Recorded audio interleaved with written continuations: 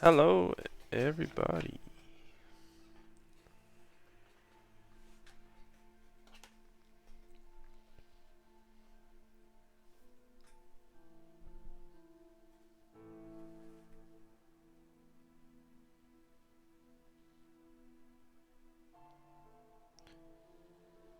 Hello, everyone, and welcome to the Dark Souls 2 Elite Knight stream.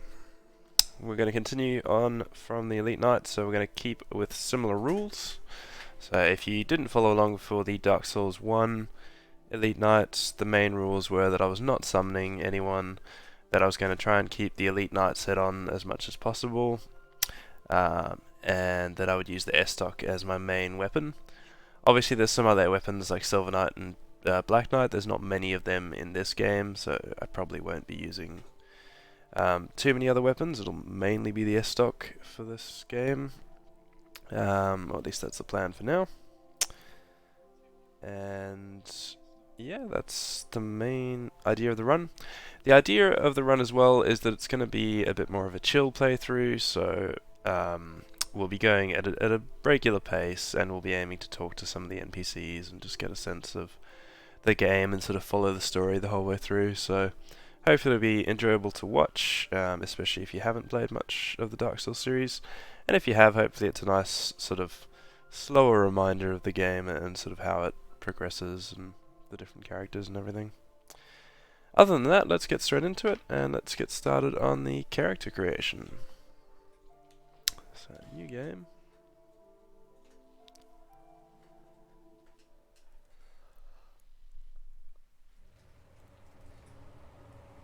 Perhaps you've seen it, maybe in a dream, a murky, forgotten land.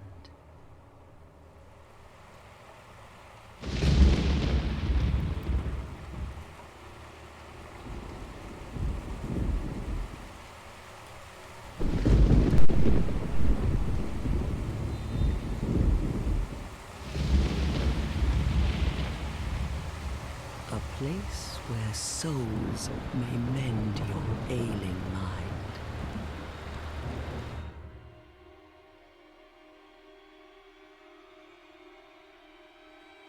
You will lose everything once branded. The symbol of the curse. An augur of darkness. Your past, your future, your very light.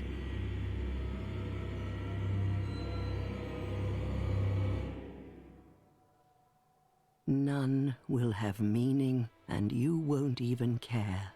By then, you'll be something other than human. A thing that feeds on souls, a hollow.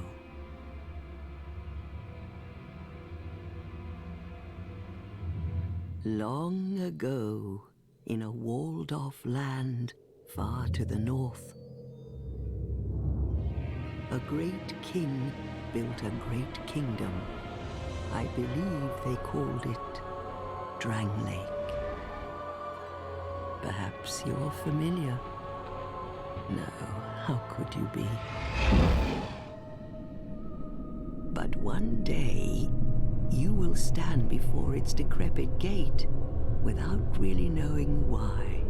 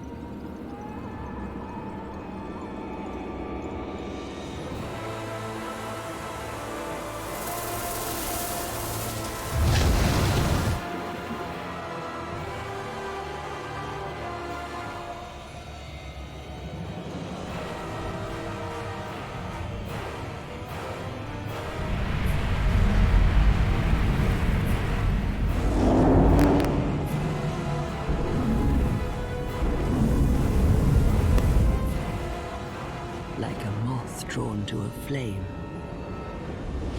Your wings will burn in anguish. Time after time.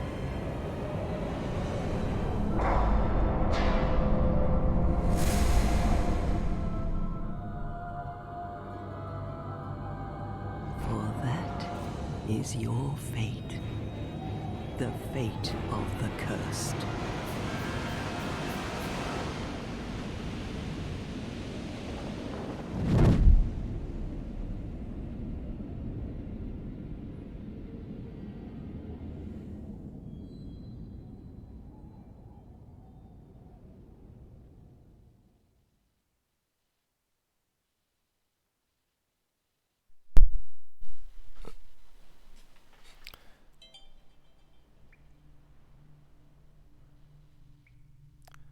Yeah, the static that really reminds me of sort of the Harry Potter music a little bit there, and then the Dementors a little bit when you see all those spirits sort of coming out of the gates.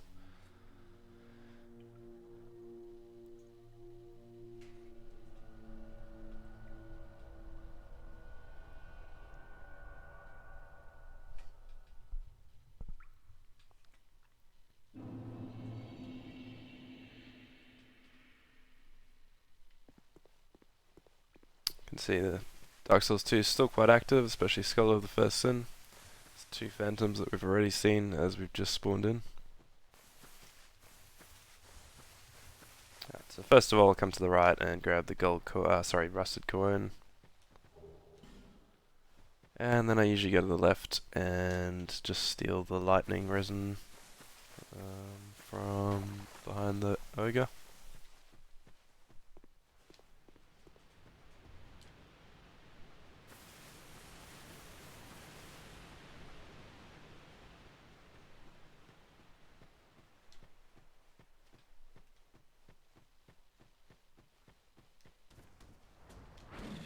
I've got to just make this guy run down a little bit, get him out of the way.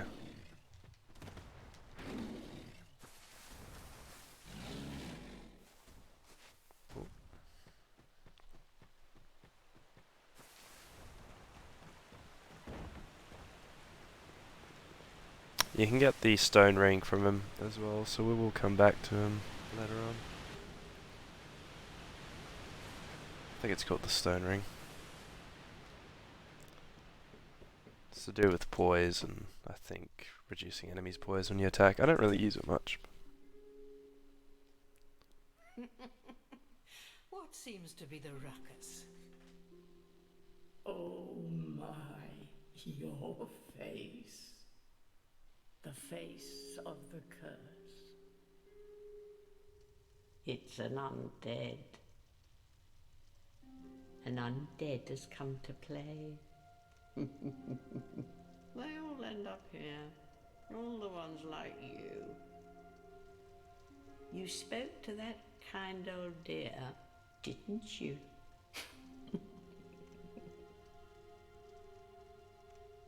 You're finished. You'll go hollow.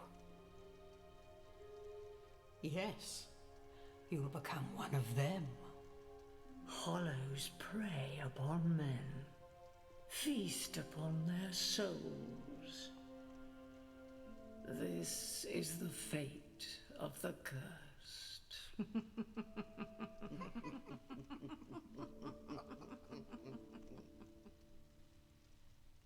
What is your name?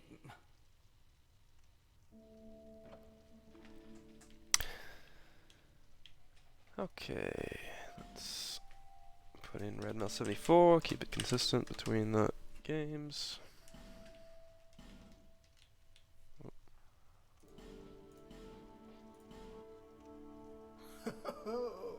At least you know your own name.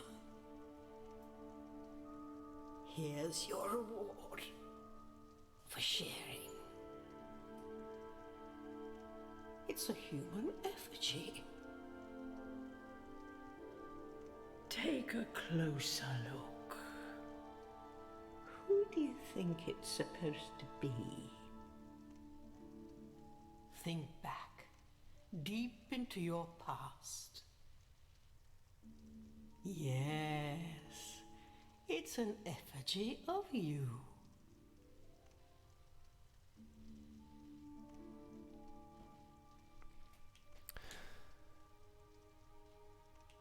Okay, I'm gonna try and recreate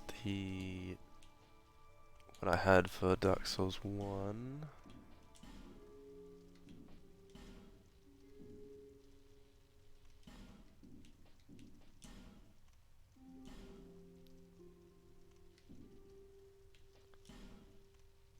I think I had short-ish hair.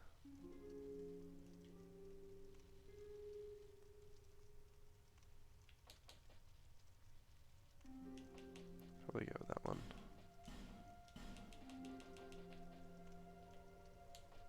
It wasn't fully black, it was like that sort of black. Sort of greyish black.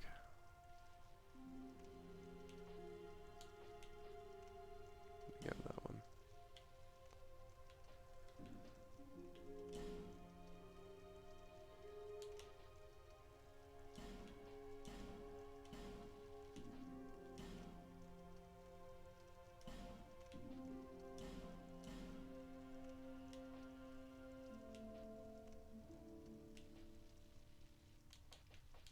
Brownish eyes.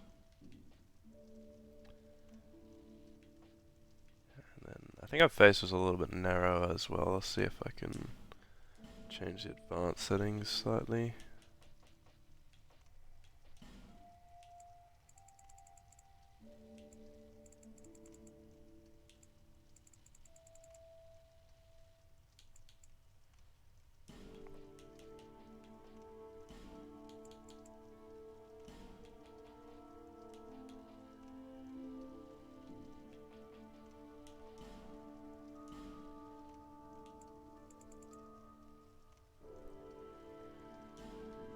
I think the mouth is the main thing, it's just a bit too wide here.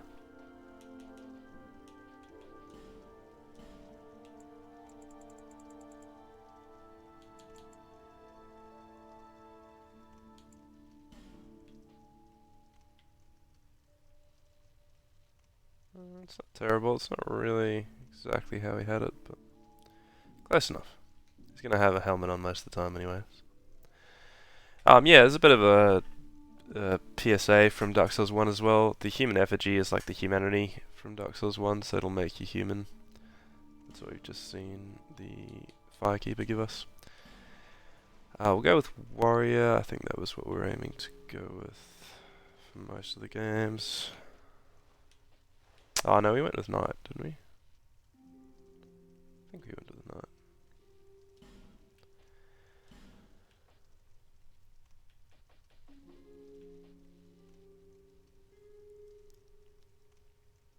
And I usually get petrified something. Let's see what we get. Cool, I think we're all good. Let's go. All people come here for the same reason. To break the curse. You're no different, I should think. Doesn't stand a chance. Well, you never know.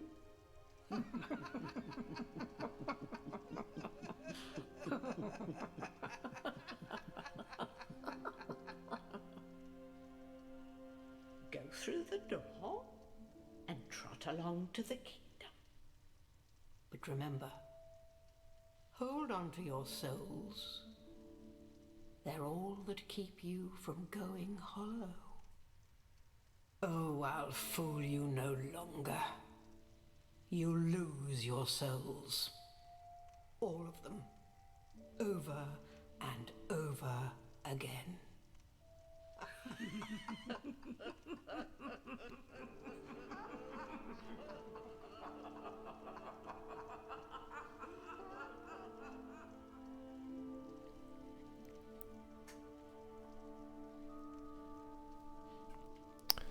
Yeah, to me I always picture the Firekeepers as sort of the developers, just laughing at how many times you're going to die during the game and that sort of thing.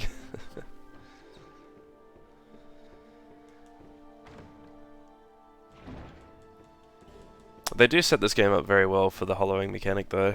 It's a big part of Dark Souls 2. So you're losing health every time you hollow, your health bar decreases, your maximum health. You need to keep getting human effigies to make yourself human again.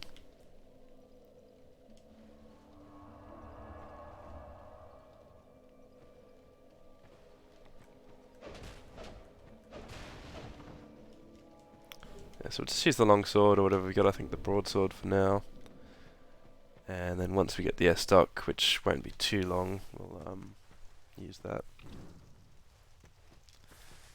We'll do the tutorial section here, so just going through the different fog doors and taking on all these easy enemies.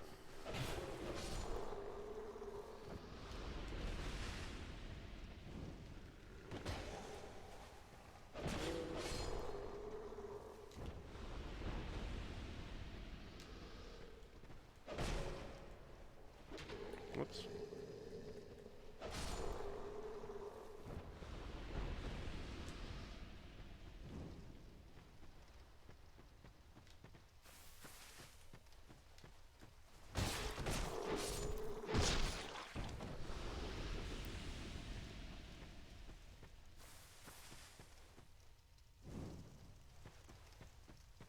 Some of the animations for the Dark Souls 2 backstabs are quite cool.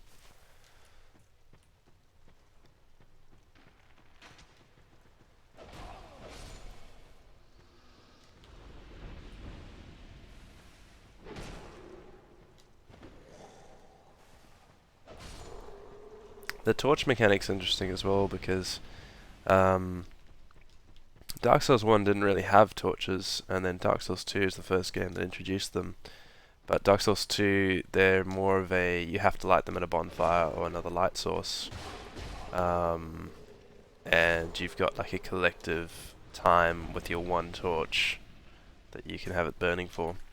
Dark Souls 3 then changed that mechanic up a bit more, where you could have a torch as an actual item, and it would just burn indefinitely. Dark Souls 2 definitely had an interesting mechanic with torches, and they definitely wanted you to light a lot more sconces it made for more interesting sort of gameplay, and changed a couple of things in the world every time you lit these. So we drop off smooth and silky stones to these birds of, I think it's, is it Pickle Pea and Pumperum, or is that, no, that's in Dark Souls 3.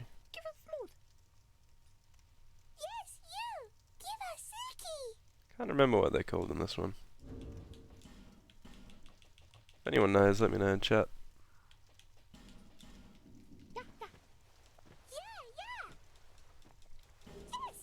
Demon's Great Hammer. If I was doing a strength build, that would be pretty nice. It's a good weapon. Yeah, so you just trade smooth and silky stones, and they'll give you some different items at random.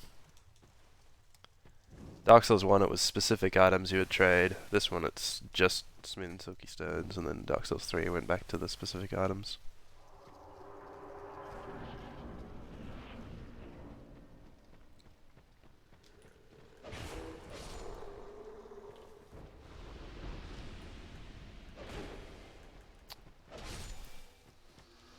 Slowly running out of torch time here.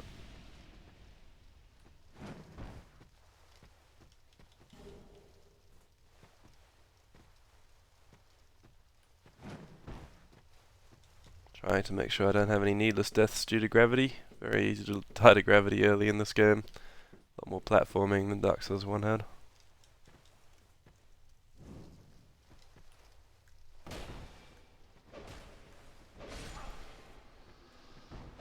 Plunging attacks are a little bit lackluster in Dark Souls 2 though.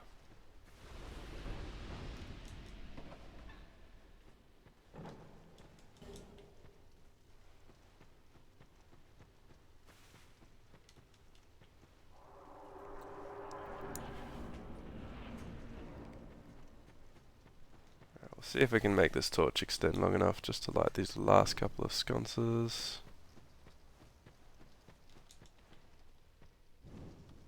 There's a NPC that invades here if you light all of them. We won't be able to light all of them yet because you need a fragrant branch of yore to unpetrify certain characters, and this guy can't be unpetrified yet until you get one.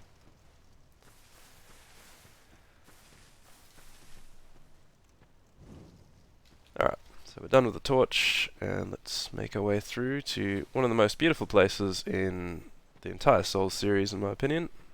The hub area. So we had Firelink Shrine in Dark Souls 1, we've got Medulla in Dark Souls 2, and then back to like Firelink in Dark Souls 3.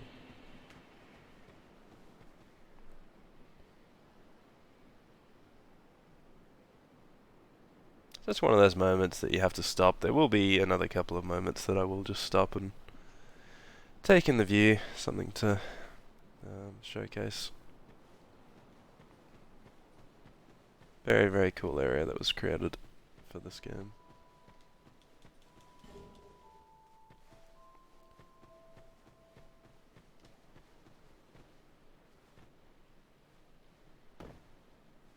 So if we drop down here, we're going to get a Morning Star and Cleric's Sacred Charm.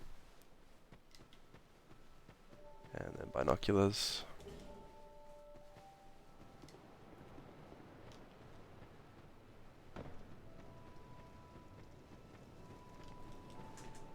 Okay, so this part a lot of people get lost. I'm going to sort of follow a path around the outside and I'm going to talk to everyone. The Emerald Herald is just down there. We'll talk to her last because we want to... Actually no, we'll talk to her first and then we'll talk to her again. Are you the next monarch? Or merely a pawn of fate? Bearer of the curse, I will remain by your side till this frail hope shatters. Take this with you. May it ease your journey. Go on and see the king. He who made Drangleic what it once was. He who peered at the essence of the soul. King Vendrick.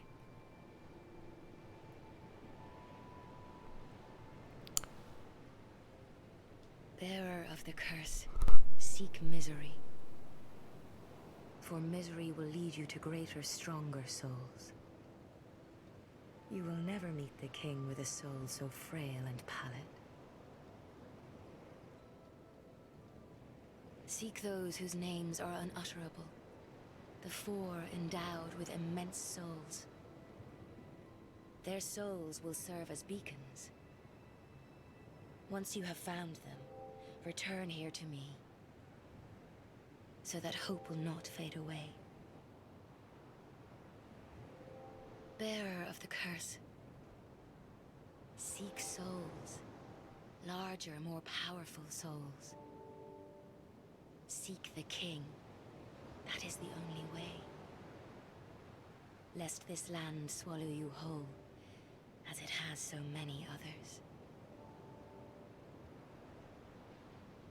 Over the hill and past the forest is the king's castle, where a man peered straight into the essence of the soul. But whatever came of it? So if you actually look up there, you can see a bit of the castle in the distance. Those who come to Drangleic seeking salvation soon lose hope and turn hollow. It happens to them all, sooner or later. That blue knight at the base of the tower, his spirit is already broken. Although he does offer sound advice. Perhaps he is a foreshadowing of your own future. We'll talk to him next. That tiny thing inside the ruins. An ancient being that will mock your very existence. She imparts sound wisdom, provided you find her on a good day. So I think that's referring to the cats in the building we'll go and talk to in a bit. The sign you bear will drain your very souls. And without souls, you will turn hollow. Stay strong. Do not lose hope. Even when you have precious little time. For when the undead dies, It is never truly dead, but only one step closer to hollowing. Not all undead are hollows, but all hollows were once undead. If you find an Estus shard, bring it to me, so that I may ease your burden.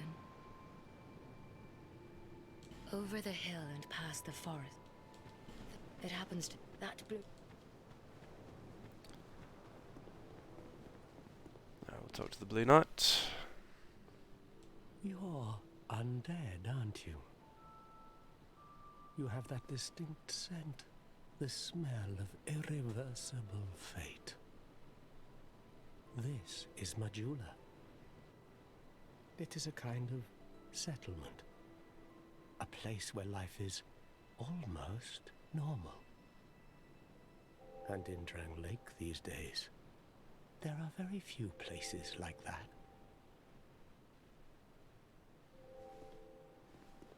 I am Solden. And like you, I lost everything. And now I'm here. You probably heard that it was possible to break the curse here. Well, that's not true at all. There's nothing here for you, me, or anybody. Do you know much about souls? Even I'm not certain, but I'm told that the soul is the essence of life itself. Anything living, sentient or no, supposedly has one. What we call the curse is traceable to the soul. Do you see what that means? To be alive, to walk this earth. That's the real curse, right there. We undead will never die. And that's quite a predicament, really. There are 4 beings in this land with giant souls. And wherever you go from here, you'll sooner or later come up against them. Each has a powerful soul and a terrible curse. If that frightens you, then you ought to just give up right now, like I have. Do you ever cry out for help? The journey of an undead is long and treacherous.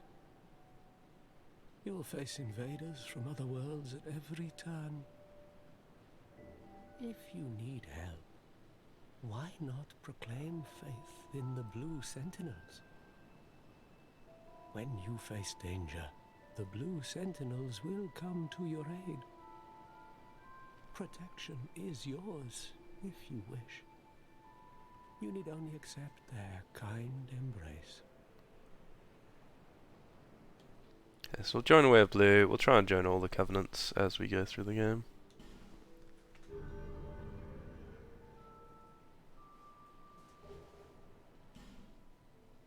That is a wise decision. People are weak, but the Blue Sentinels watch over us in their benevolence. Let the Sentinels cradle you in their embrace. Do you feel lonely here? It suits me just fine, as I've nothing left anyway. It will grow on you, this place. Give it some time.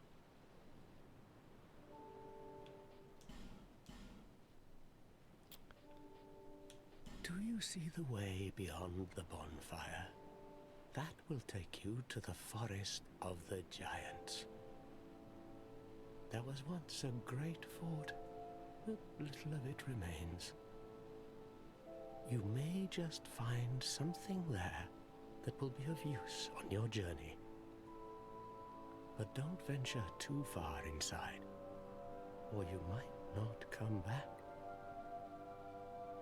So we will be taking that left-hand path just next to the sea by the bonfire there. You can see it in the screen at the moment. That'll be our first area that we'll go to, Forest of the Fallen Giants. Hade's Tower of Flame lies beyond the far gate. In the cathedral, the Apostles of Blue gather. But the road leading there is perilous. The gate is rigged with some contraption. But how it works, I just don't know. So we'll head through to Hades as the sort of second area that we'll go to. So you can see that as the... You can sort of see it in the mountain there. I'll show you when we Have you traverse. seen that pit, that gaping hole in the earth? I don't know what it's like down below, but I wouldn't suggest trying to find out. Besides, you'll never make it down there. Not without a ladder of some sort. Yep, so that'll be our third area that we'll go towards. The flame you see there is a bonfire. They exist all across the land, beacons to we undead. If you are tired, try resting beside the flame. The flame heals us. Long ago, a woman called a firekeeper watched over each bonfire. She kept the flame lit and guarded it from those who would extinguish it. I wonder where the firekeepers went. Did you notice any letters on the ground on the way here? These are messages that have jumped the fissures between worlds. In Drang Lake, the flow of time is convoluted. Things shift and waver, twist and turn. Poignant wishes, dashed dreams, the messages convey our very inner thoughts. If your will to soldier on falters, try leaving a message. Somebody out there is sure to listen. So they actually make references to the messages and the summon signs that you put down, which is pretty nice.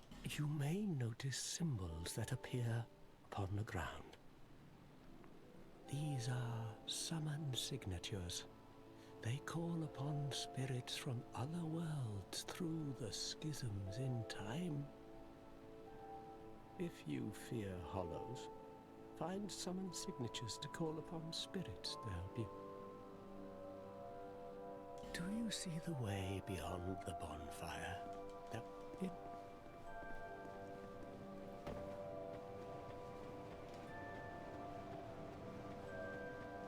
So that'll be the first area we'll head towards, which is Forest of the Fallen Giants. There is actually a way up that way that we'll go last. He doesn't reference it, but we will go that way as the last place that we head towards. The way to hide is through that tower over there. You can see that straight ahead. And then there's the pit down here that also takes you to one of the other lords. So those are sort of the four main ways you can go to start with. Hello there. Welcome to my shop. I'm Morlin, and I sell armor. Oh, sorry, Please do have a look at my wares. I could really use the business. If you'd be so kind. I came from the west, from Volgan. Have you been there? It's a lively place, vibrant with trade. Very competitive, of course. And you have to grease the wheels to get anywhere. But I didn't have the funding for that, so I left home in hopes of striking gold. It's been years since then, and I've made very little headway. I don't even know why I'm still here. Everything's all run down and dying. It's terrible for business, really. A group calling themselves the Blue Sentinels have gained much power in Volgan. You can't even run a shop without their blessing. They claim to be working for the greater good, but place. Absolute hogwash.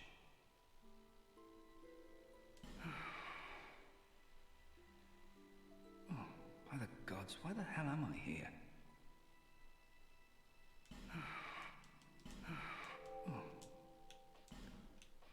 Alright, so we need to buy some items to get the Elite Knight set from him. I do hope I see you again. But we don't really have the souls right now, so we will come back a bit later to do that.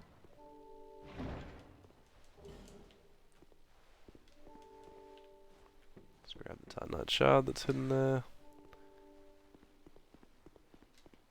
And we'll go say hi to the pigs. This is a mansion. We'll come back to the mansion a bit later.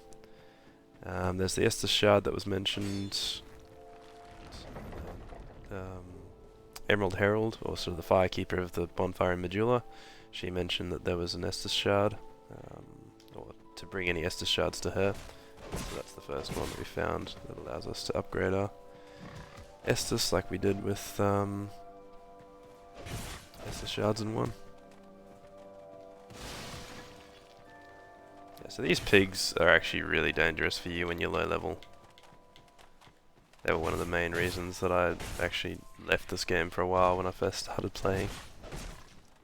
You can even see now I'm, oh boy, having a bit more trouble than they're worth.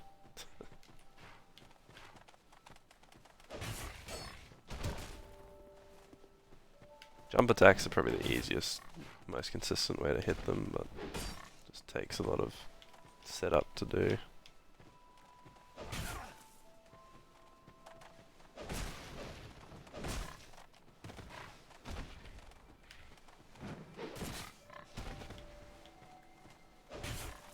I actually broke my sword on these guys the first time I played this game.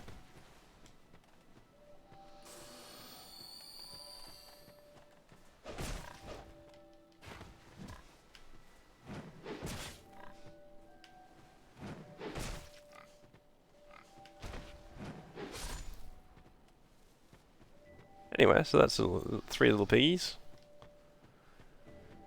They always just chill out here. If you kill 20 of them, or I think it's... yeah, I think if you kill 20 of them, they get bigger. Then you kill 20 of those, they get bigger, and you have like the massive boar that spawns. Oh, undead are we? And one without much time remaining. Just about ready to fall apart, I'd say. Not exactly the time to be chatting with a cat. Well, suit yourself. Oh yes, you may call me Shalqua. Enchanté. So, what did you want anyway? Ooh, you smell wonderful.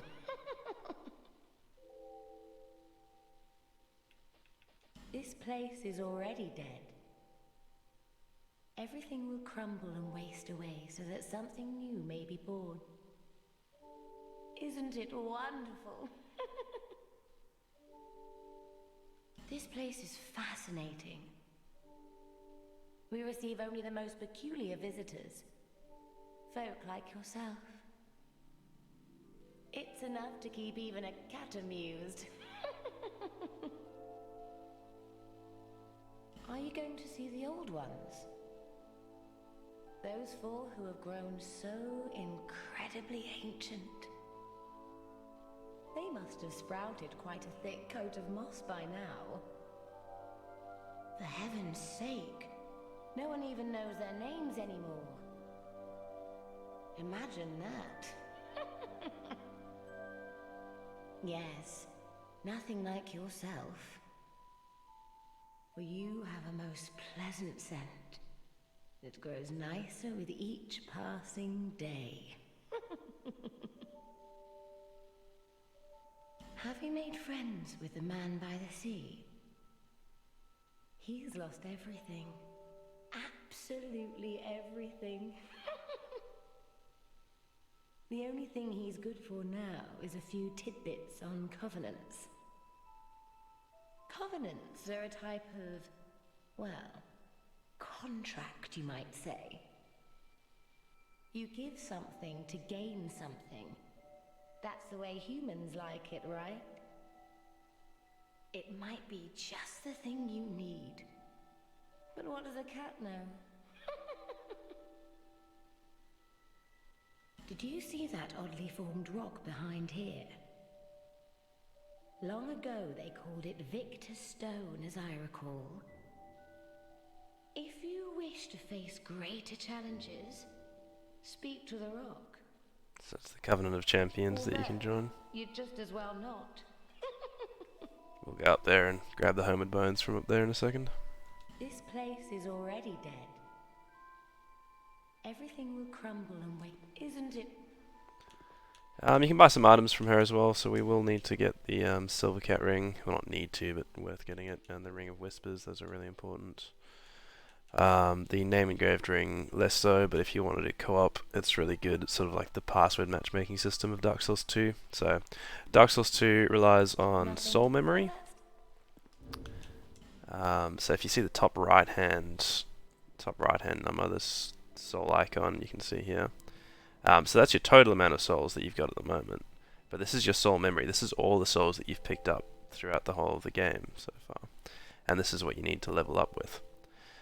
So this soul memory, you need to be within a certain range of other players in order to connect with them in the game.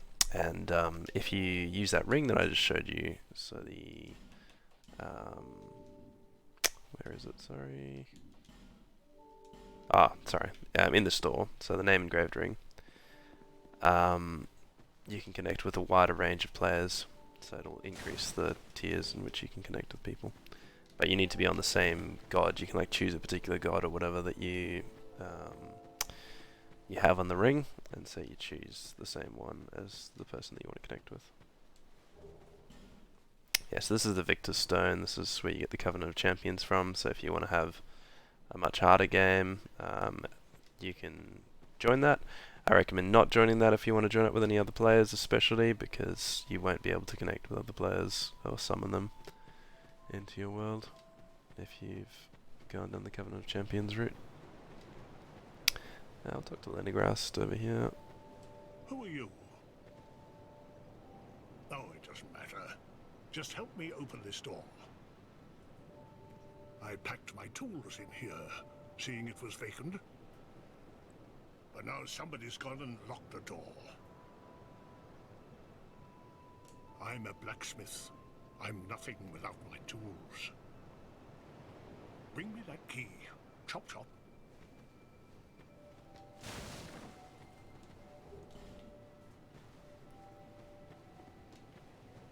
Okay, so that's most of the items around here. We'll have a couple more people that we'll bring back to Majula a bit later. Bearer of the curse. Seek, lest this... Bearer, seek, lest. You'll hear that a lot. Okay, so what we're going to do is we're going to upgrade our Estus Flask because we picked that shard up earlier. And then we'll equip our Estus as well. So Dark Souls 2 is different to Dark Souls 1 in that Estus Flask is not the only thing that you can heal with. So life gems are actually quite cheap and quite good ways to heal as well. Human effigy is like a humanity, as I said before, and then I don't think there's much else other than homeward bones that you guys will be familiar with. And gold pine resin to make our weapons lightning if we want to. I will probably equip that in case we decide to later. Another tip, I don't know if I actually mentioned it for Dark Souls 1, but you can usually hold down on the D-pad if you're using a controller to go straight back to your first item. Dark Souls 2 doesn't have that feature, so you might see me navigating my items a little bit more vigorously than in Dark Souls 1. Dark Souls 1 was a lot easier to change to Estus. Dark Souls 3 has that feature as well, so you can just hold down on the D-pad to go to your first item on the list.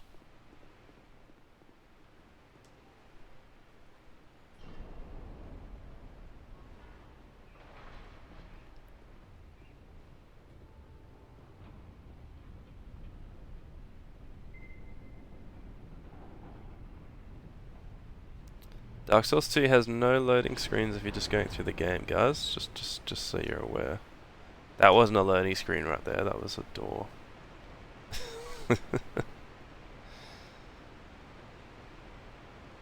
a gate, should I say.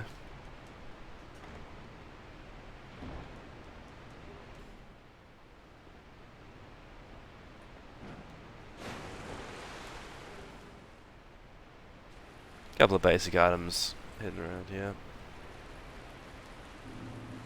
This guy just likes to catch you when you're not ready for him.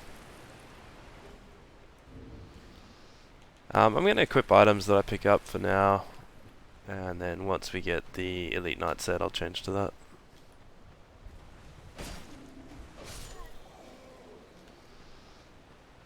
This is your first bonfire. Really useful to grab this one early. You can teleport straight away in Dark Souls 1 as well, so, sorry, Dark Souls 2. So in Dark Souls 1, ow. Sorry. In Dark Souls 1, we had to go and kill Ornstein and Smough to get the Lord Vessel to be able to teleport. Dark Souls 2, you can teleport between bonfires straight away. So there's criticisms of that, there's people who like it. Personally, I like to just be able to teleport early, but I also respect Dark Souls 1 that it was such a big moment being able to unlock that feature. I'll also show you how easy these ogres are early game if you know how to verse them. Cool. As I say, just taking heaps of hits. But no, actually, if you just get him out of the water, just makes it a bit easier. And then what you need to do is you need to get rolling behind him. As soon as he does that attack, make sure you're at the other side of him. And then you can get him to just sit down, so you'll keep doing that sitting move if you can keep getting behind him. And as long as you're far enough back, he can't actually hit you with that. But this is where it becomes awkward, because sometimes he'll turn with his back facing a wall. And so it's a bit harder to get that attack happening when he does that. You gotta really watch out for that grab attack that he has. The rest of them you can pretty much just roll through.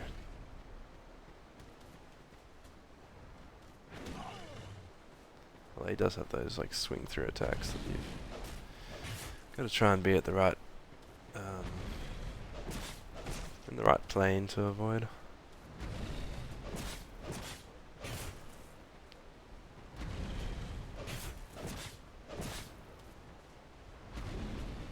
So this is kind of the cheese that you can do with them. You've seen how easy that became once they got it happening. So they can drop Titanite shards, they can drop some decent soul items as well. So can be useful if you want to if you want to farm souls early in Dark Souls 2. They're quite a good source of it.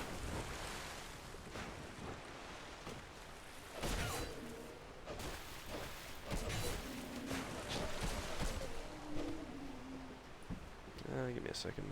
Taking a bit of damage here.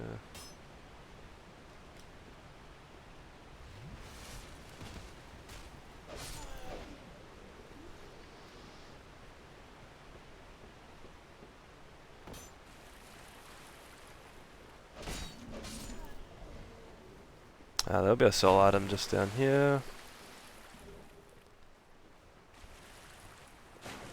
Oops. There you go. I always forget about that guy. I'm actually not sure where he jumps down from.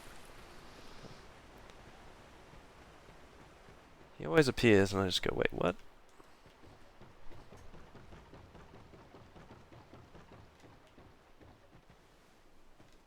Alright. There's some guys in the grass here. As soon as you walk near them, they'll stand up.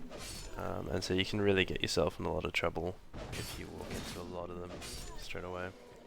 Yeah, as soon as you come in proximity to them, they stand up, and you can end up having like a whole army that wants you dead early.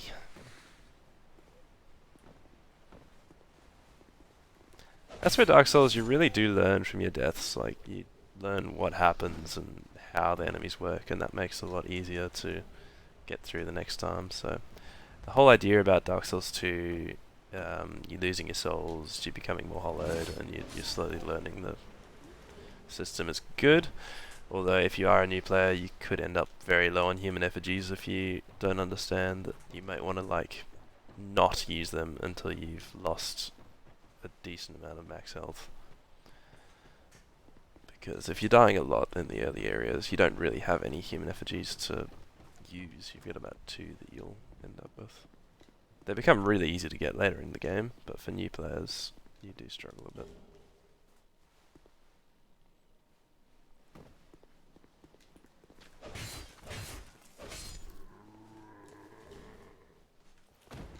Oh, I picked up the bandit stuff.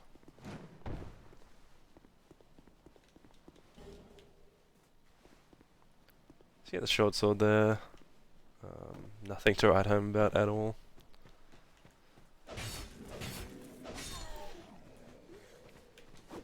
And this is again where you have to be a little bit careful. You can see I've picked up 2 people here. If I pick up too many more, it could become a bit of an army fight.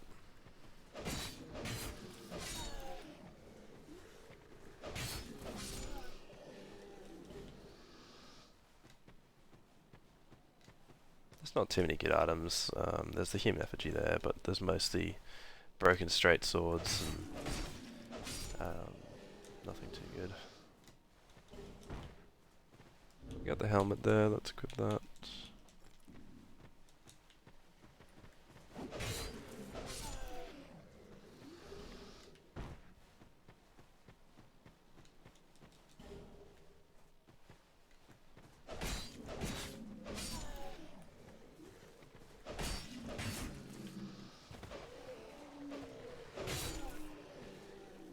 This is where life gems come in handy, especially when you don't have much in the way of Estus flasks.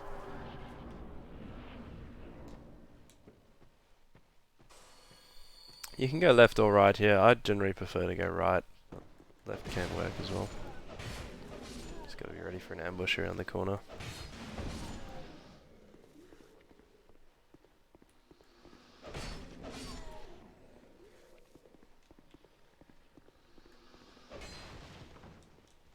Those wood bolts just behind that cabinet there.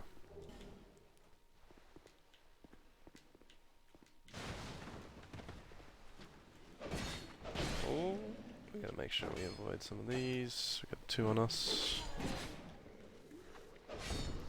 The soldiers deal a bit more damage. You have to respect them a little bit more than the infantry hollows.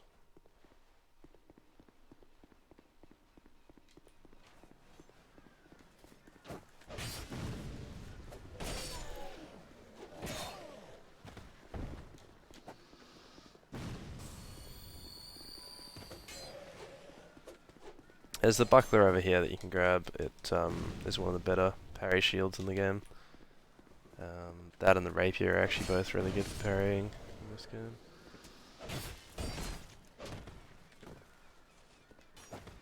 It's a lot harder, in my opinion, to parry in Dark Souls 2, just because the gameplay is a bit slower than Dark Souls 1. So the timing, you would think, would be easier because they attack slower, but you also parry slower. So they sort of balance out to make it a bit just weird compared to Dark Souls 1 and 3. Ow. I need to be a bit careful here. As I said, you gotta respect the hollow soldiers a little bit, especially early game.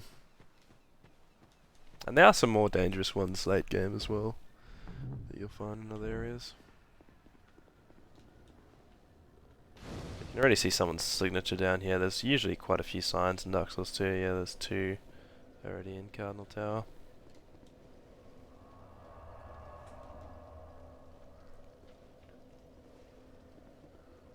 Buy something, anything. Oh, come now, help an old woman and buy something.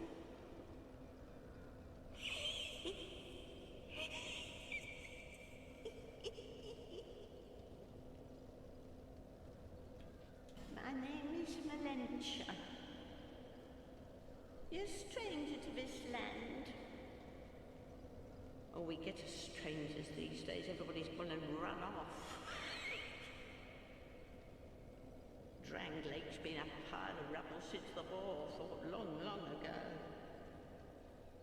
When the giants crossed the sea. Seemed like the battles would never end. Poor folk like myself have nary a place to sleep. I swore keep all me things right with me. You may travel light, but methinks you bear a burden of your own.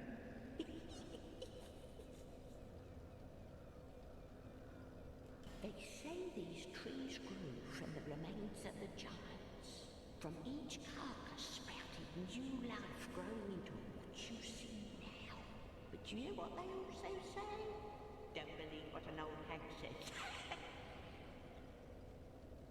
It's high time that I pick up a move. I've a bargain for you next time we meet, my love. It's high time. It's high Oops, sorry. Lonely times these Yeah, so she will actually give you a covetous serpent ring, covetous silver serpent ring +1. You can get that from her if you spend 8,000 souls at her store, so that's pretty useful. Gives you a few more souls from enemies. Yeah, so this door you just need to knock down. Looks like you need a key for it, but it's, I think, the only door that you actually knock down. There's one that you knock on in a little bit, but yeah, that was where Dark Souls 2 was quite different to Dark Souls 1, because it did introduce some things like that, which just you would never see in Dark Souls 1. Dark Souls 1 was always, you will find a key somewhere and it will open the door, whereas that door in Dark Souls 2 can throw a lot of people off. Just wonder, where's the key for this?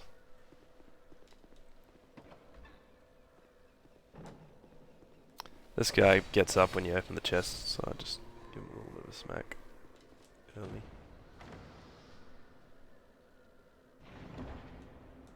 So you get the small soapstone here.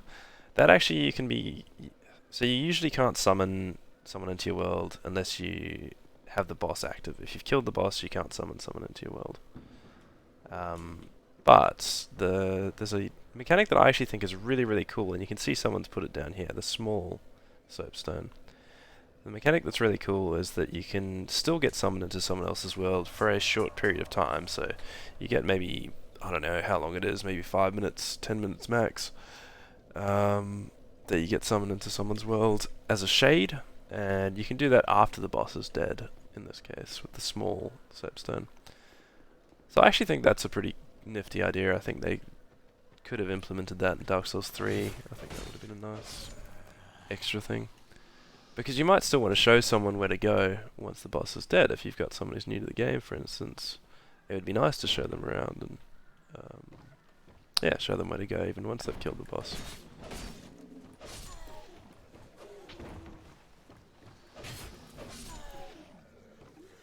So down here, the main reason I come down here early is for the fire longsword. It's quite a good weapon. We're obviously going to be mainly using the S-stock, but I still just want to grab a lot of the items.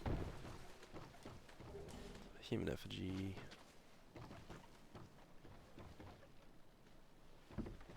There'll be some other items down here. There's a couple of tough jumps that you can make. Oh, there we go. Yeah, there's an enemy around here. Yeah, there's a couple of tough jumps you can try and make here. I don't usually make them, but we can give it a go. I think there's just like prism stones. There might be a fragrant branch or something there up at one point. As I said, that was useful for unpetrifying people.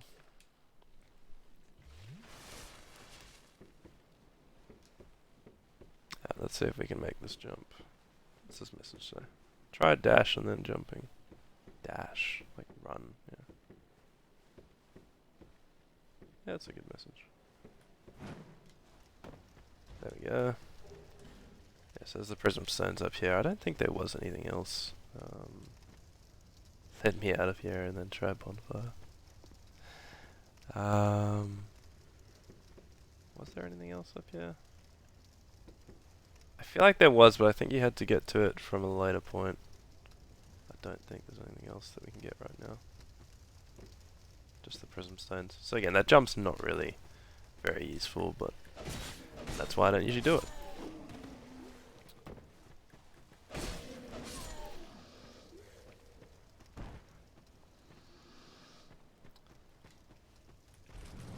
Gotta watch out for the turtle.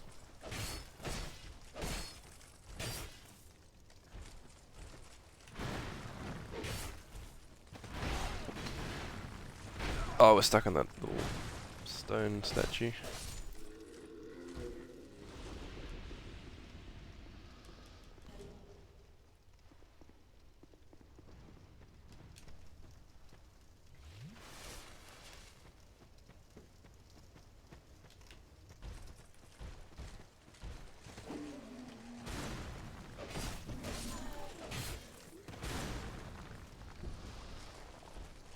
And sideways attack gives you a bit more of a chance to get some hits in on these.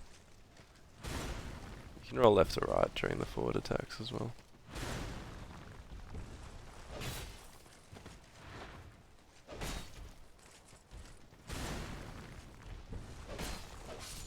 One of the things to mention early on in this game is that there's a stat called adaptability, and it affects your agility, which also affects your iframes, which means when you roll, you are more likely to get hit by enemies.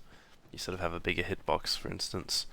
If you're trying to dodge enemy attacks, you have a bigger hitbox until you've leveled that stat. So the more you level adaptability, the better your hitboxes get, and the less you take damage when you're trying to avoid attacks and roll.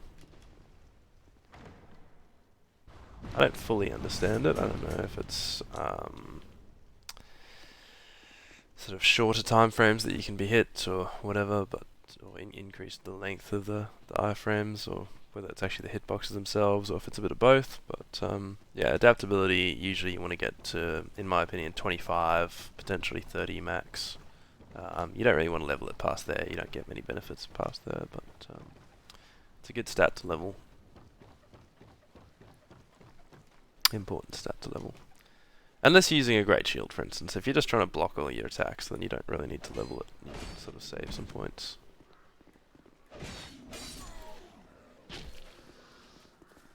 Oh, why did I attack that? That was... Whoops. I was trying to hold up a shield, I think. Hold up a non-existent shield. Ow.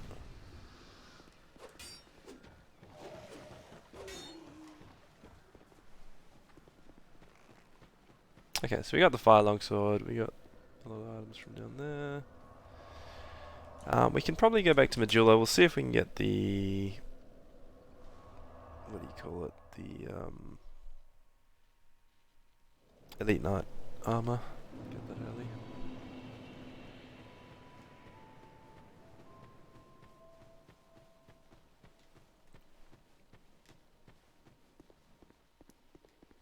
Oh, hello again.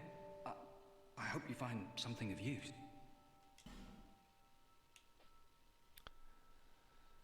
So, what should I buy? I need to spend about 2,000, probably. I think actually 1,000 might be enough. Let's just do that. Thanks very much.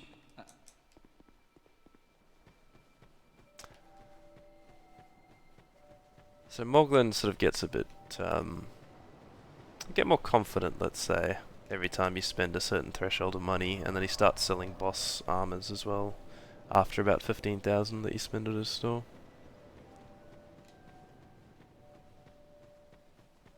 So the more bosses you beat, the more armor he sells at that point. So you can see he's moved positions here, so we've spent enough to get him to sort of a second tier, and then you'll move positions again once you spend the 15,000. Oh, I was hoping that you would come. I've stocked some new things, and I thought that you might be interested. They've been selling rather well, and I may step up operations soon. I'm surprising even myself, to be honest. Did I mention before that, well, I'm not from these parts? I was on a journey, and somehow ended up here. The desolation here was disenchanting at first, but over time, things started to turn my way. Yeah, I've got a good few regulars now. They're all strangely desperate and quite willing to pay a premium. Sadly, some of them never come back, but I try not to think about it. Have you seen that warrior lugging that giant blue sword about? I'm no expert, but that appears to be a fine specimen. The monstrous thing has a peculiar design, quite unlike anything found in Volgan. If you should speak to him, would you ask him if he won't sell it? I'd have to take another look, but I'm confident I could offer quite a price. Yes, that's Ben Hart that he's talking about. We will meet Ben Hart a lot later in the game. He's sort of in the 4th area that we go down. I considered returning to my homeland, but I've decided to stay a while longer. I've started to turn a handsome profit now, and I can't bear to give it up. I considered returning. I've started to... Okay, so we should be able to buy the Elite Knight set now. Ooh. We'll need some more souls. We might come back and buy that afterwards. That's going to be 6... It's going to be about 12,000. Yeah, we might go and get the Silver Serpent Ring and beat the first couple of bosses first, and then we'll change into that armor.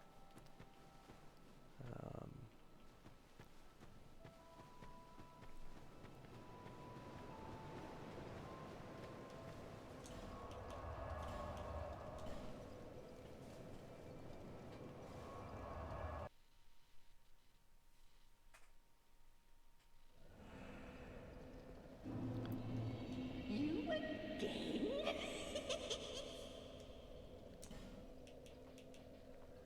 Also, just a note, the Traveling Merchant hat increases your item discovery, so it's actually quite a useful item if you're looking to get better drops from enemies early game. So we want Leningrass Key, and then we'll get the Pharos Stone and the Fragrant Branch of Yore next. Both of those will be useful throughout our playthrough. Anyway, so what we're going to do is we're going to be going downstairs, and we're going to talk to Kale as our main next objective. He's a cartographer, I think you would say. Looks at maps.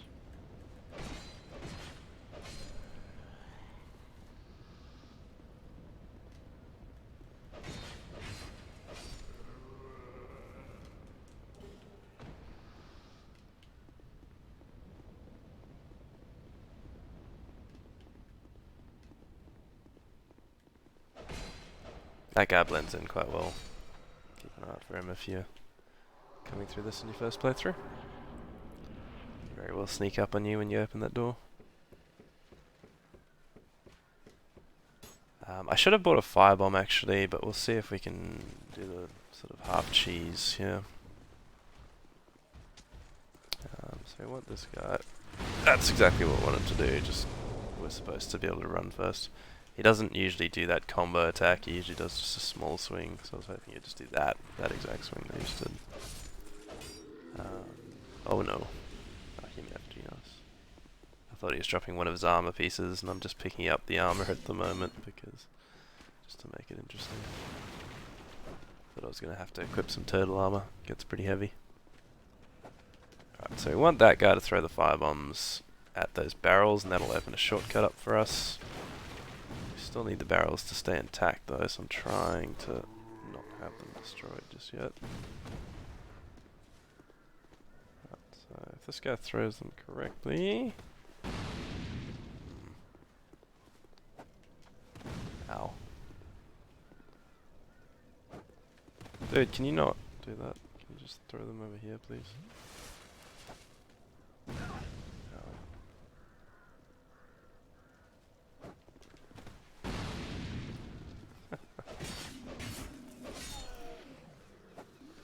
That's right, it's almost better for me to go back and buy some firebombs. Can you please throw them correctly, buddy? Wow.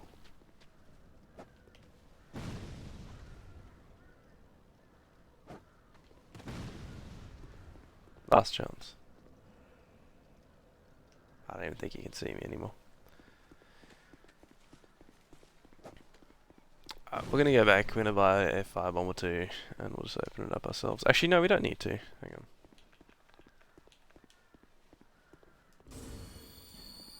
Waste a bit of health here, but fire longsword.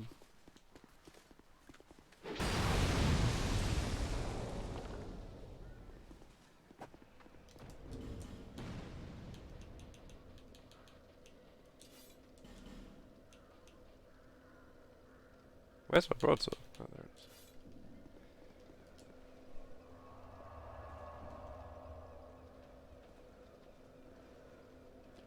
is. Alright, so we'll buy that Ferris Lockstone.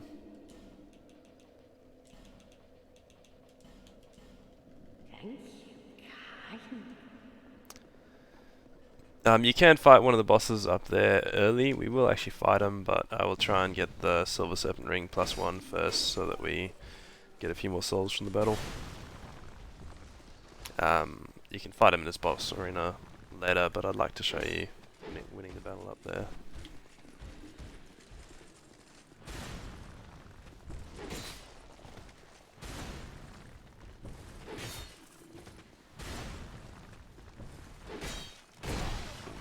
Should have done the second attack.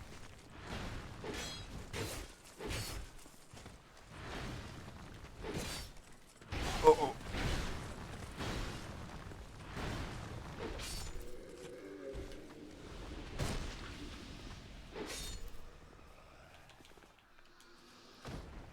You can follow up guard breaks with, so where I did that little guard break, like it's almost like a kick from Dark Souls 1. You can follow that up with a riposte in Dark Souls 2, I'm pretty sure, but it doesn't always work for me. It feels very inconsistent trying to get that off.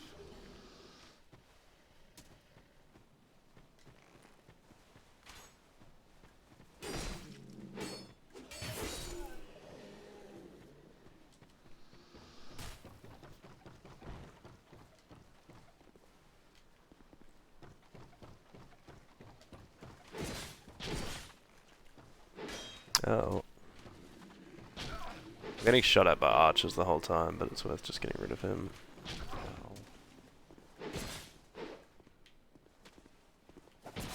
Oh, okay. I need to kill him before he kills me, and I need to get a drink before I get hit by archers too much. Alright, we can roll into this little section, then we can roll down, get that plunge attack off. Nice. He can ambush you quite easily there. Titanite shard down here, so make sure you come down here and grab that.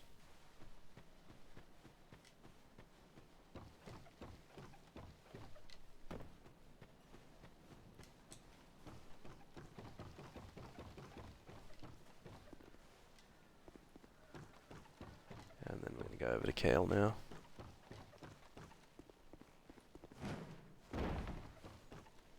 Make sure you make that jump. Very easy to mess that up if you are new. Watch out for the boulder as well. Don't rush into that area too quickly.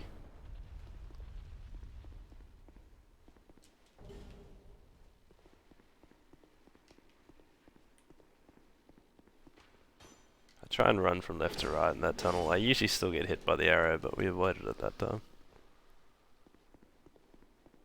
Let's talk to Kale. Oh, I'm sorry. I was just daydreaming, I think. My name is Kale. I'm a traveler, like yourself. I'm navigating the continent to create a map. Why cartography, you ask? Well, that's a good question. When I first came to this forsaken land, it was... a curse? Something about a curse? How embarrassing. I seem to have lost my focus. But I do know one thing for certain. I have always been very fond of maps. I came to this land some time ago. Drangleic, the Lost Kingdom. It sounded so romantic. Have you seen Majula? Oh, there's a rather spacious mansion there. I've made it my temporary home. Well, as something of a squatter, I'm afraid. Inside the mansion, I found a strange map, like none I'd ever seen. I believe that it's a map of Drangleic. Now I'm traveling the land to prove it. Yes, Yes, that's it. That's why I came to the kingdom. Wait. No. That wasn't it. Then what?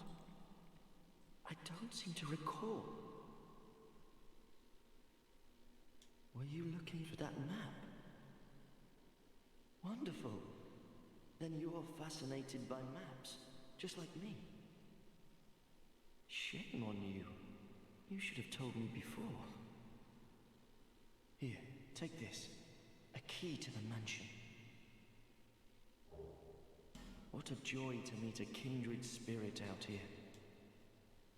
Incredible, really, isn't it? Such a map to be chiseled in stone. Oh, but one thing. I would not venture deep into the mansion. Now, I can't be certain, but I've heard disturbing noises. Something about it feels wrong. Just be careful, please. I'll be back in Majula soon. Perhaps we will meet again and discuss maps at our leisure.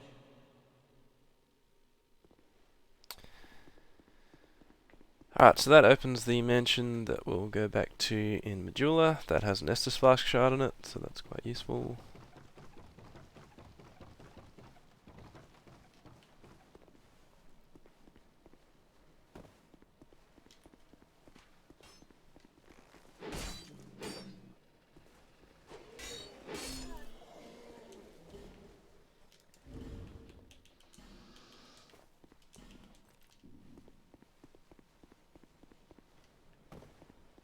Slowly turning into a hollow infantry soldier. Or hollow infantry, should I say.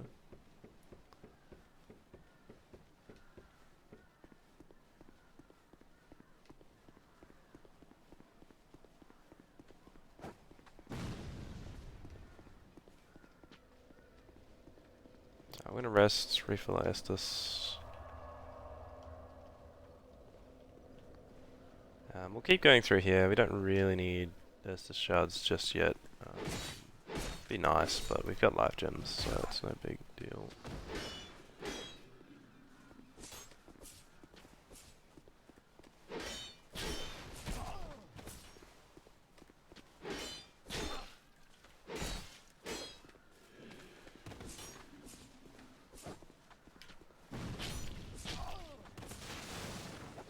This guy's annoying me. Ow!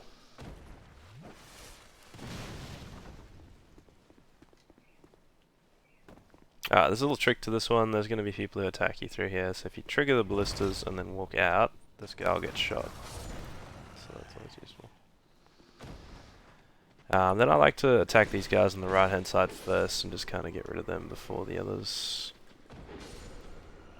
And then there should be one on the left. Let's just come at me now. They can really ambush you outside, so I quite like to get the first, make the first move.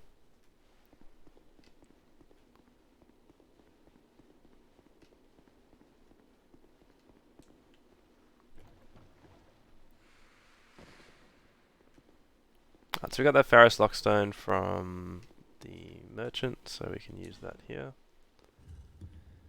In Dark Souls 1, Titanite slabs were really hard to get. They were what upgraded your weapon fully to max. Here, they're just giving out Titanite slabs right at the start of the game with the Ferrous Lockstone. So, yeah, not as important in this game, not as rare. Weapon upgrades are a lot more straightforward in this game as well. And Chloranthy Ring as well, so that allows you to get stamina recovery a bit quicker. So the blue seal gives you a little bit of extra health, increases HP slightly, and the Chloranthy Ring increases stamina regeneration. So the door says does not open from this side, but if you just knock,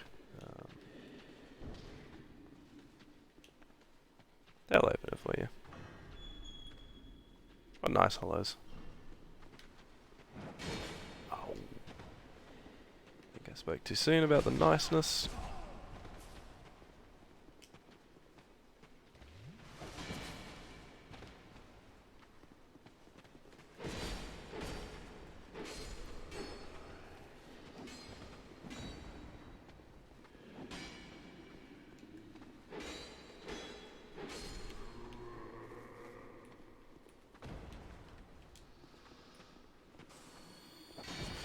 I just got hit through a pillar. Nice.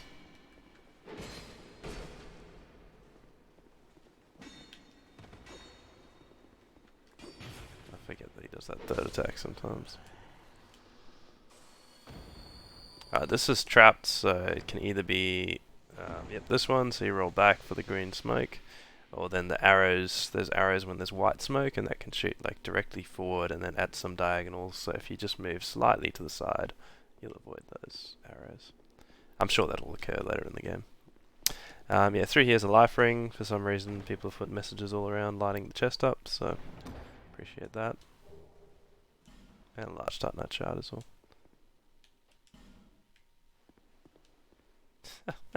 Chest right. Is this going to be chest left? Yep, there we go.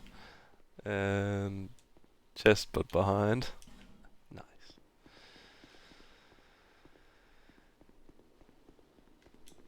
You gotta love the Souls community sometimes. Messages that people come up with.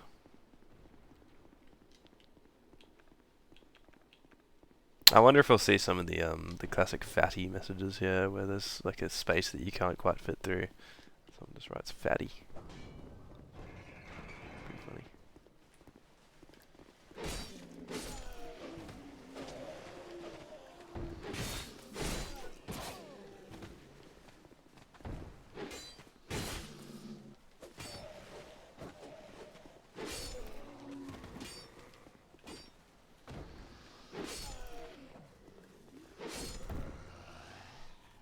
You can go around and sort of come from the back into this area, but yeah, I don't mind taking those guys head on. It's quite fun.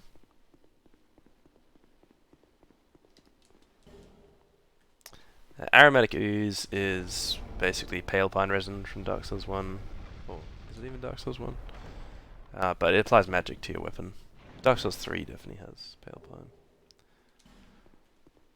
So there's that secret door that I just went through, so if you're looking for locations of secrets, I will be showing a lot of those in this playthrough, just because they're usually on the way.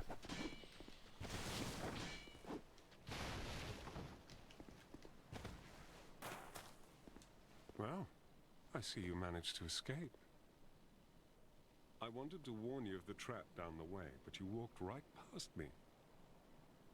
My name is Pate. I journey hither and thither on a sort of treasure hunt, you might call it.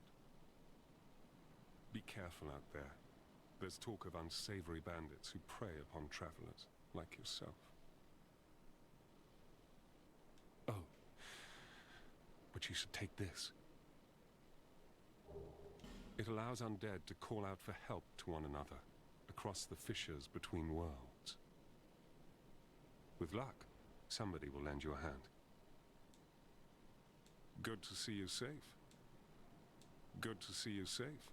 Unfortunately, I didn't actually talk to him before I went through the door, so I'll just sort of explain the dialogue that should take place here. He tells you that he came across... he tells you they came across a person... he's basically talking about Creighton that came through, and that there's people through there, and he sort of warns you about it.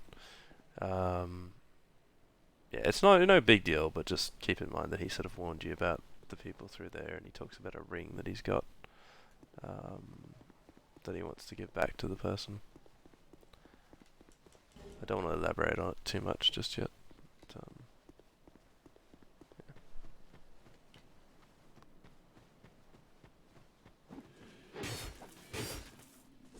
Oh, he ran out of stamina. We'll come back to these giants later, they will be important. But as you can see at the moment, all you can do is, alas, nothing happened.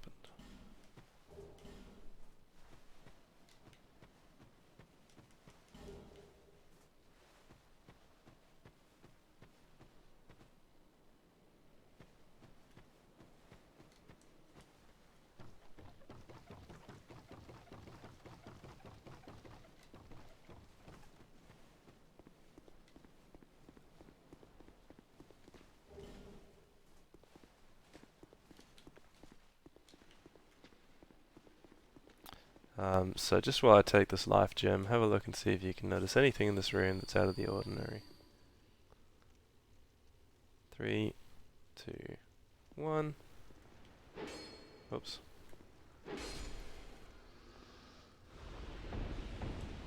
So there's a couple of them hidden throughout Drang Lake. You can get something that reveals them later on in the game, or you can just look for shadows like I did there. I don't know if I'll find all of them. I often don't know all the locations of them, but I'll try and find a few at least. Oh boy, I just got parried.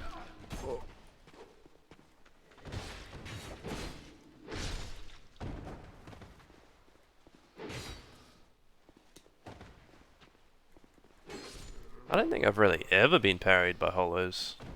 Wow. Something for the stream?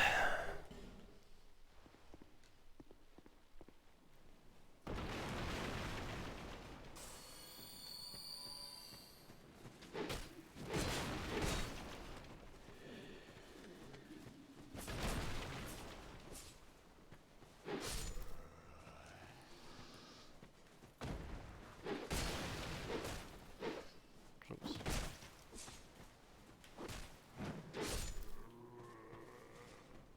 Jumping attacks seem to cover a lot of ground in Dark Souls 2.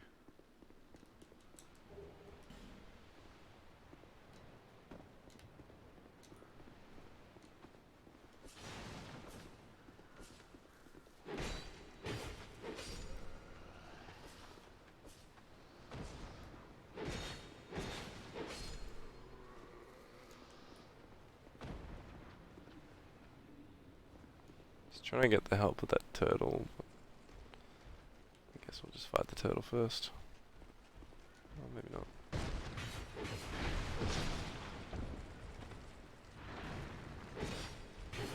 You're safe from other attacks during the backstab animation, so can come in useful.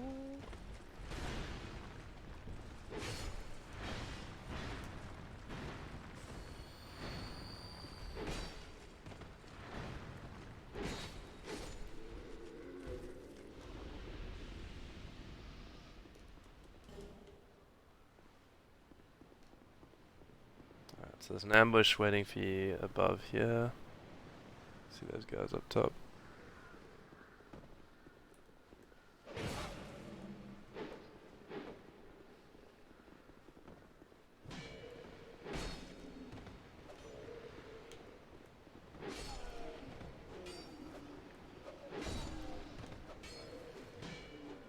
Just gonna wait for gaps in their attacks a lot of the time.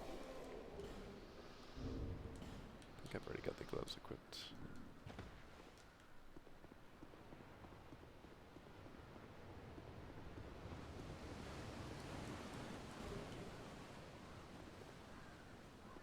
You can touch bloodstains as well and see how people died. You saw a lot of people dying up there to that ambush.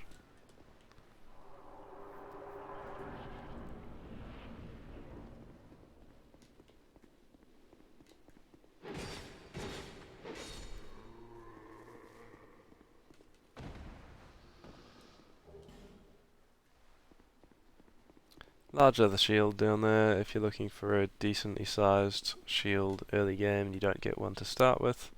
That's quite a good little option if you don't want to spend any souls at a store. It's got, I think, 95% physical reduction. Let's quickly check. 90%. So not too bad for something that's quite light. Okay, so we've opened that shortcut gate so we can get down to the next boss in a second. I'm tossing up whether I want to... I can't really get the armor or anything yet, so I guess we might as well take on the first boss now then. Don't think there's too much more that I've missed along the way.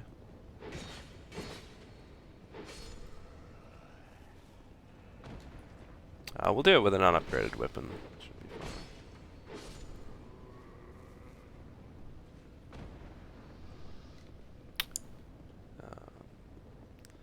So what I want to do is I want to trigger the lift. You don't have to do this. I just like doing it every time. Gives you a few extra souls. So there's a turtle that comes up on this lift.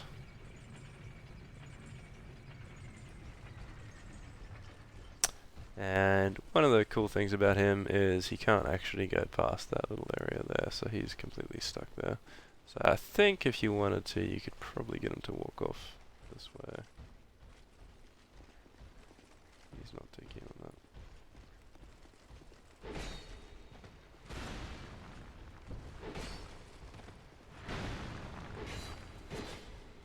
Uh-oh. That's close.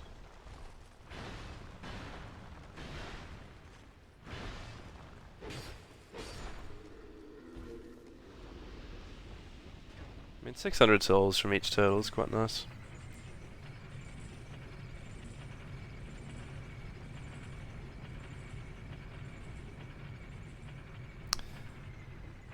If you want to get the hard leather armor later on in the game, you need to summon Pate for this fight, so I usually do summon Pate.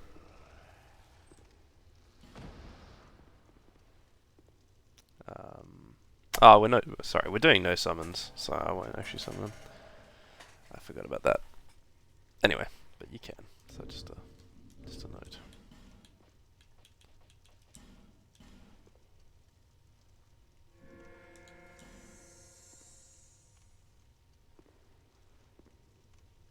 As well as real players, you can summon in phantoms, NPCs.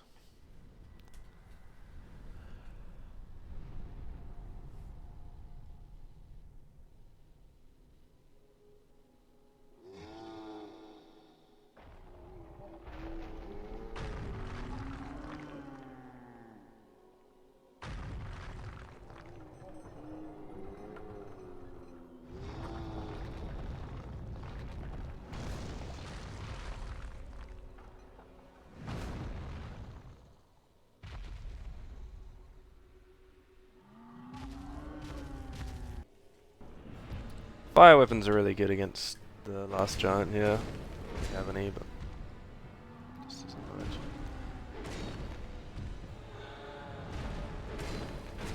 You can lock onto the legs or the head, but I just like playing unlocked. I will probably have to lock on a bit more once I use the S-Stock though.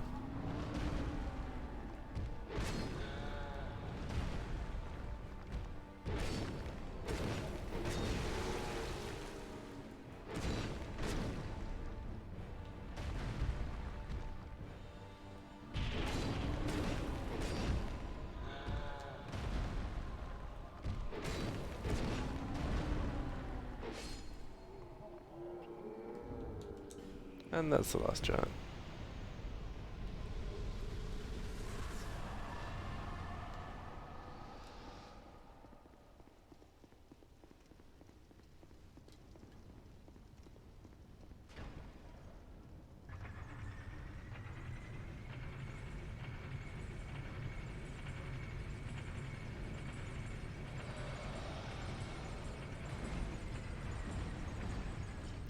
Later on we'll come down to this section, just pointing it out for now.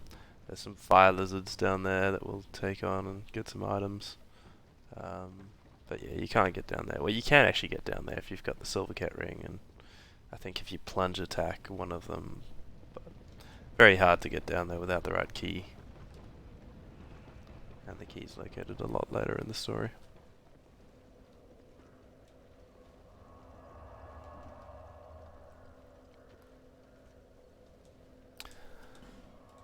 Let's go back to Majula, and let's see if we can use some souls.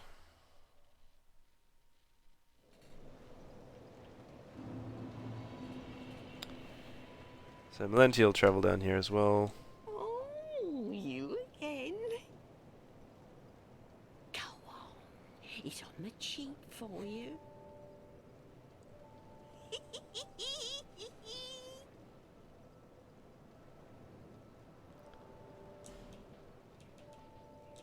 So we're going to buy the Fragrant Branch, which will allow us to unpetrify people. And we might buy a couple of life gems as well.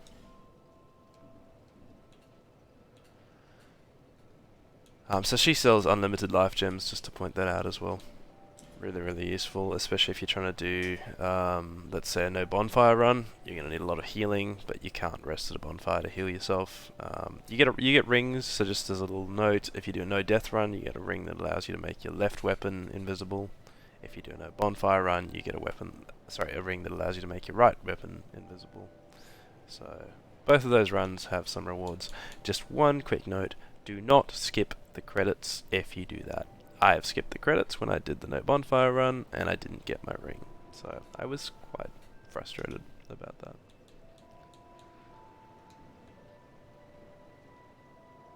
Take these, if you want them.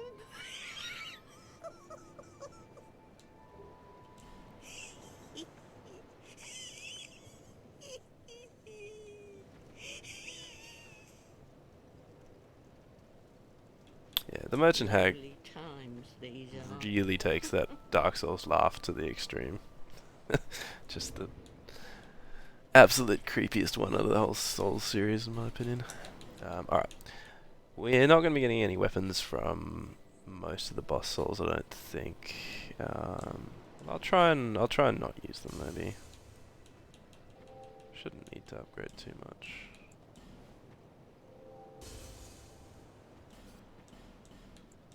Just want to be able to get the Elite Knight armor.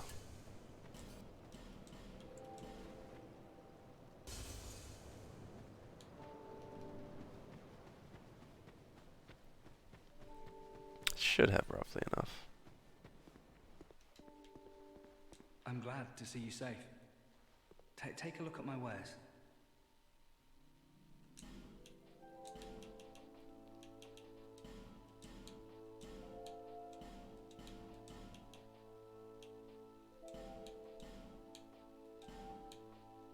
Awesome. Thanks very much.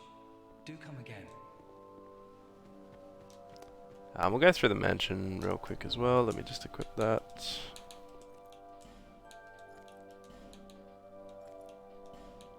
Need to try and stay below 70% weight, but we are still below it, so that's good.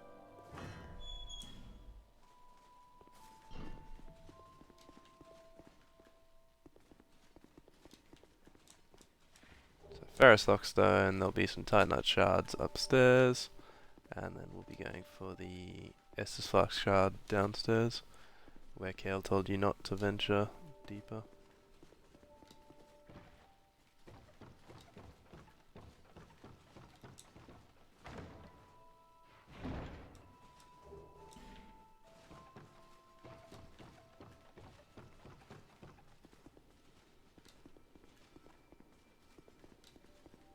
So Kale will appear here once you've lit the torch in this and reset the area. So there's a torch down here, but we're going to need to go and light it at the bonfire.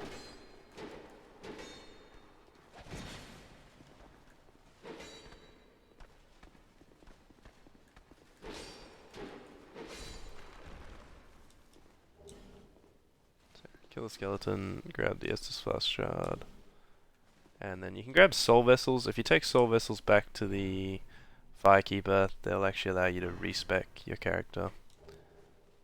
You can get quite a few through the game as well, so if you do decide that you don't like how you started off, the stats that you allocated, you can go and reset at the Firekeepers once you have those soul vessels.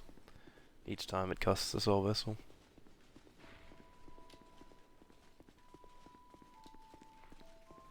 We're just going to light the torch, and then we'll go level up potentially.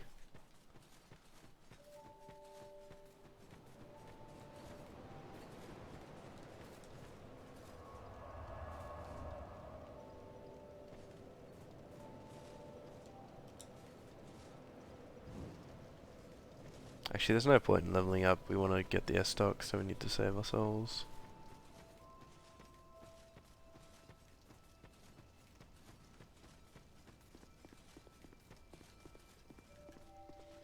You can see I've got 30 minutes worth of torch now from all the torches that we've picked up along the way.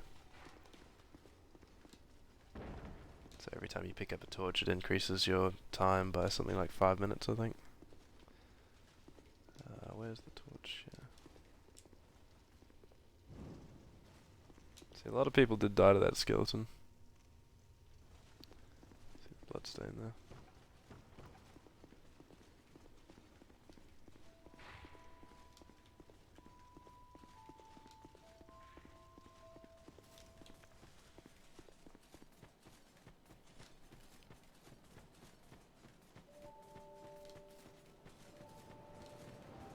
I think we bought the key earlier, so we'll just talk to Leningrad.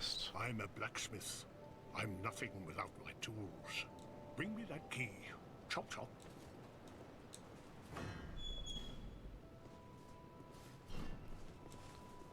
Grab the short bow from here as well.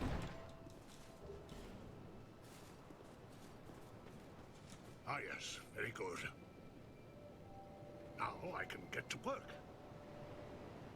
But first, let me set up. Come again later. Alright, so all we need to do is rest, I'm pretty sure, and then we can go and talk to Leningrad to upgrade our weapons and buy the air stock. You, stand back. This is dangerous work. The name's Leningrad. Just a simple blacksmith. And you are... another useless traveler. A man ought to labor with his feet planted firmly in the earth. Not roam around like you flirtatious vagabonds. Oh, what does it matter? Go on, show me what you've got. Your equipment. Let me have a look. But do it quick. Drat. You're worse than my reckless daughter. Don't spend your whole life in transit, you hear? You'll need souls to repair and improve equipment. I know only of smithing, but souls have many other uses as well. Don't waste your souls on useless trinkets. Think before you spend. Equipment can be strengthened with rare ore stone, but such ore stone won't come easily. My girl knows her stones, but she's always out prancing about. Now, there's a time for travels, but you can't wander the world forever. Even you must have someone waiting back home. Drat. Don't spend... Okay, let's see if we can buy a stock. How much does it cost? 1,500. Don't waste my time.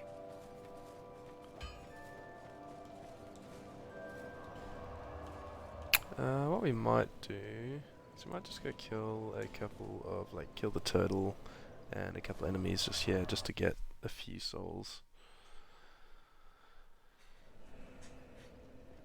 I just want to try and do it without using boss souls. I don't know why, but just if I decide, I guess, later to get any of the weapons that you can get through the boss souls, it would be nice to keep them. So we'll just do a tiny bit of training here.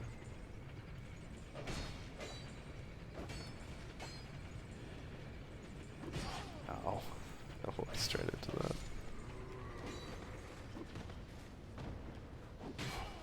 Oh, that was a big turn from that fellow. Completely turned his weapon on me.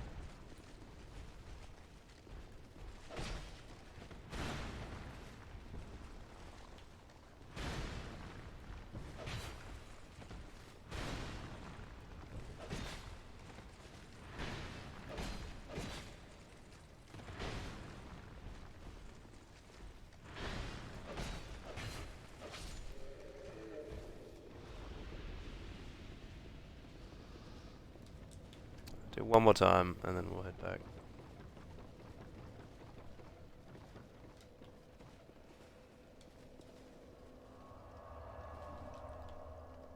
We got the second boss right here, so it's worth just actually getting my setup done, because the last giant, as you can see, was a bit of a joke of a boss, so it wouldn't really matter whether I have the air stock or not, but I want to be set up for sure.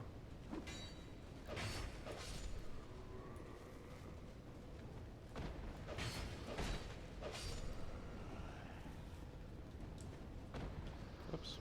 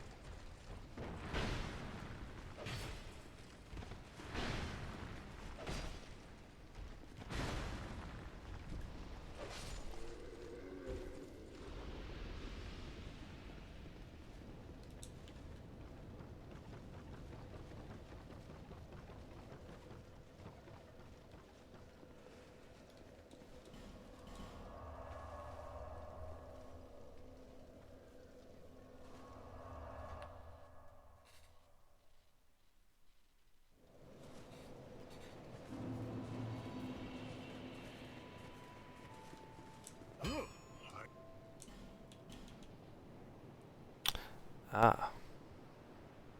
Okay, we'll get the stock. 12 strength and 12 dexterity to use it though. Is that a shard you found? Here, let me see it, so that I may help you to see light, to see hope, however faint it might be. Upgrade our Estus. See if we can level up enough. We probably will actually have to fight the Pursuer first. That's okay. Yeah, we can get our 12 strength, but we can't get our 12 dexterity yet.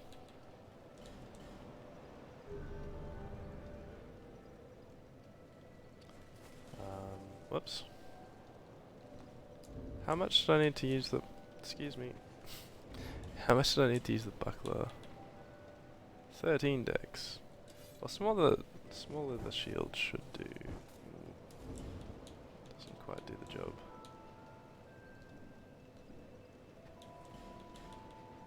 We might just decide to use the last giant soul, and that's it.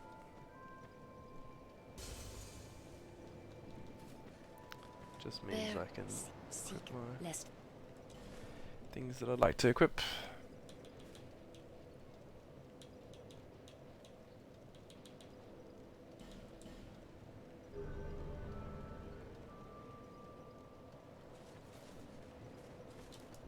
Alright, so we can equip the buckler now, and we can equip the stock.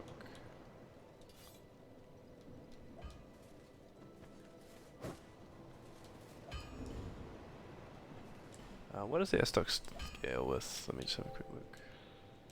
So C with strength, D with... Oh, C with strength, D with dex. Alright. So I need to upgrade my strength a little bit more than I upgrade my dex.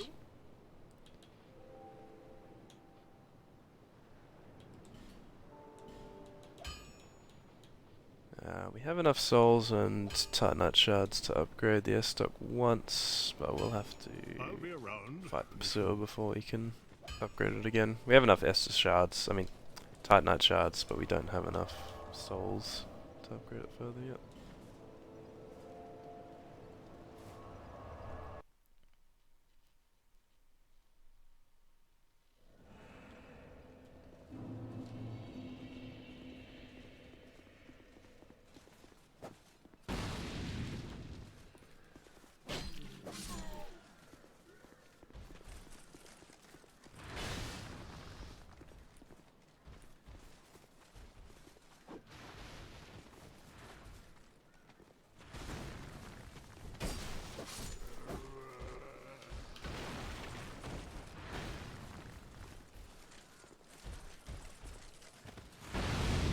That's what I like doing with the turtles.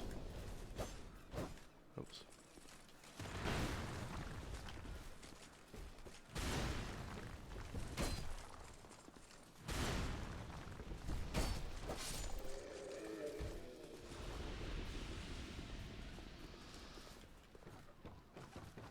We may need to still upgrade a backup weapon, like the fire longsword, for instance. Just with the S-Stock potentially having less durability. Anyway, so this is the Pursuer. I don't know if you guys saw the eagle that drops him here, but he's our second boss. As I said, you can fight him in his arena, or you can fight him up here. If you drop off this area, he will disappear though, so if you want to fight him here, make sure you stay up and fight him. There are some enemies that will attack you straight after this battle as well, so you can attack them during the fight if they pose a big threat to you afterwards.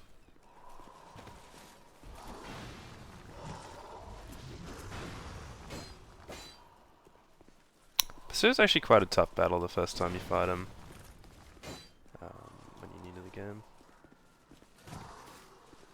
I'll see if I can do some parries though. He's one of the easiest bosses to parry. I am not up to date with parry times in Dark Souls 2, but we'll see if we can... There we go. See if we can do a few parries.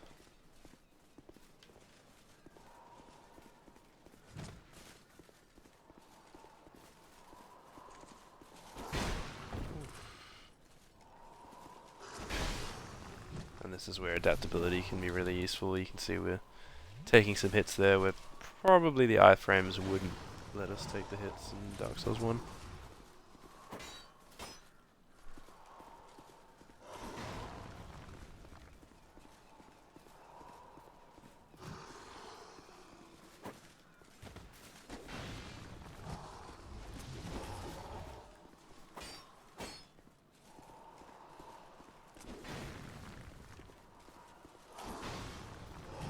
The rush attack's the easiest one to parry. I'm just waiting for him to do that.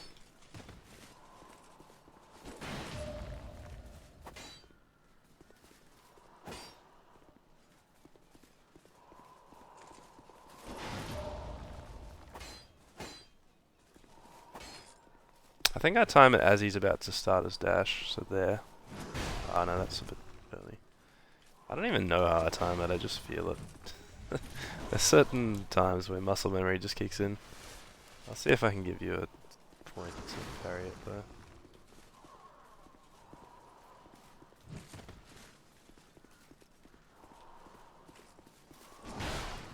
So I think it's roughly there as he starts his dash forward, so it's just after he starts moving. See if we can get one more time and then we'll just fight normally. I don't recommend parrying him when you're new to the game though. Yeah, sort of halfway through his dash, or just at the start of his dash. One more time. Yeah, just at the start of his dash, I'd say, just as he starts coming towards you. But it does depend on how far away he is from you as well, I think.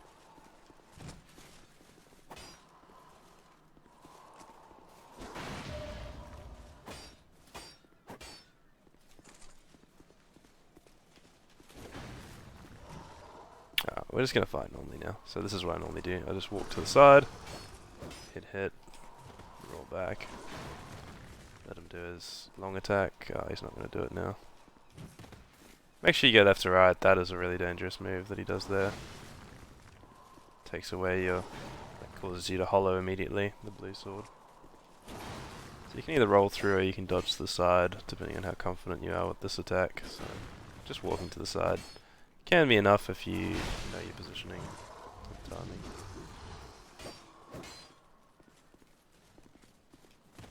Again, don't use your roll forward or back with that blue attack. I just know my distances that I'm not going to get hit by it.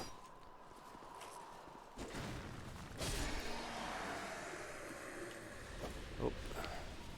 So this again can be really, really dangerous if you don't kill these guys first. If you are not expecting them to jump you, they can kill you very quickly. See there, just that attack especially. Very dangerous.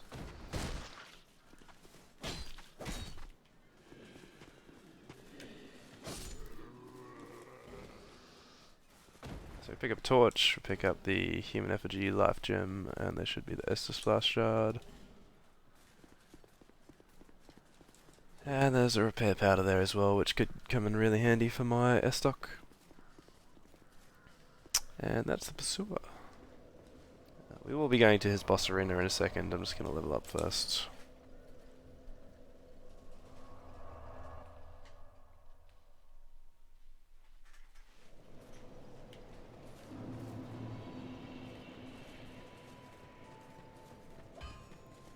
Oh.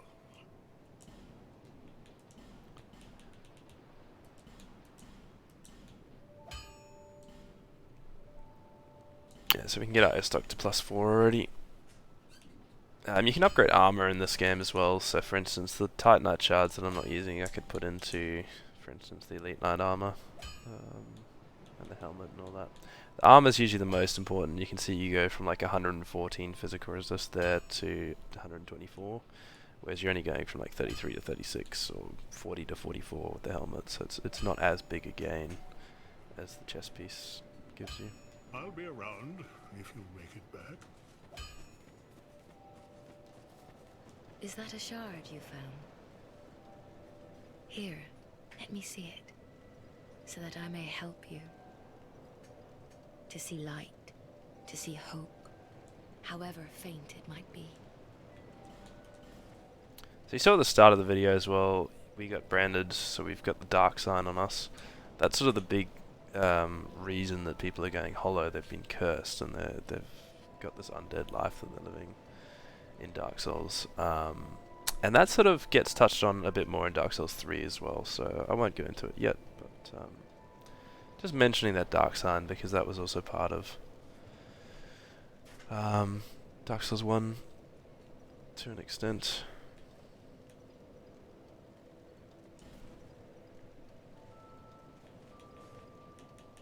So health is always something you want to consider. Strength and dex, both useful.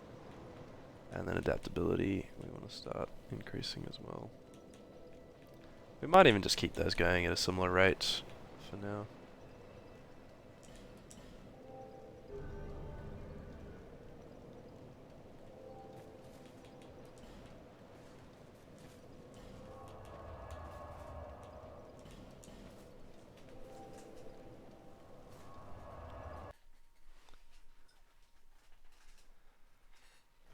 Obviously that's very different if you have a mage build. If you're doing a mage build, you want dexterity to be able to cast faster, and then intelligence especially is very important for your magic damage.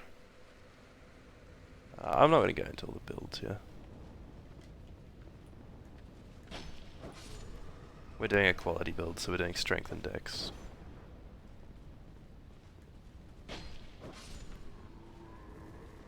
So you get the soldier's key from the last giant, I want to say. It's either that or the pursuer. I can't remember which boss actually gives it to you. I didn't really pay attention. But yeah, you get Ring of Restoration from there, which means it's similar to Sun Princess Ring in Dark Souls 3. So it increases your HP gradually. And Ring of Blade from the pursuer is really important. That and the Silver Serpent Ring. Oh, I forgot to equip the Silver Serpent Ring before that fight. Oh well. So increased souls, increased physical damage. This will restore your HP gradually, and then extra stamina is useful. The Life Ring increases your max HP as well if you decide to use that. So 3 here, we have a Cyan Knight. Backstabs are probably the easiest against them. Parry's also very effective. They do quite a bit of damage, so I'm just going to be a little bit careful. They're usually pretty straightforward, but with an S-stock, it can be a little bit harder.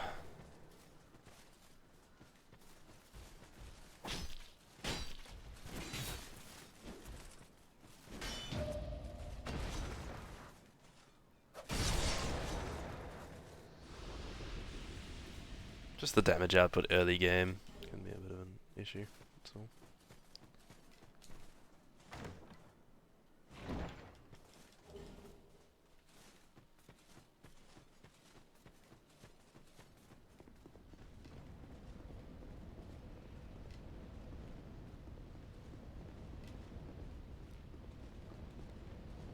Okay, so you can open that area. I will just point out, we're not going to go through that just yet, I'll come back and do it later. But you can use the soldier's key to get through this area as well. And that'll take us to a separate section with an invader and a lot of turtles.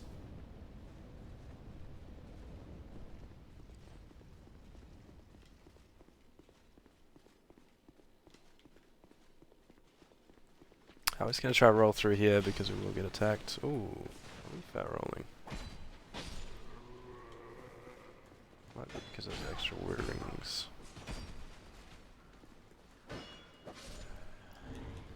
What are we up to? 70.9. Okay, so we're not too far off. We might just take off the Elite Knight gloves up until we can increase our vitality, I think. What's the stat for this one? Yeah, vitality. That'll allow us to equip a bit more. As a quick note as well, it was actually endurance that increased your equip load in Dark Souls 1, whereas it's vitality in Dark Souls 2.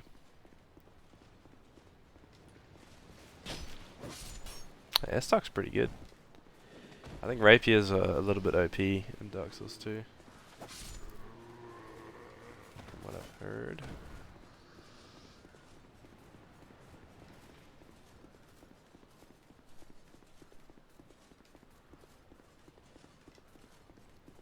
Just a quick note, you can drop down here and grab the Drang Lake set.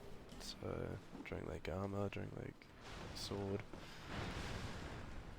All some decent items. Drang Lake armor is actually quite good in terms of its defense. It's actually really good in terms of its defense, but it is fairly heavy, so you might need a bit of vitality. So if you're going for more of a heavy build, heavy sort of probably strength build, or even dex build, actually the Drang Lake sword's more dex, so you can still do it, but you need some vitality to equip it.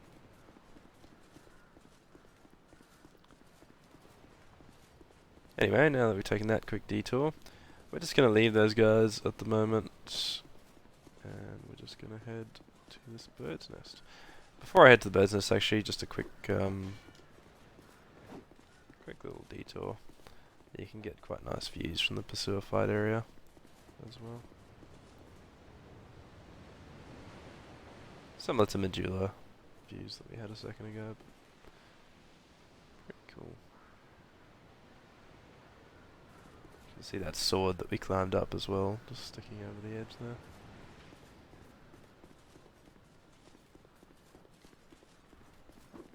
I'm a big fan of sort of the lore, the armor, the aesthetic of Dark Souls 2, sorry.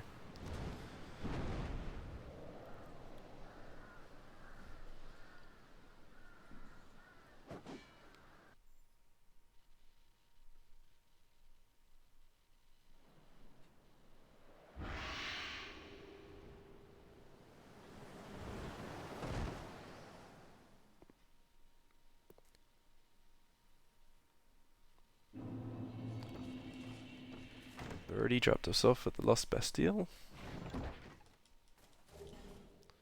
So there's two ways to come to this place. We're not actually going to be doing too much at this place right now. There's a character we'll talk to called Lucatiel, and there is Macduff, who's another blacksmith that we'll talk to. And we've got a fight over here on the left, but we'll be coming back to this place. We won't fight any bosses here just yet.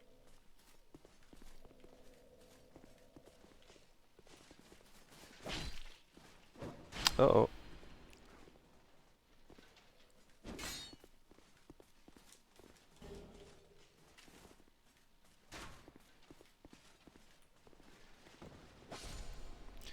This is always dangerous. I like to damage myself with this barrel. I avoided it that time. Yeah, you can kill the dogs down below just with that barrel. It's quite useful.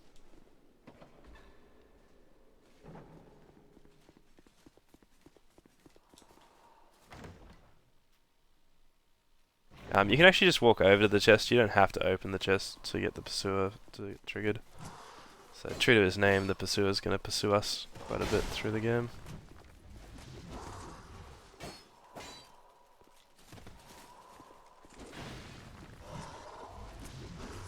Which, I mean, some people say, you're just reusing a boss a lot, which they have done a lot of in Dark Souls 2. But I actually think the Pursuer is one of the bosses that, you know, you can get away with reusing because he's chasing you through the game. He's like an undead that will keep, you know, respawning, keep coming after you. He can't die. So it fits with the Hollowing theme quite nice. Quite nicely, should I say. I feel like most of the other bosses they should have just done once. Pursuer, I understand.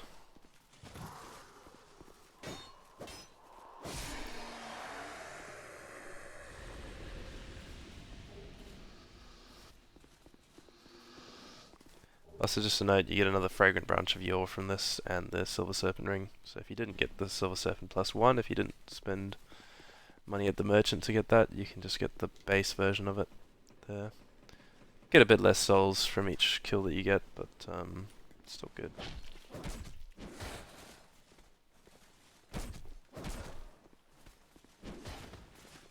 I think you can, yeah, I'm pretty sure you can parry these guys. I haven't done it in a little bit, but let's just see if we can get that to happen.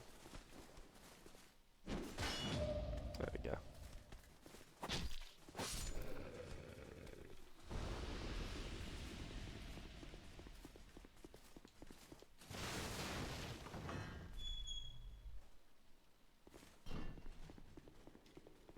What is it? I don't know you, and you don't know me. Things are better that way.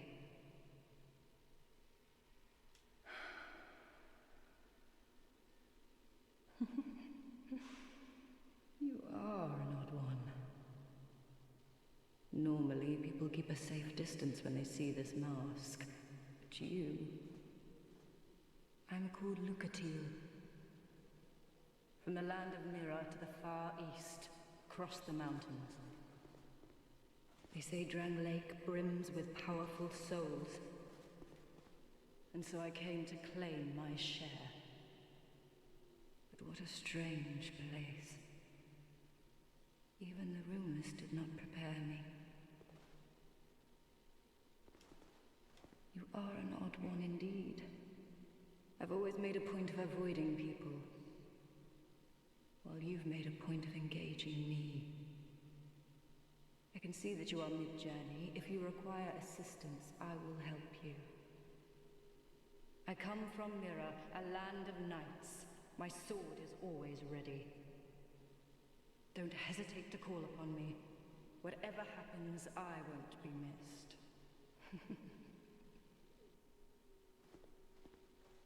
You are an odd one indeed. I can see... I come... Don't hesitate.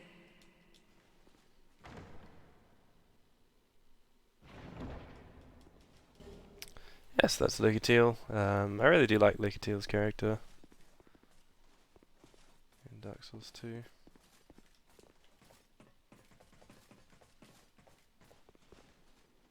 Adds a lot to the story as we progress through her, what do you call it, quest line.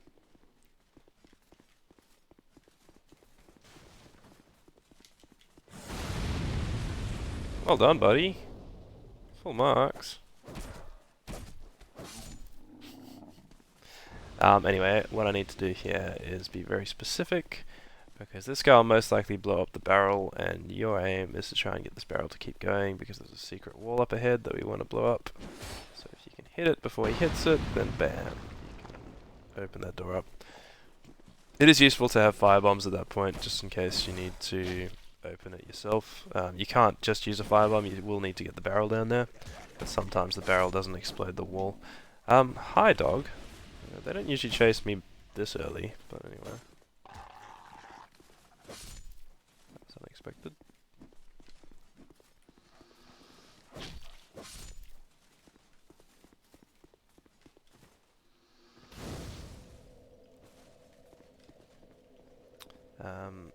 Alright, so what we're going to do is we're going to open these chests and we're going to talk to Macduff. And then we're going to make Macduff move so that we can open the chest that he's sitting on.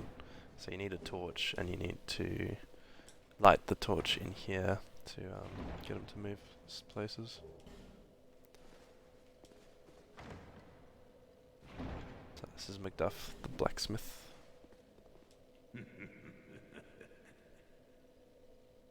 Oh, why can't they all be this easy?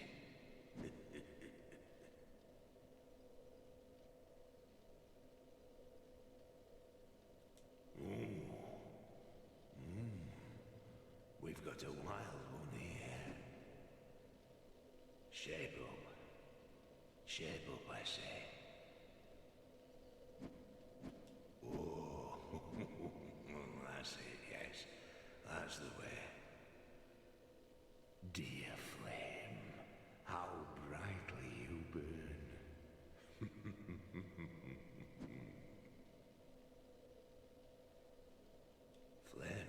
Flame, I smell flame upon you. I'm Macduff the blacksmith.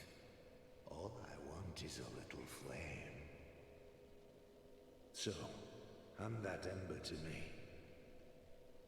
Right now, you imbecile.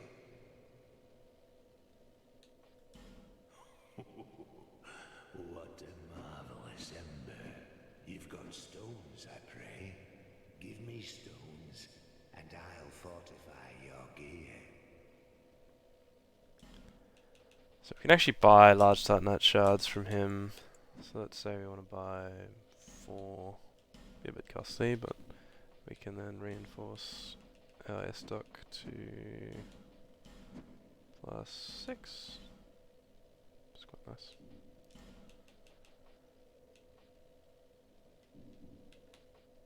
And he'll infuse weapons as well, so let's say you wanted to infuse the dagger. If you get the right stones, you can infuse it with magic, so Faint Stone, Fire with Fire Drake Stone, Lightning with Bolt Stone, Dark with Dark Knight Stone, Poison with Poison Stone, Bleed with Bleed Stone, Raw with Raw Stone, Enchanted with a Magic Stone, and Mundane with an Old Mundane Stone. So you can go and get them to have different effects. So for instance, Fire, you're going to need to have, it'll actually say here if you go to info, so you can see influence of faith and intelligence on fire attack. So fire scales with faith and intelligence. Lightning also scales with faith and intelligence. Sorry, just with faith. So you can go and check that out in the help if you're ever not sure what scales with what. You can look at the menus and it'll always tell you. Flame. Dear Flame. I ought to fetch a new ember. Flame. Dear Flame. Flame. Dear Flame. I give you my all, and you waver and falter. From the start of time, Flame allowed man to flourish, and even now he devises new fiery arts. But his reason makes him doubt Flame. And so we waver and falter. The power of Flame, power of the gods. In the end, it is all beyond our reach. And so, Flame allures us, and we attempt to harness its power. Flame, dear Flame.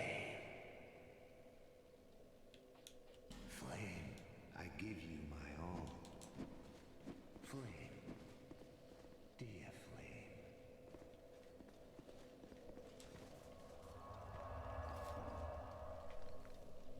Okay, so we're just going to light the torch.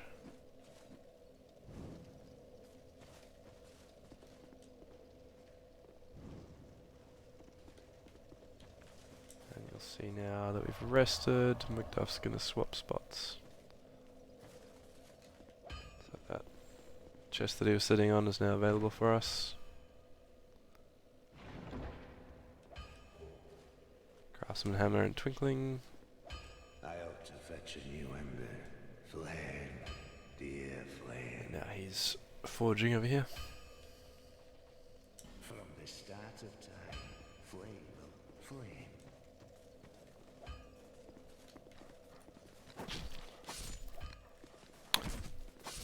Yeah, that's about as much as I'm prepared to do in this area for now. We will come back there a bit later.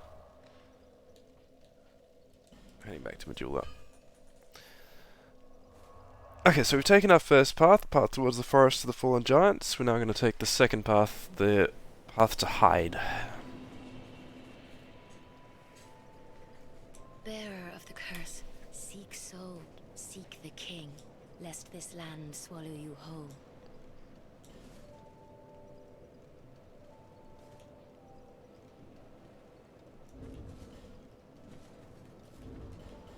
Do we have any soul items? No, just the pursuers. That's okay. We'll equip the Elite Knight gauntlets as soon as we get enough souls to upgrade our vitality.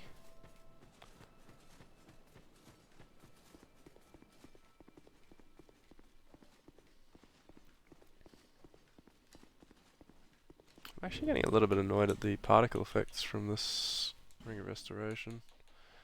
Might change it to Life Ring. Yeah, it just looks a bit nicer.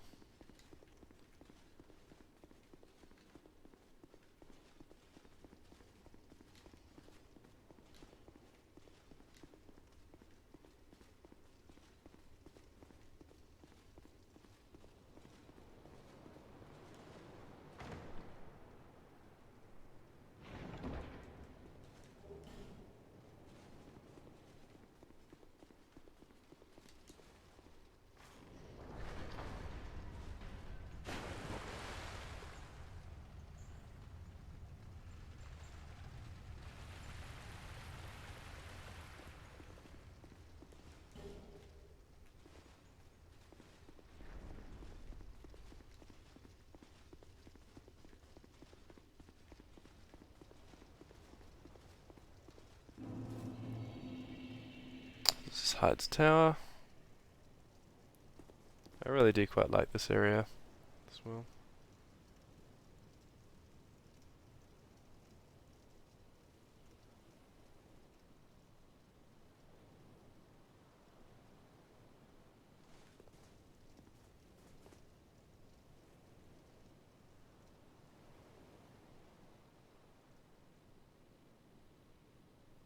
Anyway, we are going to... We don't have to actually fight these Hard Knights, but you can get their armor set, which is quite nice. So I'll just attack them one time each for now. You can always come back and farm off stream if I decide to. Gives a good look at how they fight, for instance. These guys are actually really easy. They look really imposing, but you can just stand on the back of them.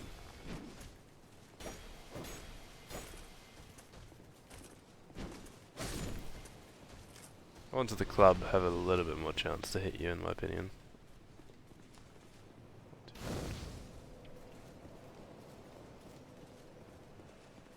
A lot of people do invade here as well. I'm not sure why, but seems to be a somewhat common invasion spot. Oops.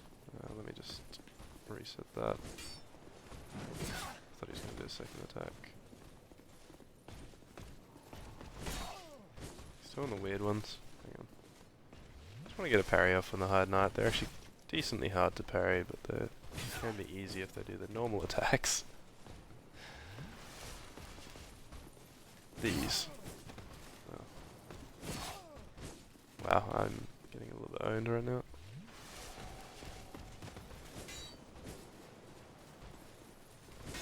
There we go.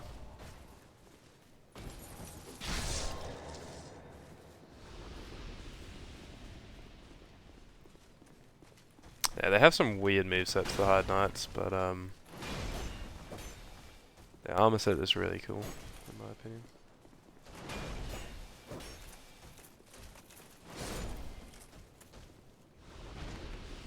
And as far as I know, the only way to get their armor set is just by having it drop for you. There's no place that you can get it. You can get a couple of pieces and a couple of weapons from certain areas. So as soon as you kill that knight, this opens up. That what it'll do is it'll increase the size of the platform there. So there's going to be a boss down in that room that you can see ahead of us. As soon as we pull the lever, that's going to increase the size of the platform. So another little circular platform is going to rise from the water.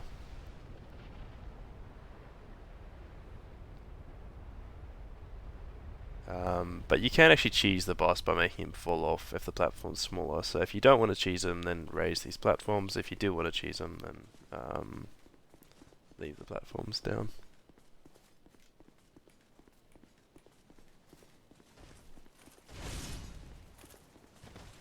Oops.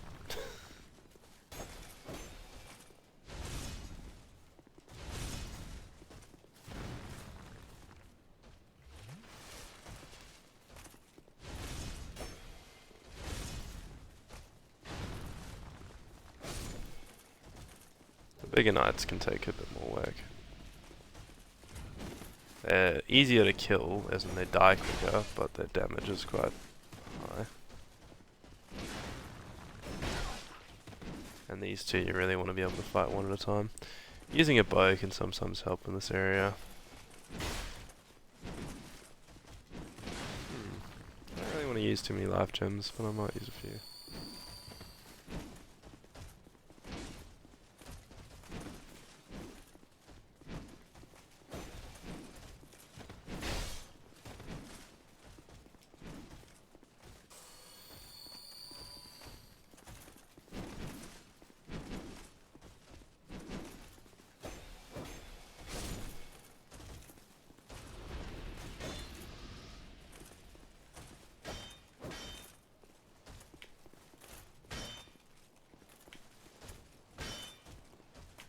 I don't think you can actually break his shield.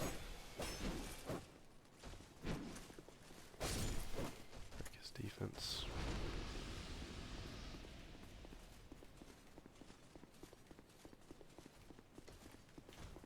Alright, so these knights will fight you. There's about 3 or two of them actually down this way.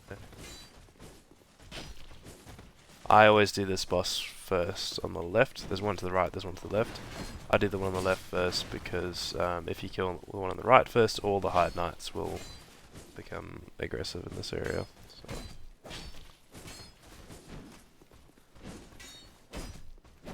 I just find it's more effective to do it this way. You don't have to kill the boss on the left, it's actually an optional boss, but yeah, I just like doing it at the same time now.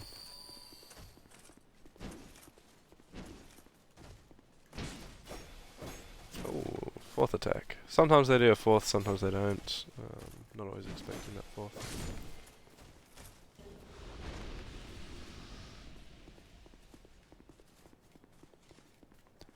There's a divine blessing down here worth grabbing. Fully restores your HP, so you can equip that.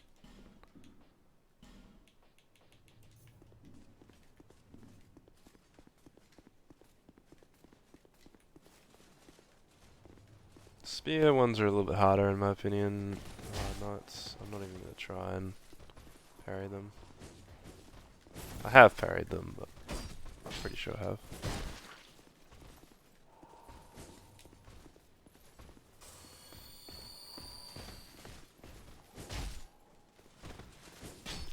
Oh!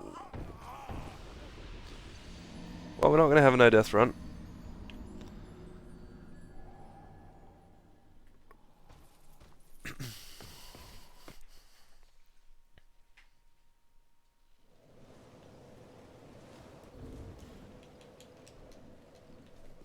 So you can see what my character looks like hollowed.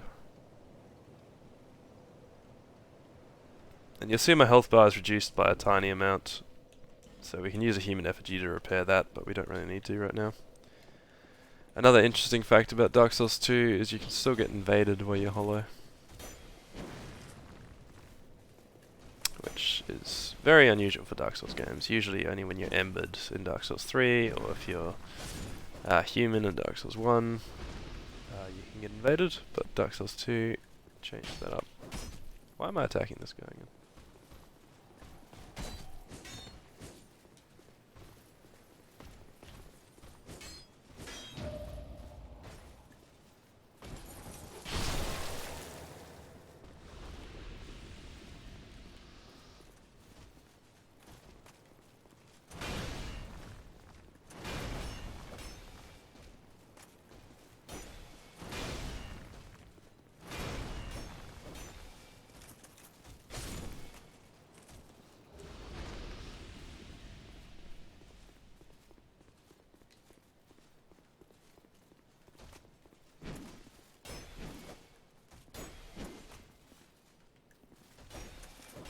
This guy sometimes falls off the edge when he tries to attack you. Oh, we forgot to pick up these items. Oops.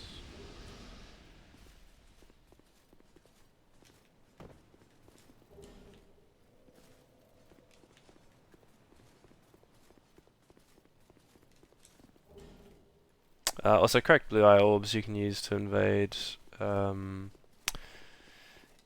Basically, people who have invaded a lot of other worlds can have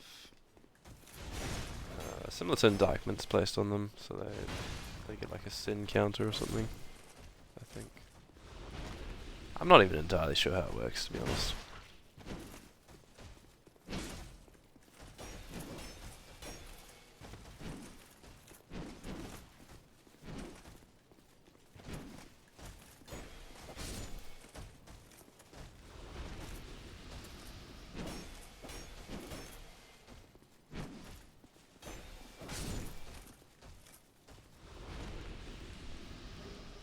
Also, this will lift the second platform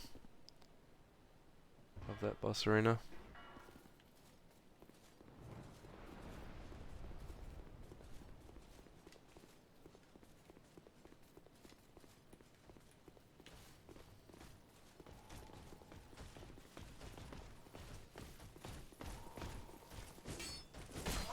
Ooh. Parried at the wrong time there.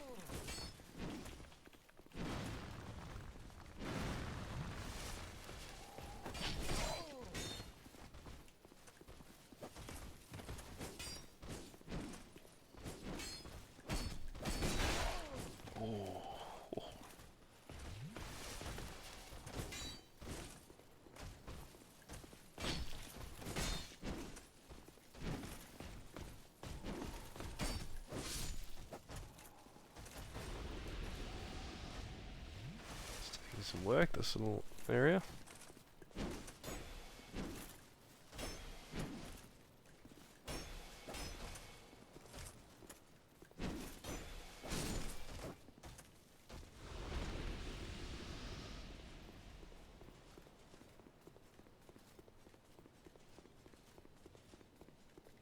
Collect our bloodstone, collect our souls.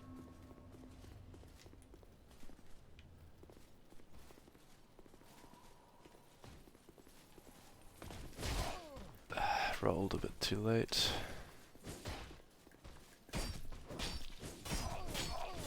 Oh, that is actually terrible, that move. Wow, I need to backstab this guy a lot more.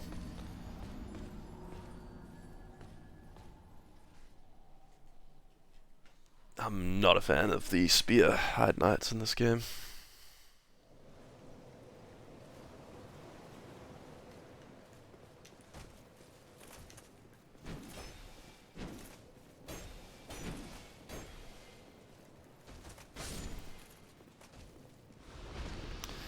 Also in Dark Souls 2, if you kill the enemies 10 times, as long as you don't have the Covenant of Champions on, if you kill the enemies 10 times, I think they despawn. So you can basically get this area enemy free if you do enough farming in it.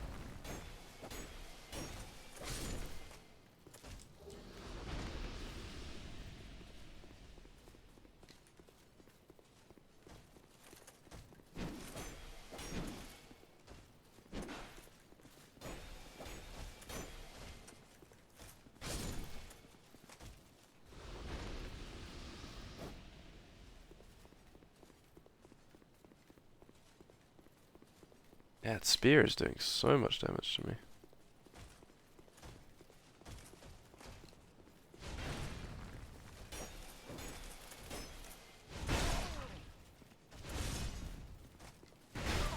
Ow.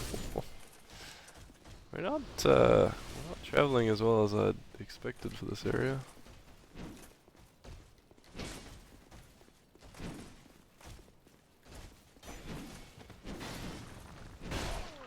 I think the S-Stock might just be struggling against these old knights as well. Because it is quite well upgraded. To have a +6 weapon already is pretty stupid.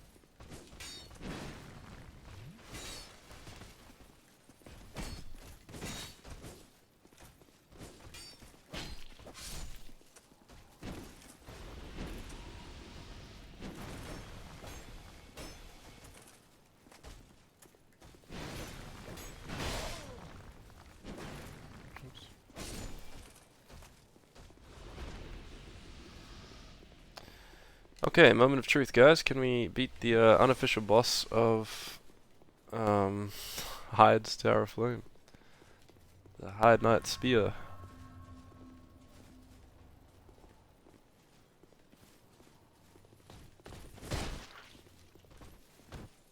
Oh, we missed our backstab. Can you not?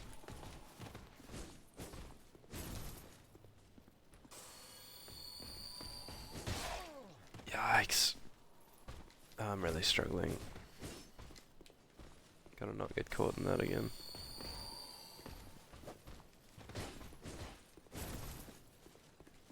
There we go, finally got the backstab in. That should be enough to just change this fight around. Oh, yes, nice.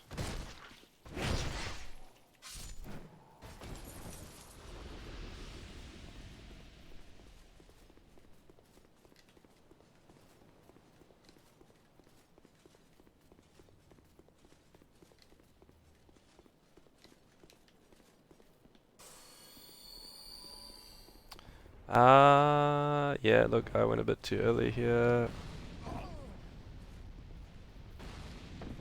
Yikes.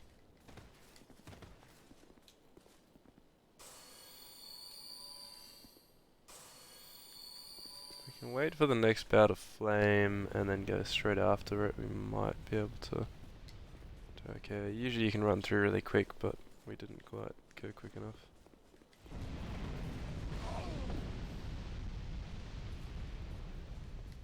Should be able to get through now.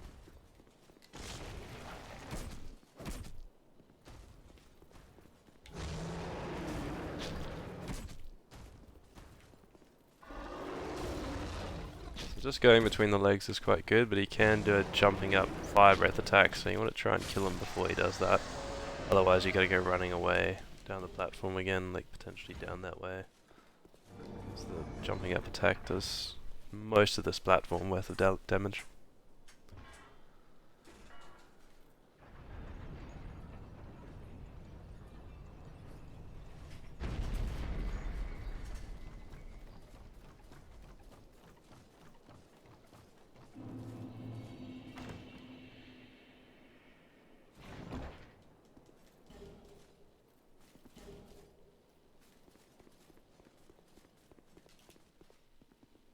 Alright, so this boss should be familiar from Dark Souls 1 if you guys watched that stream.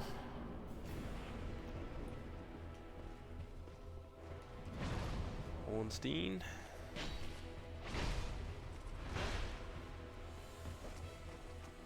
You can actually parry Ornstein quite well here, but I don't know if I'm game. I'm a bit low on healing items right now. I should be able to. There we go. Ooh.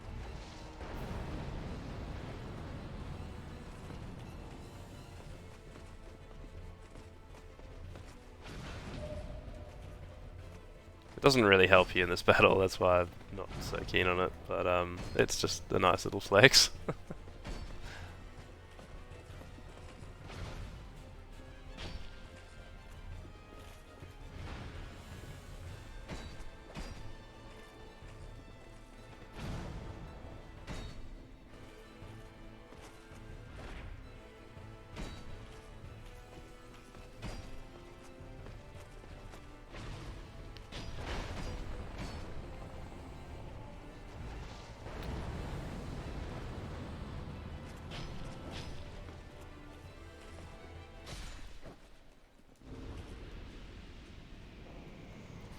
That's the old Dragon Slayer.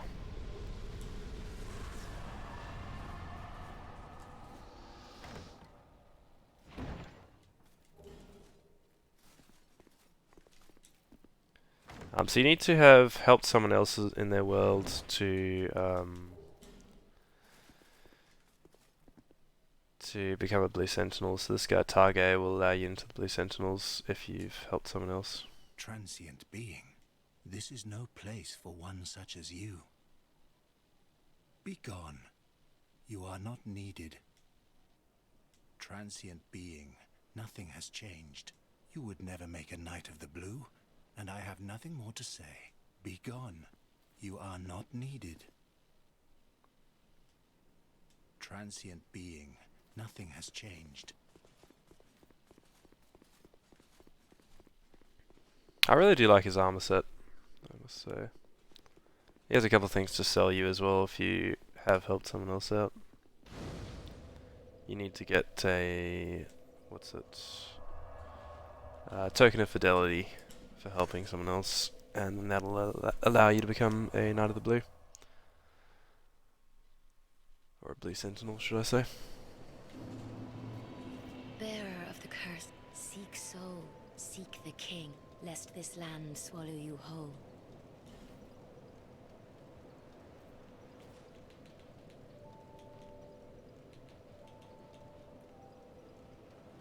So we wanted to do a little bit of vitality. Then we'll get to 10 to be safe. And we'll start increasing the rest equally.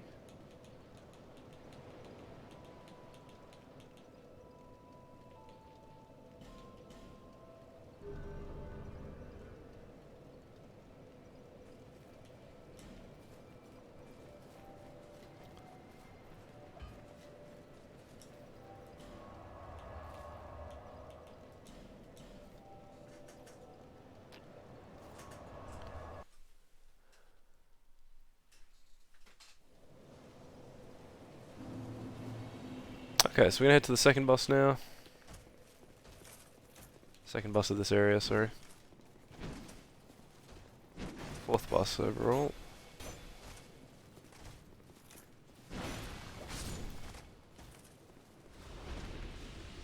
I think I'm doing a bit more damage now with the increased stats.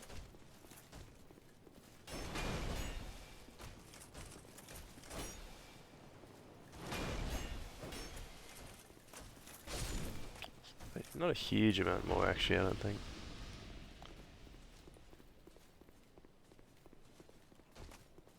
Just felt pretty effective when I attacked that first knight.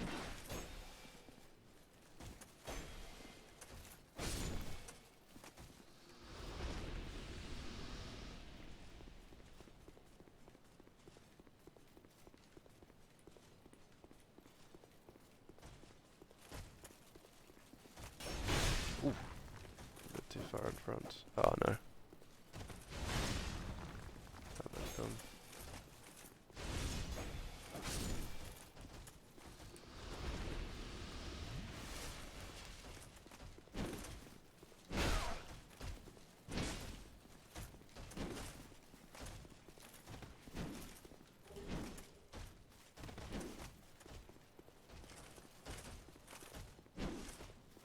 Obviously you don't have to fight all these enemies. If you choose to run past them, you can. I just like killing everything along the way so then I can have a bit of a slower paced run.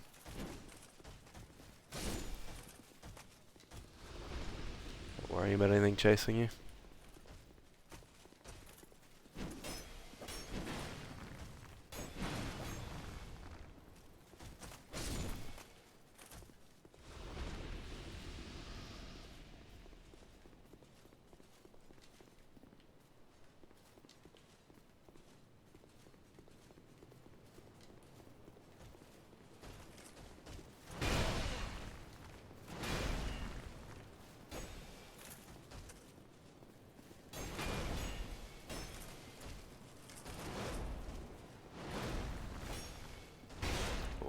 Big turning attack, I do often not avoid that. You can summon, I think, Masterless Glencore from this area as well, by the way. Not sure why. Oh, he's not showing up in my world because I'm hollowed. You have to be human to summon.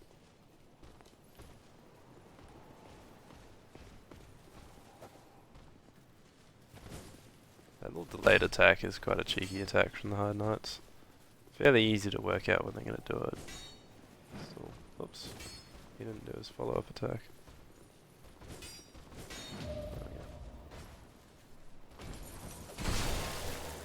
I like to time, so I use that the first attack to time his second attack to parry it. Just to get the speed of which he's attacking as to when I need to have my shield out. Just a point, that Ring of Binding that I just picked up is actually really useful if you are struggling with the game a bit, because what it does is it limits your HP reduction when you're hollow, so your health can't go below a certain point, so it'll be like 75% of your max health, it won't go below that point. So even if you hollow, 20 times without using a human effigy, you'll still stay at 75% of your max HP, I think it is. Quite useful if you don't have human effigies.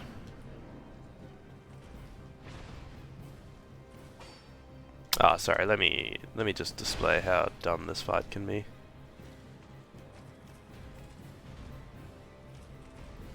Oh, sorry. Let me just get in the rhythm. Give me a second.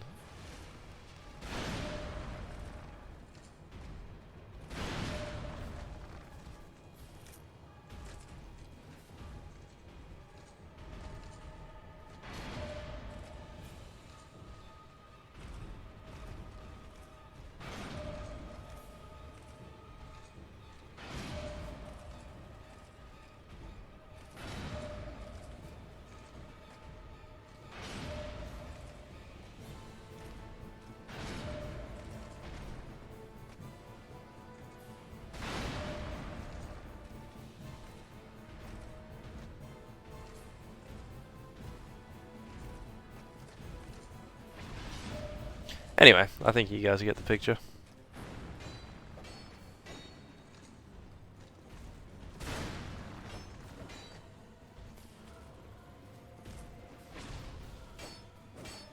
He can do quite a bit of damage if he hits you, but if you stay behind him and just circle him is easy. If you get good at parries, he's easy. It's just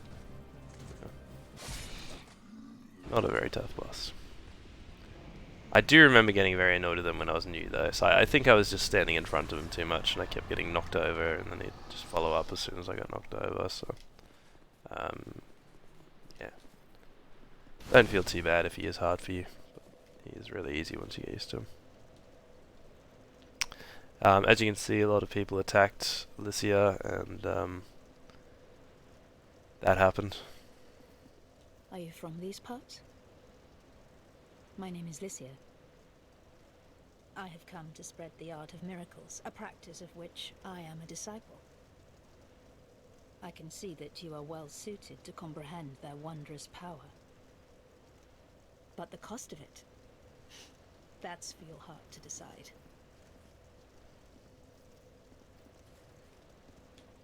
I'd heard awful rumors about this place, and I'm afraid they were all true. The king, gone. The earth, ravaged. The burden on the people weighs heavy. I fear that, by now, they may have scarce room in their hearts for miracles. Why did I come here? Well... do I need any other reason than to spread the gospel of miracles? My preceptor always said this art should be shared with the world. And such is my only wish. Sometimes I fight the urge to pack up and go back home. It is... well, I must do this. And being out here all alone only makes this a more fitting test of my fortitude. I expected this cathedral to be bustling, but there's hardly a soul to be found here. Without any goings-on, I'll have to move soon. To a place I could gull the... sorry, help the gullible by teaching the good word. I expected this cathedral to be bustling with to a place... oh, done so soon. Anyway, so we have met Lycia. She'll sell you miracles if you choose to buy any.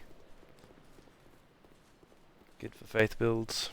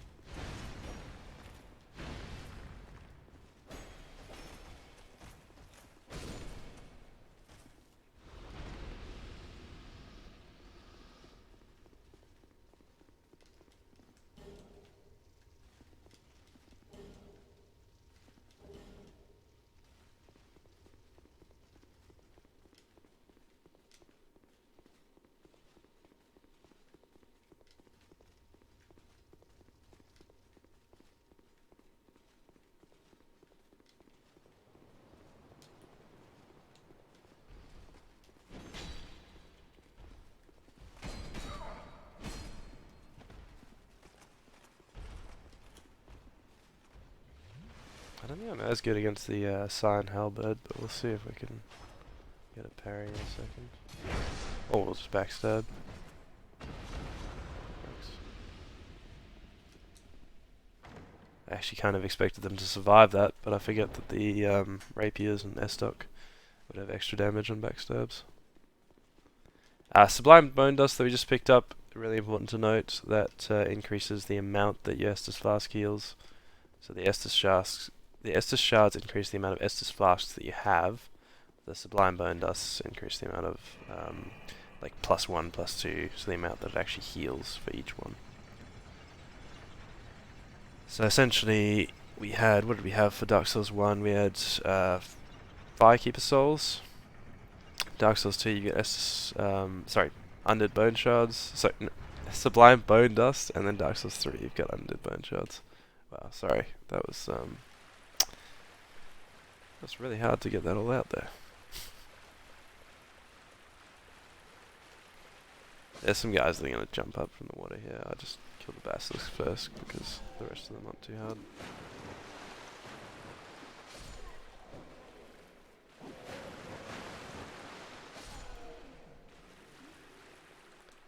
So I'm going to use the Fragrant Branch of Yore here, just because I never really come back to this area afterwards. So there's a Estus Flask Shard up top.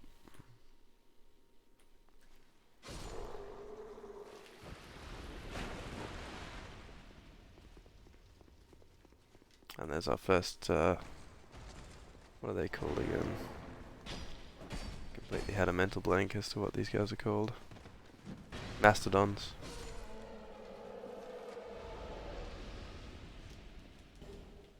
Like woolly mammoth type creatures.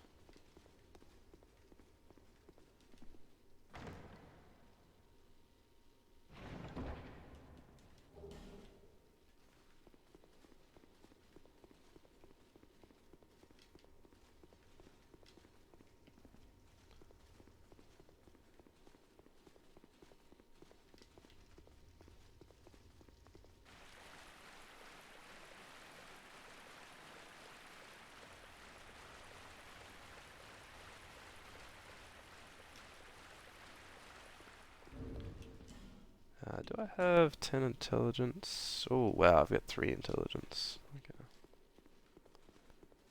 Okay. I may increase my intelligence at some point, just to be able to bring... I don't know. It's no big deal, but we'll at least be able to talk to him. There's a guy called Carillion down here that we'll talk to, and he's like a magic trainer. So you need him to have 10 intelligence to come back to Majula. Before we go through here, sorry, let's just grab a torch.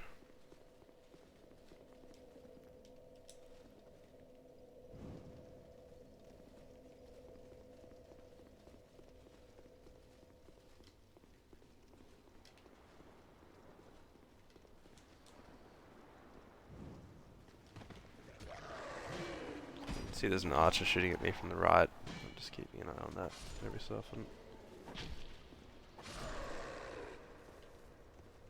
We'll head down there now. There are a couple of guys down off the side. If you can hit them early, it can help. Whoa. And that's why it can help.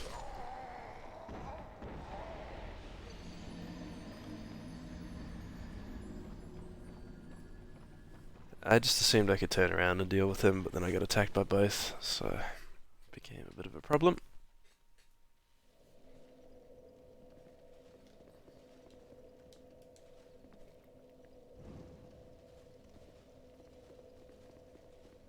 You don't have to light all these torch sconces, but I just like to light this area up. It just makes it a bit nicer.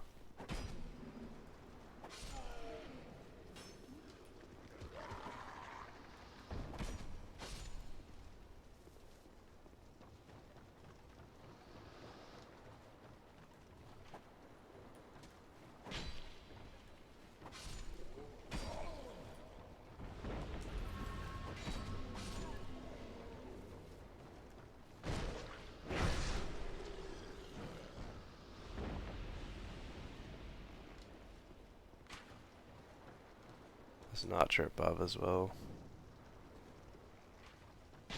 Ow.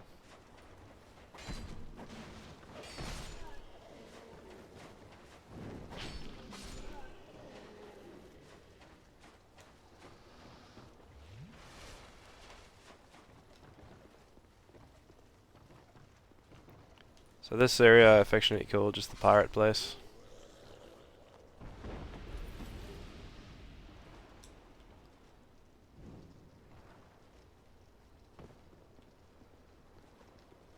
Not sure how affectionate that is, but it's not exactly the nicest place to travel through.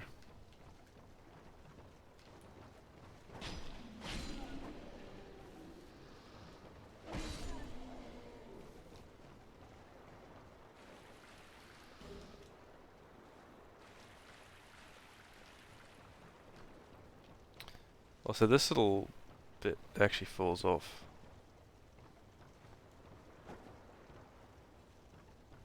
I can't seem to make it do it now, but there's a little bit of the jetty that disappears if you stand on it, so it can actually get you killed. I think. Or at the very least drop you down when you're not expecting to get dropped down.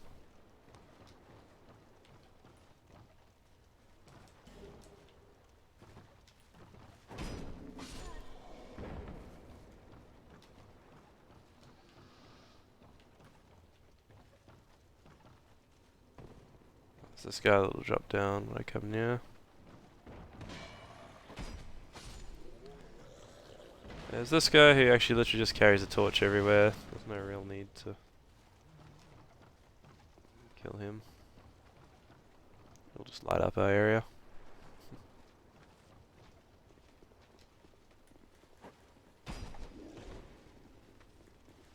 Shields are really, really useful against these Varangans. Oh, whoops, sorry dude. Didn't mean to attack you. I'm not using one because I'm using the S-stock and I want to be able to parry as well. But yeah, a shield is really useful. It'd probably be the best thing that you could use for this area.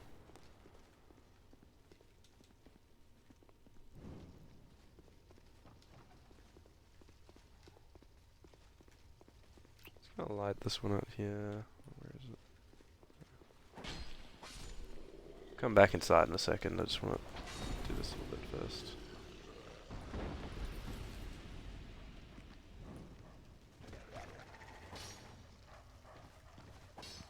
Ow. And again, the shields are really useful for dogs. You can get them to jump into the shield and then attack them afterwards. Makes them recoil a bit. Gives you a chance to attack.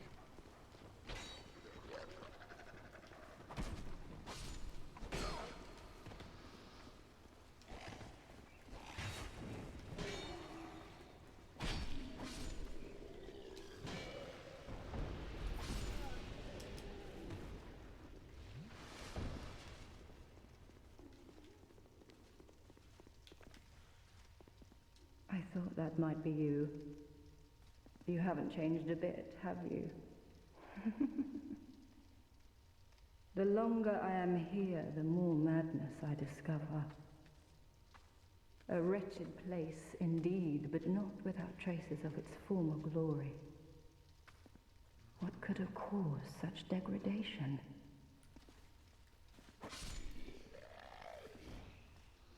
Ah, yes. I have not thanked you for humoring me the other day.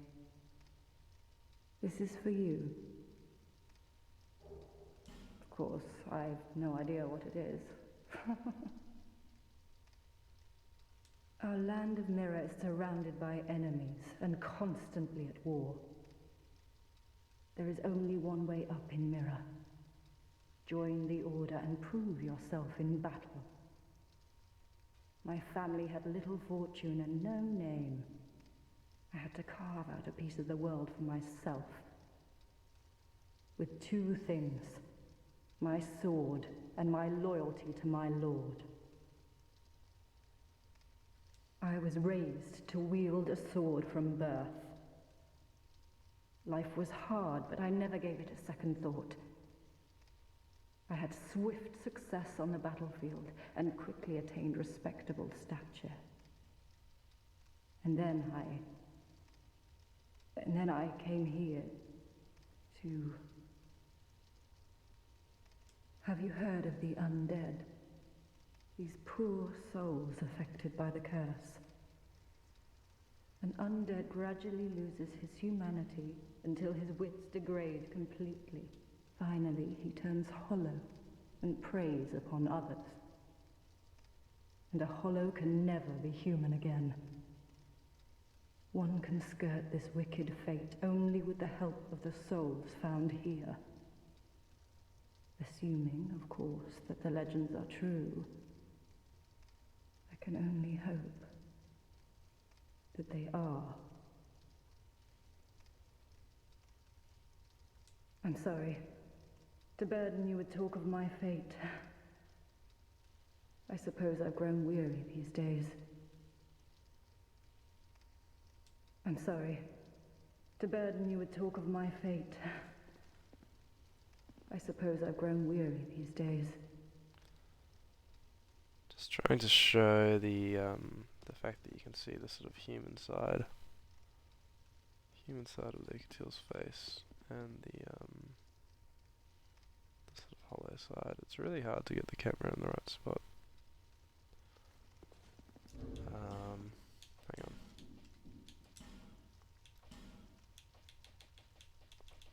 I just think they've done a really good job of this. That's why I want to show it off.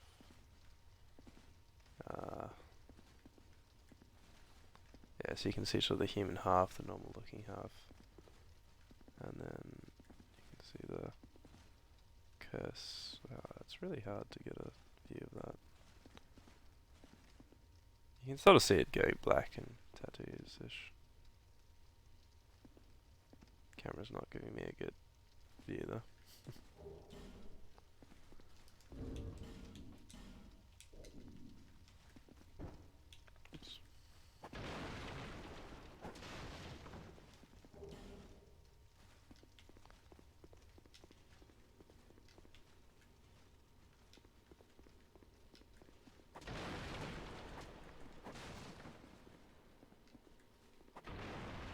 So yeah, again a bit more about the curse, and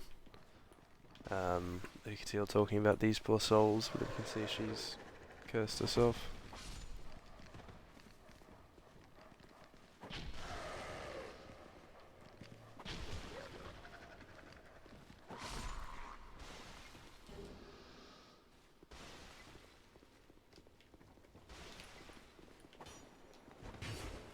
Oh, yep, yo, we're just rowdy.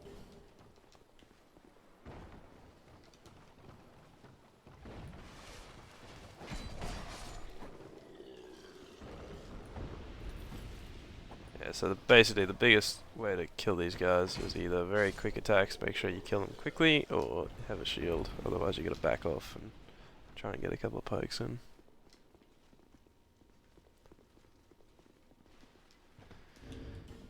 Do we have many Pharos Lockstones?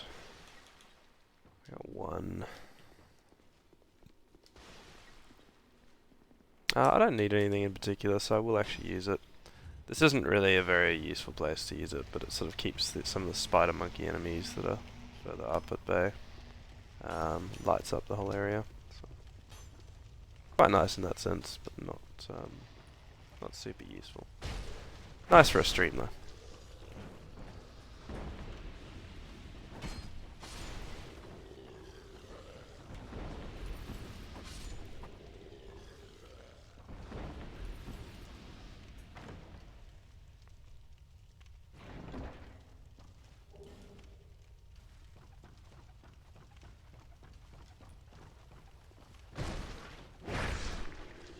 Sorry, buddy.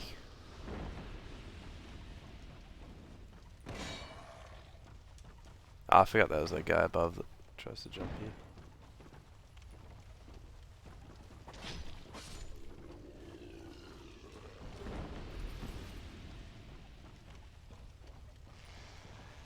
So yeah, if you didn't notice, I was getting these bombs chucked on me. One person throws a bomb that sort of sets you alight, and the other one sends the bomb that puts sort of like petrol on you, like sort of gunpowder or whatever. So it, obviously it's not very much fun when you get both of them on you at once because you get exploded.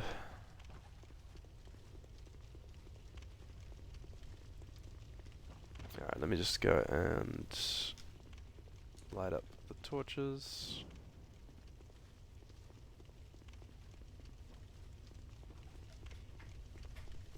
We'll get flame butterflies a bit later, which allow you to light your torch wherever you want. But at the moment, we're just taking our time. Oh, is there not a torch up here? Oh. Whoops. Anyway, so this is the area that we were at earlier. This is the top of the staircase by Lucatil. Just down there. So we're just going to continue on this way. You can actually go up to that house. Probably the better way to go up to that house is just by dropping off the edge here. You can just drop down onto the top instead of having to fight your way.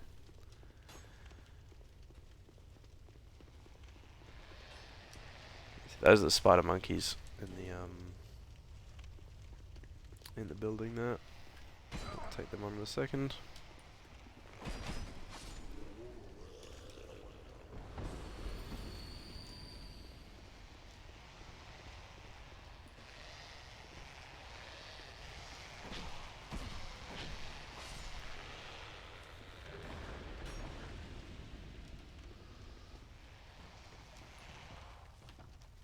Have some really long reach, so again, shield or getting behind them for backstabs is the best way to deal with them. I'm just trying to get them to attack so I can get behind. Oh no, that's not good, that's not good. Our main weapon's at risk, so we need to repair it. We'll just go back for now. Oh.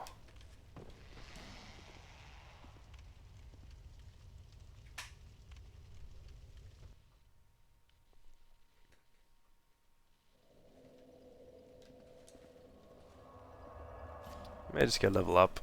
We've got quite a few souls in us, and then we'll keep going through that area.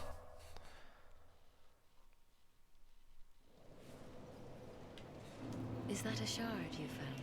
Here, let me see it, so that I may help you to see light, to see hope, however faint it might be.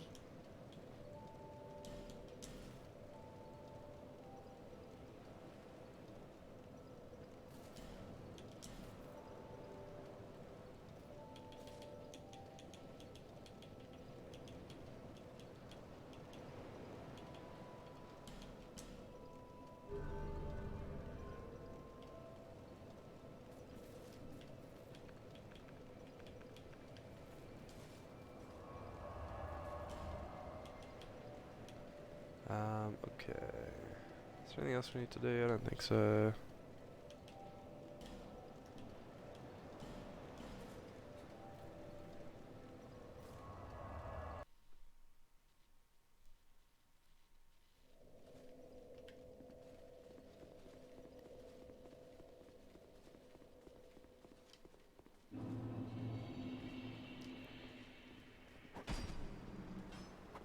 Oh.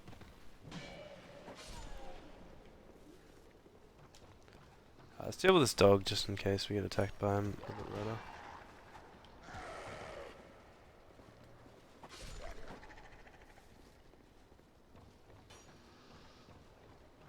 Also, when I say use a shield, I just realised that I sounded like I contradicted myself. But I don't really count the buckler as a shield. It's more of just a parry tool. That's why I'm not really using it much. But I could actually use it against the dogs. The dogs don't take up much stamina. Because when you get attacked, you lose a certain amount of stamina, and the buckler doesn't have much stability, which means you lose a lot more stamina when you get attacked with it.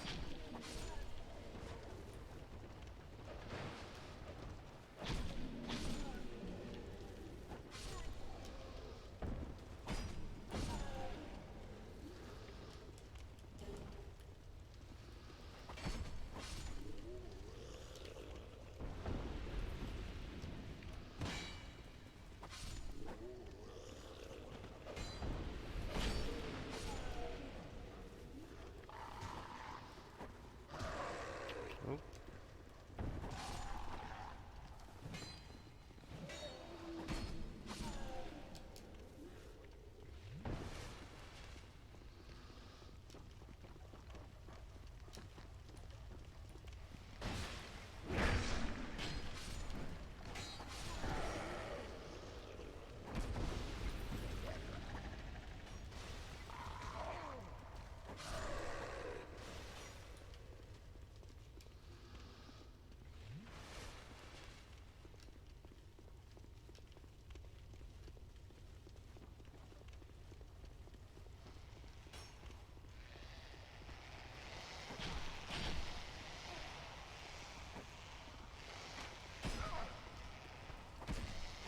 This is really awkward.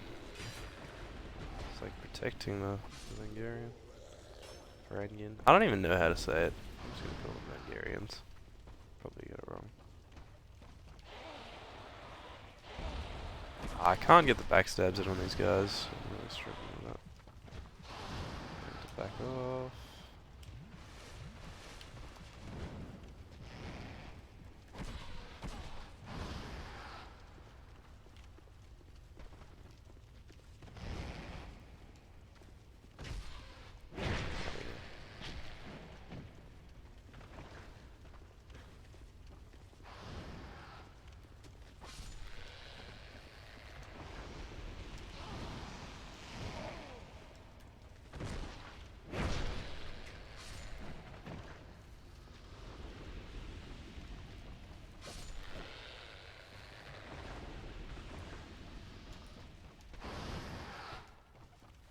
There's also a hole in the roof of this room as well, I'm pretty sure, where they can drop down. So even if you think you've killed them all in the room, just keep in mind they could drop down onto you.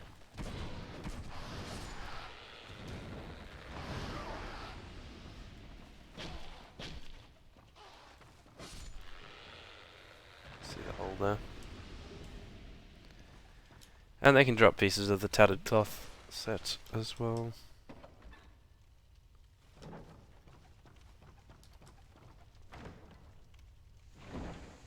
Ooh.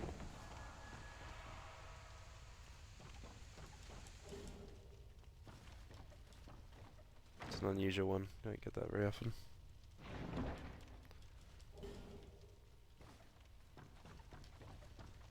Usually it's poison or arrows. That one's just usually like a trap, like it calls enemies towards you, but there are no enemies there, I don't think.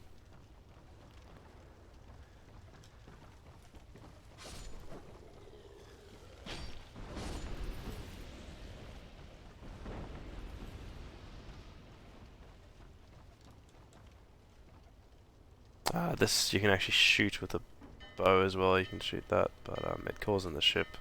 You'll see the ship start lighting up and coming into port.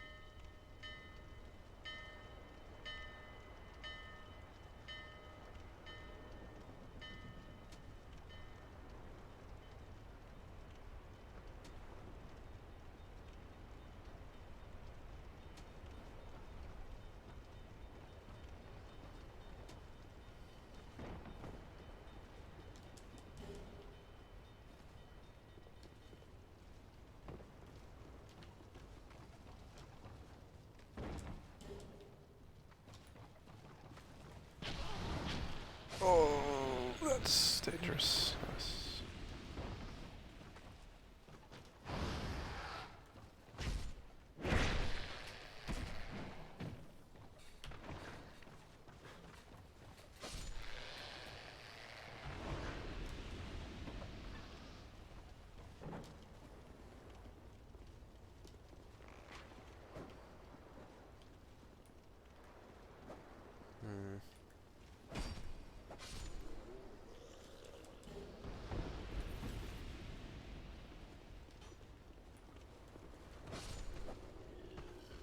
I don't have a torch on me, so I can't really light these areas up. It's like a... Don't really get anything for lighting all the torches in this area anyway. Let's do these shadow guys, just try and kill them quickly or get around the back of them. Do a bit of damage to you from the front. Secret in this building. There's a couple of secrets coming up, but one in this building. Let's press A on the wall here.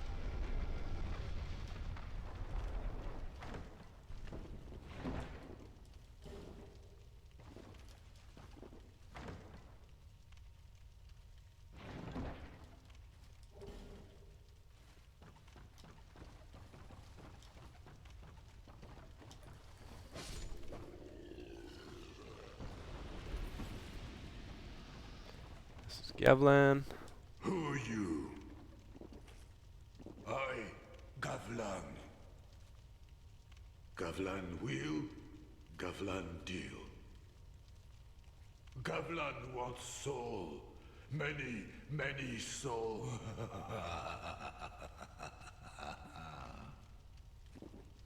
What you want?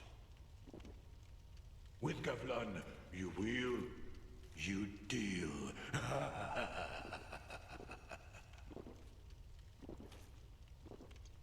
interesting fella. Gavlan will, Gavlan deal.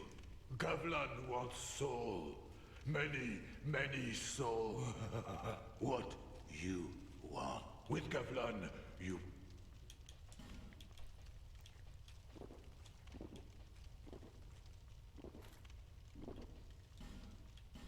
I usually sell anything that I don't want. He's the only real person you can sell to in Dark Souls 2, but there's nothing I really want to sell at the moment. I don't think. I don't think I have duplicates. Oh, I do have a couple of duplicates, I guess.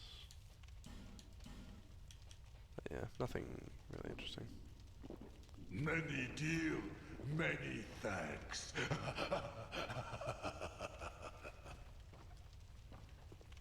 You can open the shortcut, that's that roof that we went up to earlier. We'll just skip those guys.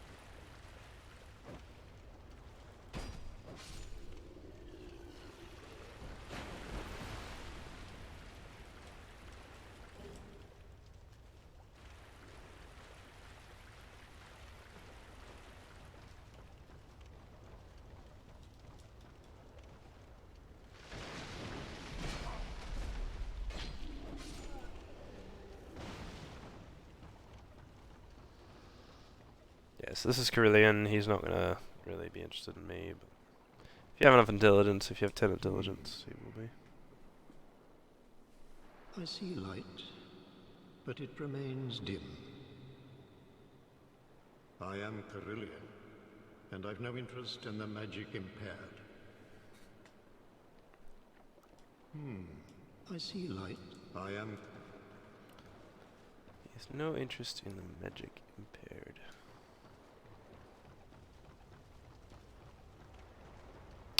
Anyway, we may... Oh, I missed a torch here. Let's just light up a couple.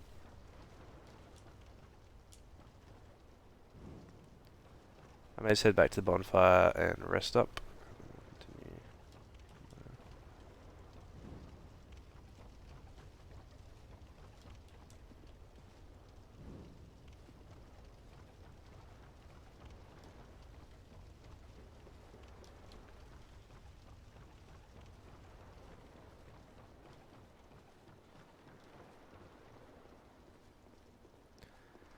So with Lucatiel as well, we're going to be able to summon Lucatiel for this next battle. Now, again, I'm doing a no summons run, so I won't be doing it, but if you are looking to get Lucatiel set, for instance, if you're looking to complete a quest line, get the achievement for that, then you need to summon her in, I think, 3 battles, and she needs to survive those battles as well, so you can't just summon her in those, you have to make sure she survives them.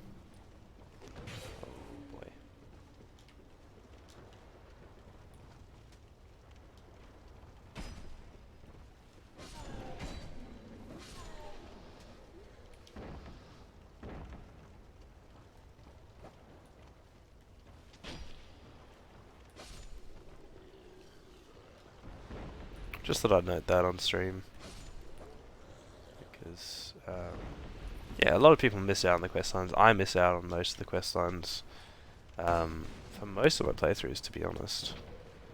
It's only recently that I got the Dark Soul achievement for DS2 and did all of the quest lines, made sure that Ben Hart survived his, Lucatiel survived hers, and got the equipment, Dr. Drummond, all that sort of thing.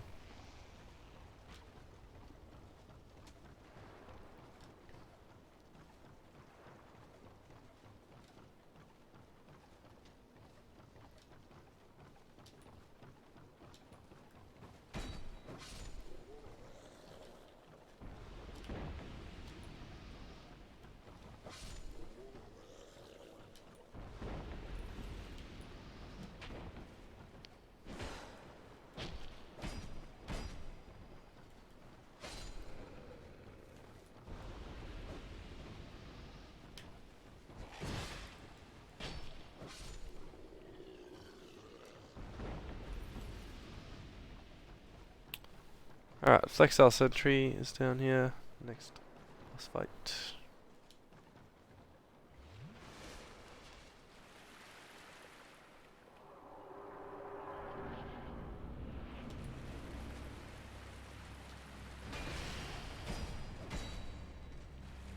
I personally prefer to fight the club side, so he's got two sides to him. I prefer the club side. Just usually get a couple of attacks off. Wait for him to do his... He usually does a triple combo. Double's alright.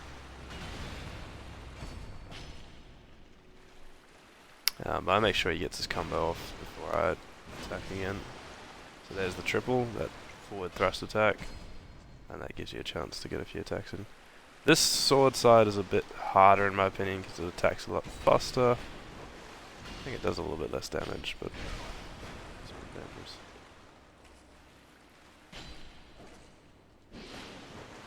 And he can do that as well. It's an attack that you rarely see, or at least I rarely see, where he actually reaches over the other head and sort of pokes downwards onto you with the curved swords. Anyway, that was Flexile Sentry. Bit of a bump in the road. And then remember I said we were going to come to Lost Bastille from a different place? Well, this is where we're coming back to Lost Bastille.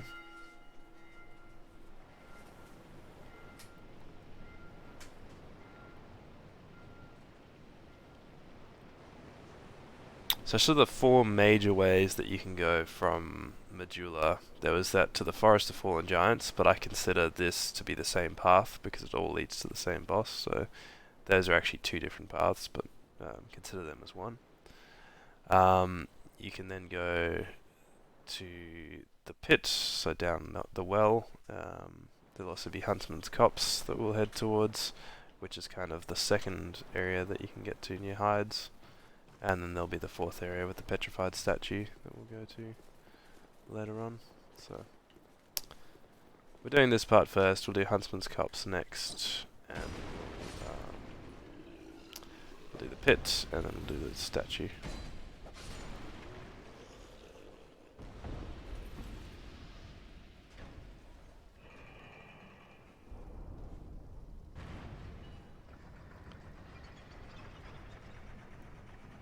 Although I'll probably finish today's stream with the Lost Sinner. Should be our first of the major four bosses.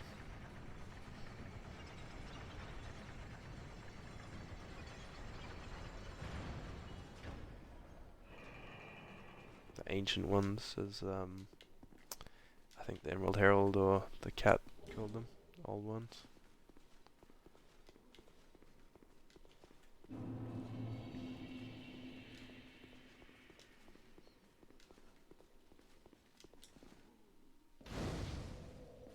So we're just grabbing that bonfire, and then we're going to head back down this way. I just want to show a little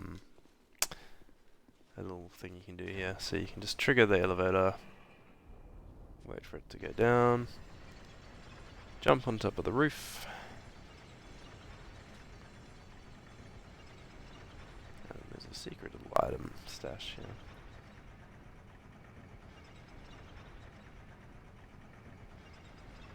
I don't remember which side it is. Scimitar and repair powder. Nothing too crazy, but just something to point out, because I think most people will miss that item.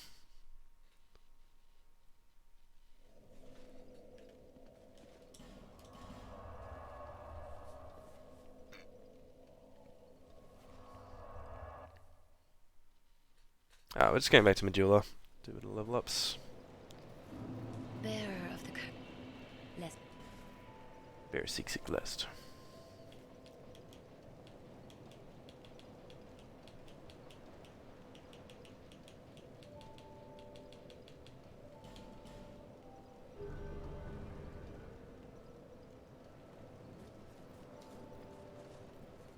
Can we put our gauntlets on again?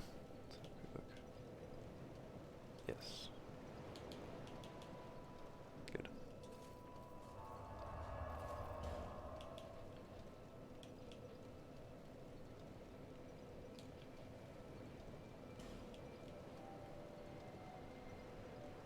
So Exile holding cells is where we came from. back there now.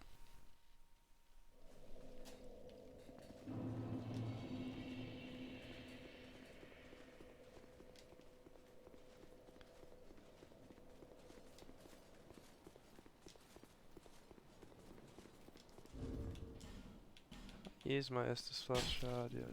Ow! I forgot there was an archer up there that would hit me, and this one. Just kind of wanted to make sure that I'd use my Estus Shards.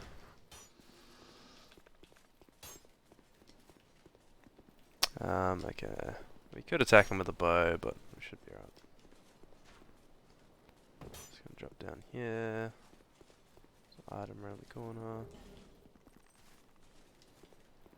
This area gets a little bit intense if you intend to fight the pursuer. You can kind of run through and avoid him if you want to, but it's a good amount of souls that you get for fighting him.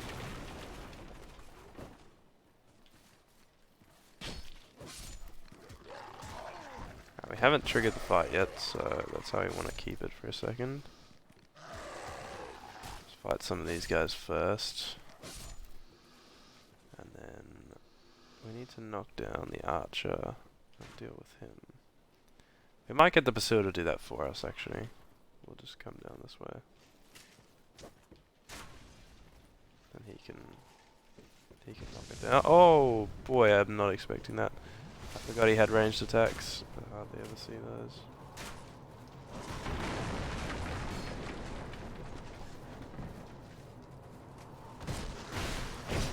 How to avoid majority of damage. It's actually really well timed.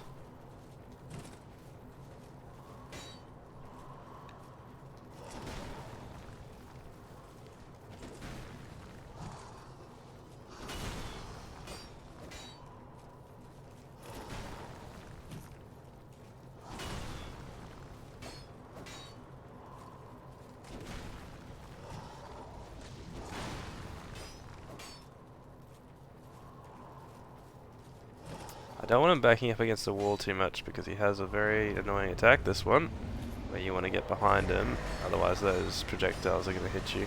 For some reason I still got hit by one. I was obviously a bit too close in. Yeah, you don't want to be in front of him when he does that dark attack. Yeah, I completely forgot about the ranged attacks. That was unexpected right there. Estus Flask Shard back here. Make sure you get this one. You can actually see Macduff's Bunfire through that area. We're going to be going there. So you can't open up this shortcut until you've come through that way. That's why we stopped where we did last time, because you can't open this gate without coming through this way.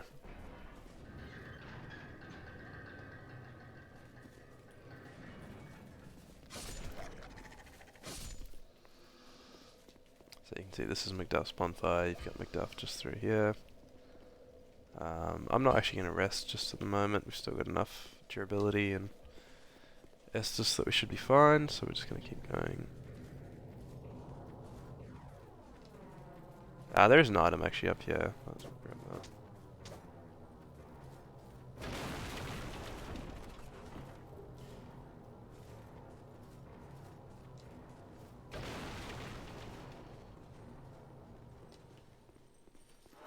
No! These explodey boys can be really annoying sometimes.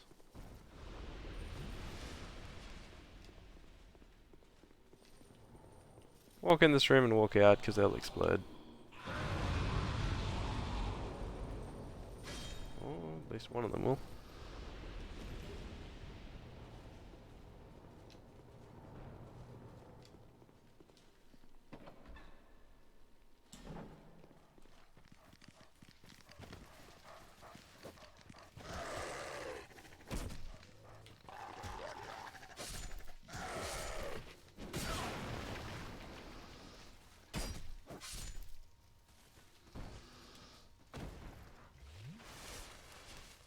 So you don't need to do this unless you want the Wanderer's set, but this will bring up 3 of those guys. And if you don't hit them quickly, sometimes you'll end up dying to them. There we go.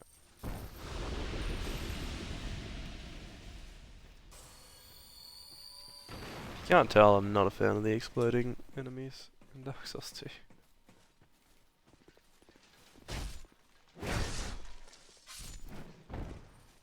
Do I have a firebomb at all? Yes, I do.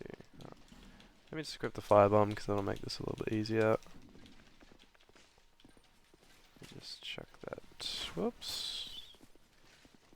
Just chuck that through here.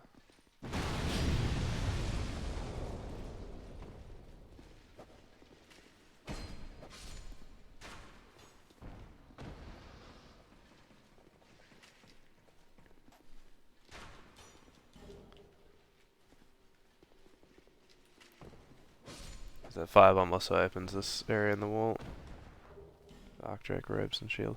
Sorry guys, I actually missed a section at Hyde. We might head back down there soon. Just completely missed that section, I'm pretty sure.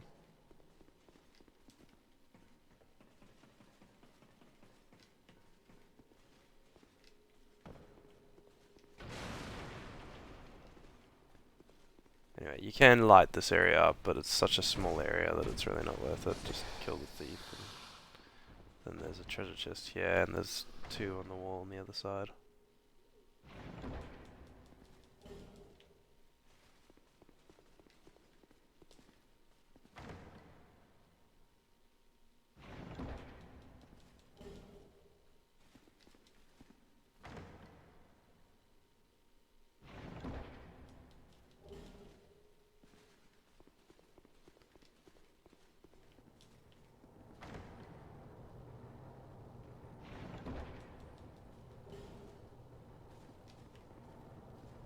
Okay, so yeah, we'll be coming back to McDuff's anyway, so we might as well. Sorry, back to Hyde to get that stuff we missed.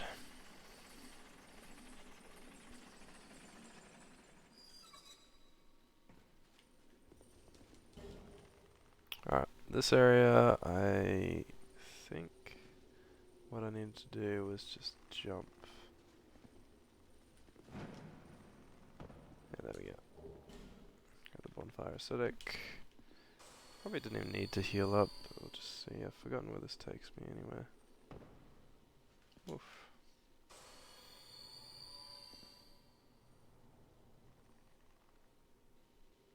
I think this is just the bottom by the cages anyway, so let's just use a hammer bone. Yeah, it is.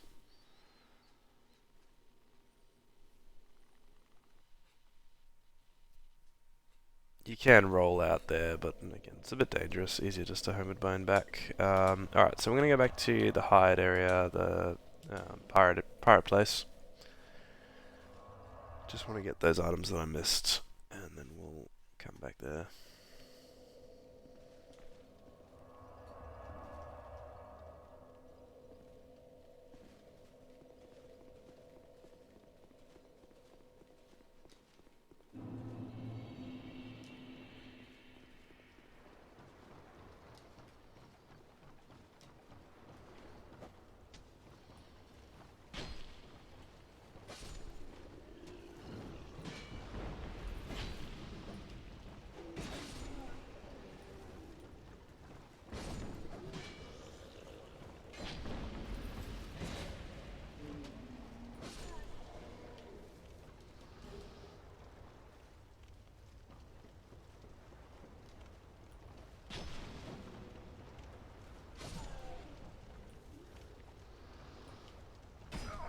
Ow.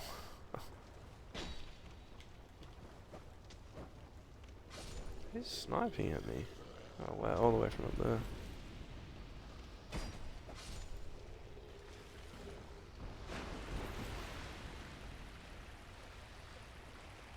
Anyway, we want to try and avoid most of this.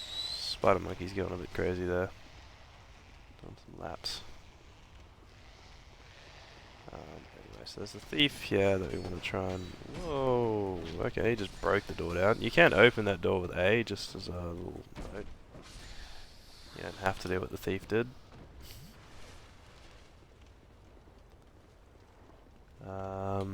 Another note. Actually, no, before we do that one, let's just try and kill these guys. These barrels have poison in them, so you want to hit them from a distance. Does air stock give us enough range? No. Alright.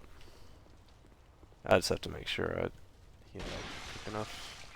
Yeah, so you can throw firebombs at these things and hit them from a distance, but obviously we didn't, so gotta do this the old-fashioned way.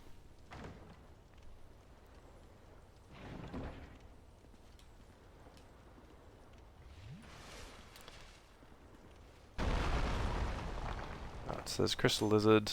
Make sure you get him. Titanite Shard and large Titanite Shards. Soul Item, Soul Item. There should be the Estus Flash Shard and something else here, I can't remember. So this is the Royal Soldier's Ring, that's right. Increases your equip load, can be useful. Soul Item, Life Gem, and then here's the Estus... Oh no, not Estus Flash Shard, sorry. Fragrant Branch Viewer. I knew there was something important, but I forgot what it was.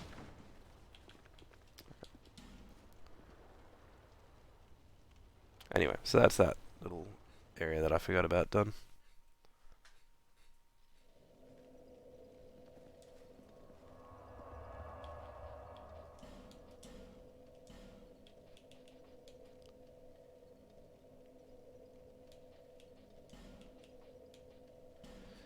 Nullifying Human Effigy effect. Human Effigy, basically, initially it'll stop people from being able to invade you for a bit when you use it, so that's all I was doing, is just letting people invade me if they do decide to. It can sometimes prevent you from summoning other people as well. I'm not sure if that's a thing, but I feel like I've had that problem previously.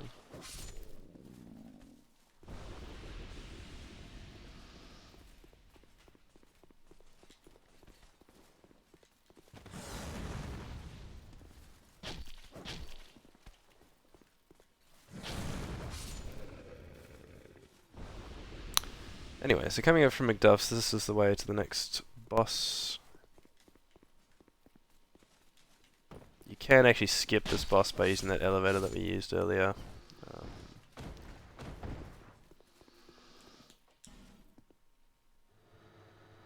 yeah, use Fragrant Branch, and we can get through this area.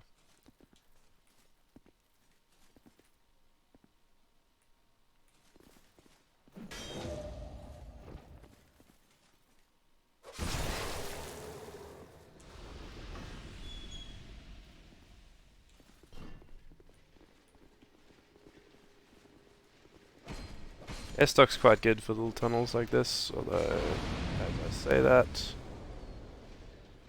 we get blown to smithereens almost.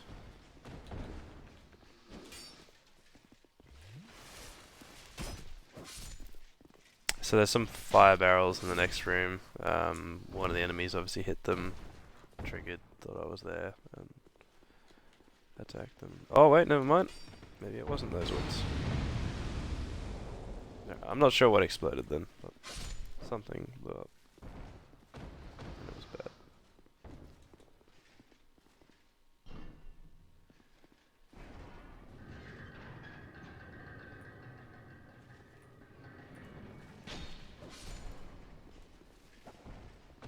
Can we not? Whatever. We'll be going up that ladder in a second anyway, so...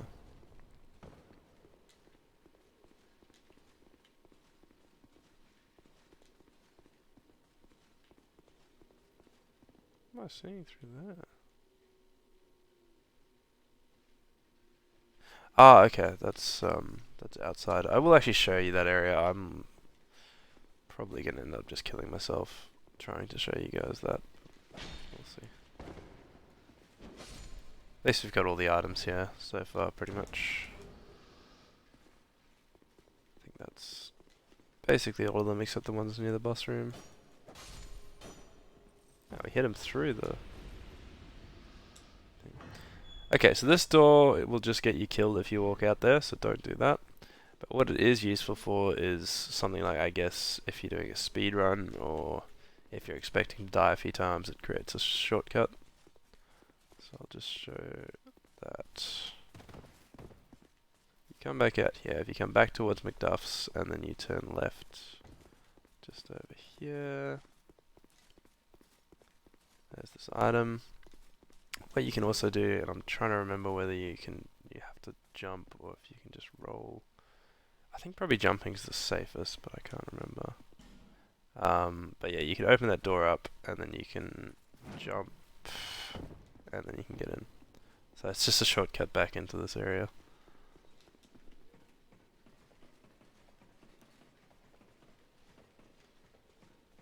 It's a bit of a risky shortcut in my opinion.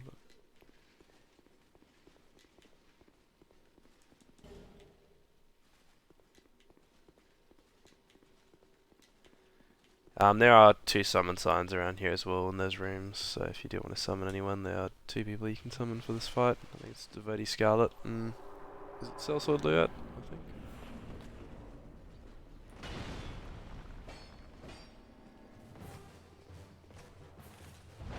It might actually not be Sellsword, it might be Masterless Glenclaw or something.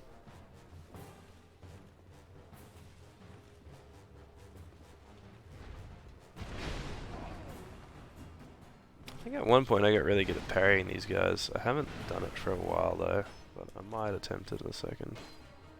Maybe we'll do it with the last one if we can get it down to 1 enemy. There's obviously 3 of these guys, you can see the health bars. So you want to stay up here. The reason I stay up here in this fight is because you'll have to fight the other 2 if you go down early. So try and stay up as long as you can.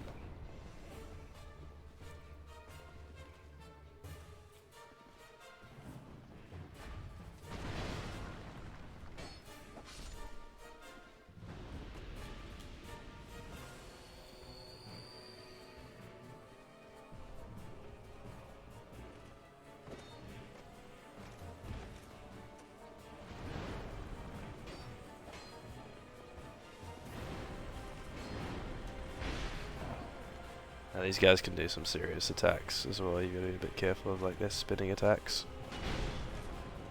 Combine really well.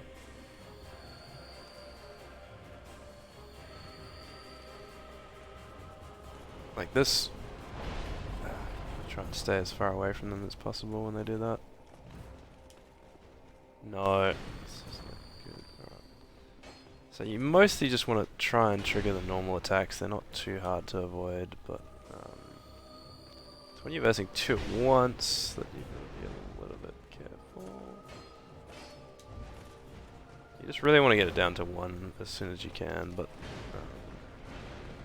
it's a much harder fight when you don't have summons to take their attention.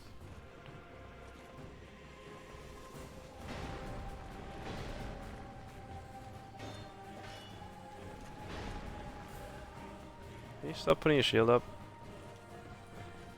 I might have to fight this one for now.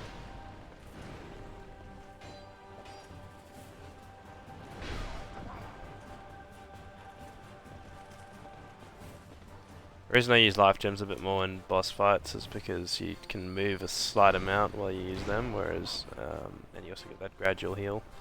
Whereas when you use the Estus, if you then take damage after it, you don't really get much benefit, and you can't move at all.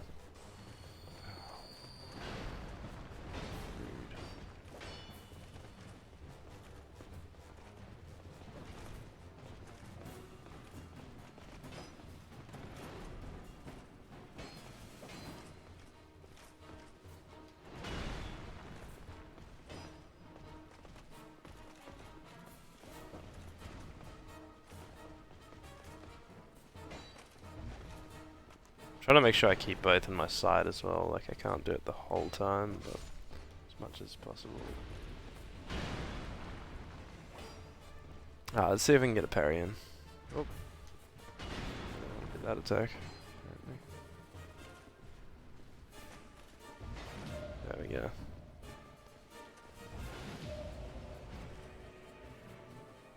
No, that was different attack. Anyway, you can parry them. It's not particularly useful, but you can parry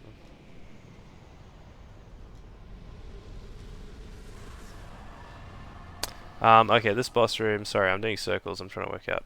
So, this door here is just a landmark for me. There's basically no secret walls on that door side. but then either side of that they are, so I usually test all of the other walls. I always forget exactly where they are.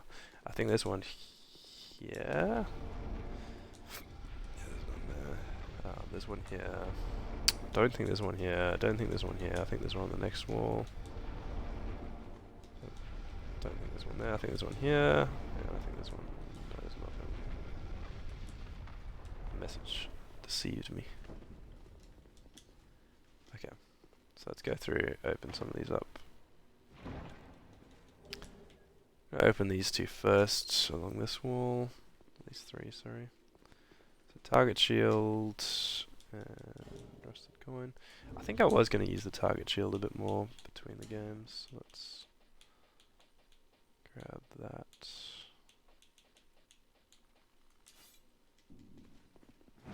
Yeah, cool. It's got the same moveset as the buckler. Same parry attack. Do I have the stats for it? Yeah, easily.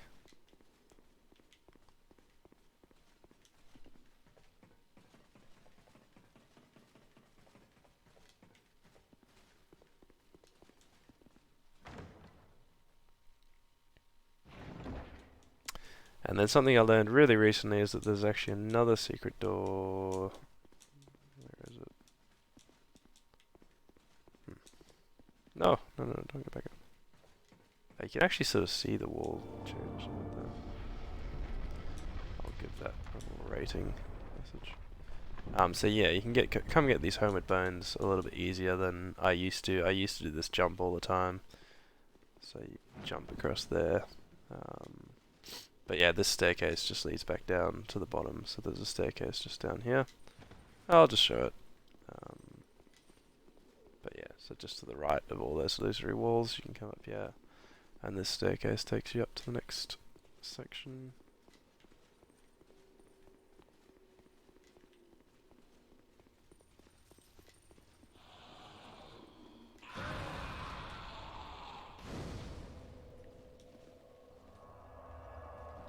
I am going to go fight the pursuer, but I'm going to leave the gargoyles. So there's a gargoyles boss that you can come do down here a bit later. I'm not going to do it just yet. I don't even know if I have the Ferrous Lockstone to do it anyway. But you need the Ferrous Lockstone to get to the next section here. This is just an optional boss through this area. Pursuer just hit an explosive barrel.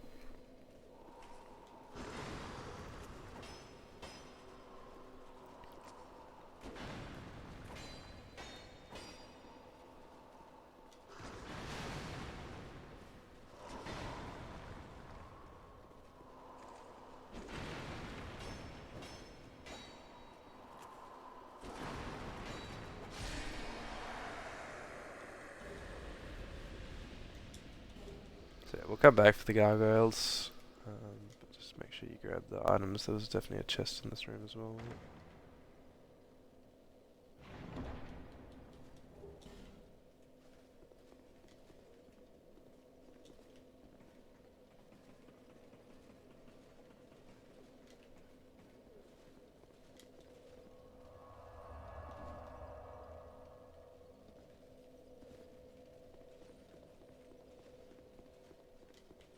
I probably should go and spin my souls soon.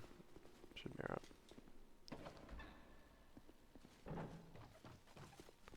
alright. Also, you probably want to kill the enemy that's coming from behind me first. Like, that's my recommendation. But if you're quick enough, you can grab that key first. Do that to him. But he will try and knock you off the edge or come and attack you down there. So keep that in mind if you're a bit worried about it. You can go up that staircase in the room I just went to, or you can come across here. It's entirely your choice whether you want to make that jump or not. Benefits of this way is you get to kill that dude. He's having a bit of a swing on the ladder now. And you also get behind some of these guys, which just means they don't really see you before you attack them. I'm not sure what this is about, honestly. Anyone want to explain why we've got a door with just a skeleton inside? I don't know. Maybe it's inspired by Eminem's cleaning out my closet around that time. no idea.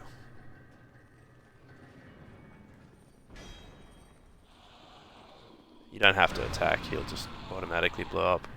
But you need to hit these two fairly quickly if you want to avoid them exploding. Otherwise they'll come at you.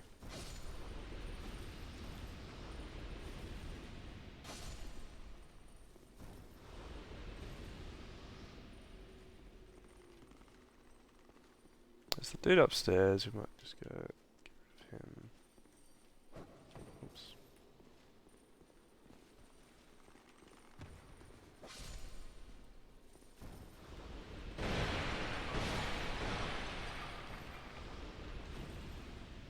Alright, so through here, there's an illusory wall. Sorry, I might just go back up a bit. Through here, illusory wall. Should be an item at the end. And then coming back through to the left, there's an illusory wall as well.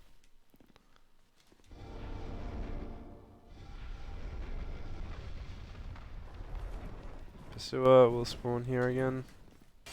Get some early attacks on him if you want to.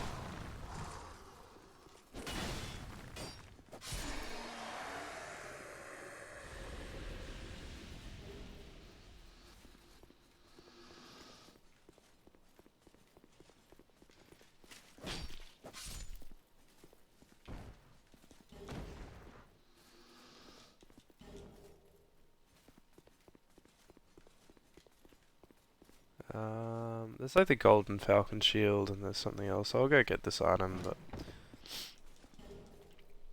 it's a bit hard to come all the way back if you get the golden wing shield, I think it is. So I'm just not going to worry. But if you follow that bridge the whole way along, yeah, you can go and get it. But then you've got to like fall down and try and get all the way back up, and just not really. Not about that life right now, you know? Alright, what am I doing? Going back up.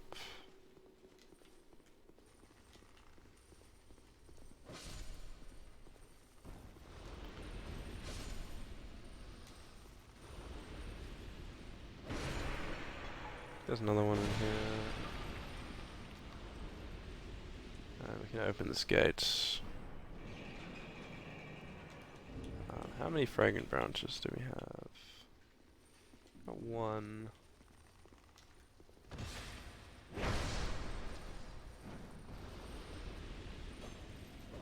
Just tossing up whether I want to get strayed or not. I think we might come back for strayed later, once we've got some more branches. But you can unpetrify strayed. He's actually got the voice of Framped from Dark Souls 1, which is pretty cool. But yeah, he's not really essential. He's someone we can just come back for.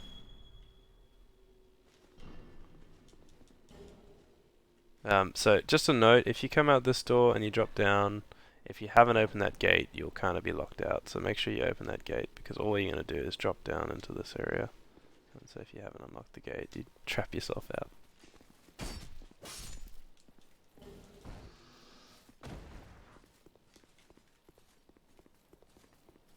Archer above. Take note.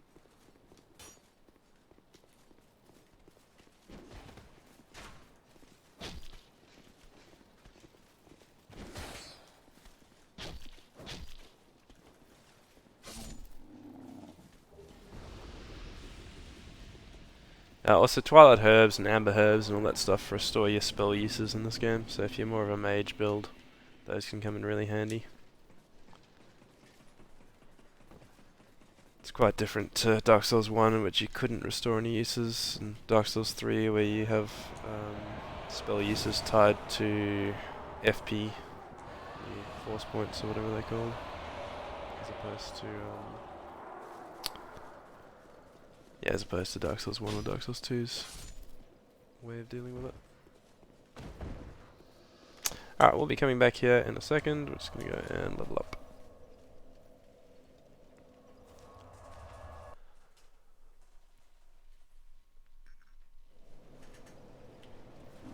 Is that a shard you found?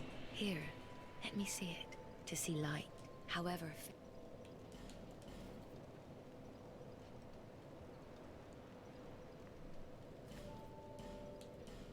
Cool.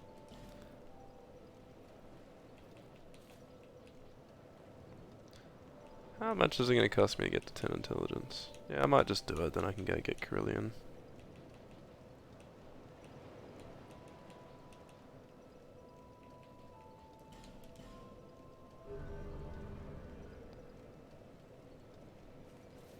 Alright, we'll go get Carillion, and then we'll come back.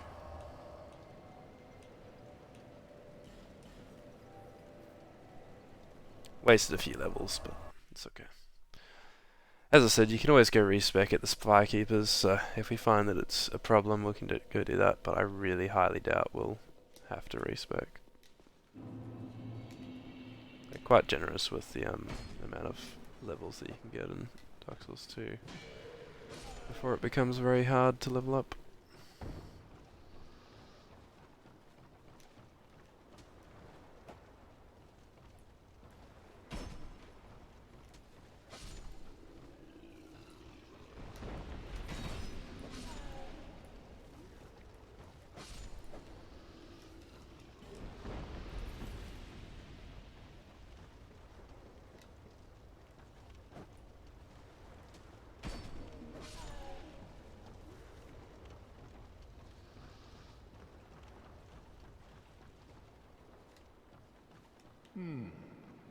I sense power. Very well. From this day, you shall be my new pupil. I am Carillion, Carillion of the Fold. Surely you've heard the name. Now, do not be afraid. Let us explore the limits of sorcery. The forces of magic and souls lie dormant in this land. It is a fitting place to hone my sorceries. I suspect that I may even conjure up new spells here. Sorcery is yet a mystery even to me. Let us mature together, young pupil. Use scrolls to unleash the power of sorceries. But the power of each scroll is reliant on that of its owner. The untrained cannot wield a scroll to its proper potential. Never forget, young pupil, there are no shortcuts to mastery. The forces of magic, it is source. Young pupil, may we meet again in Majula.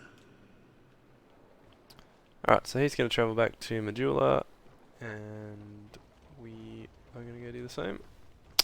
I will go talk to him in Majula if he's got any more dialogue, otherwise we're going to keep going towards the Lost Sinner.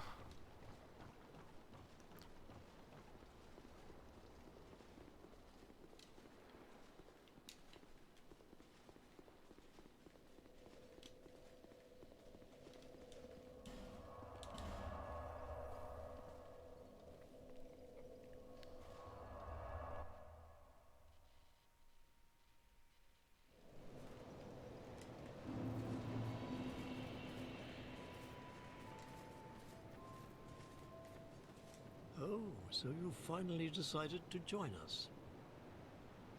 Let us resume our exploration of sorcery. The forces of magic, it is... I thought he had some more to say, but maybe it's just later on. Oh. I said, I wish to find out more about it. But as we see, this place is in ruins. Just what happened here? Yes, he does talk about a dark power there. Sorcery was created long, long ago. Some say it was originated by the Great Pale Being. But we've no way of knowing if such claims are true. Many sorceries were lost over the ages. Before pyromancy, there were fire sorceries, but they are long forgotten.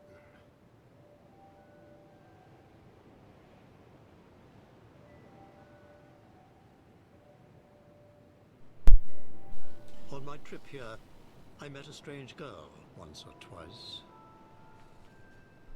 After a time, I never saw her again.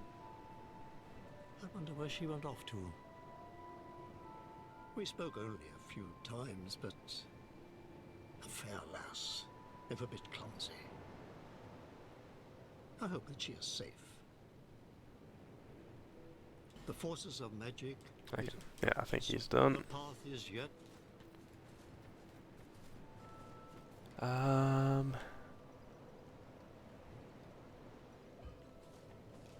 we're just gonna go upgrade our equipment slightly. Just with the armor.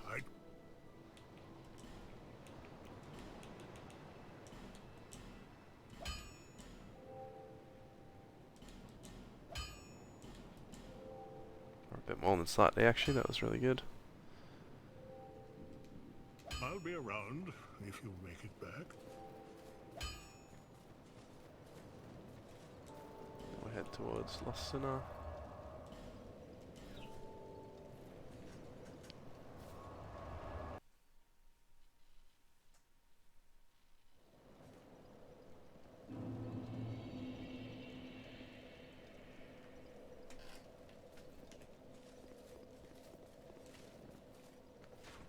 We probably should deal with that archer just before we move on.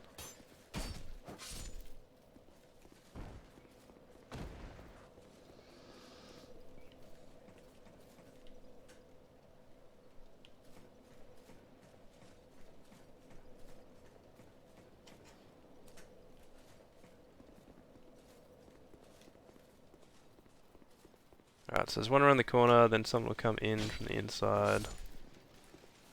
Out from the inside. In from the inside. And then there's two more in there to deal with as well. Just trying left and right to avoid the crossbow bolts.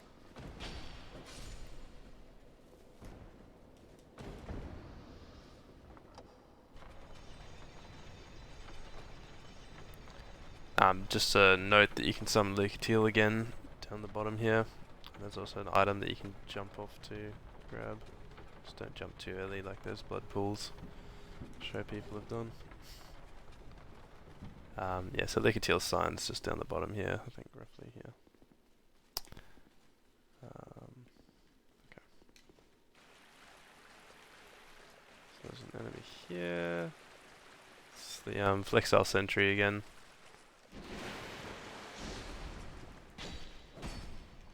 Bit of an annoying area to fight him in.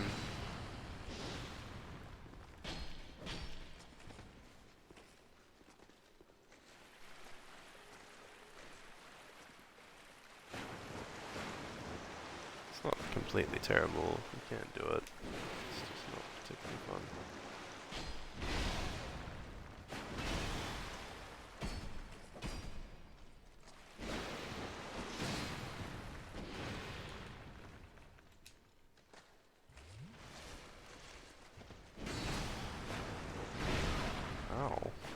That was interesting. Wasn't actually ready for that one.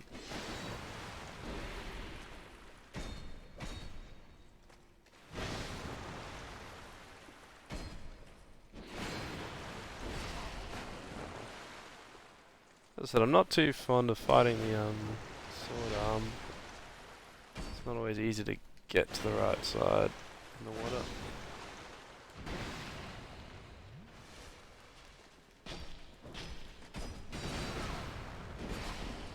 We almost finished him. We haven't done to literally nothing.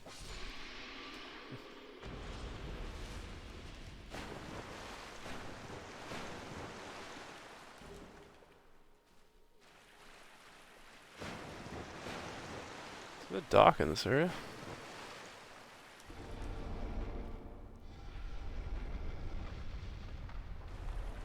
so be careful. You just want to come out here and grab those items. You don't want to walk any further out. It's just out to nothingness, and you'll just fall down into the deep water.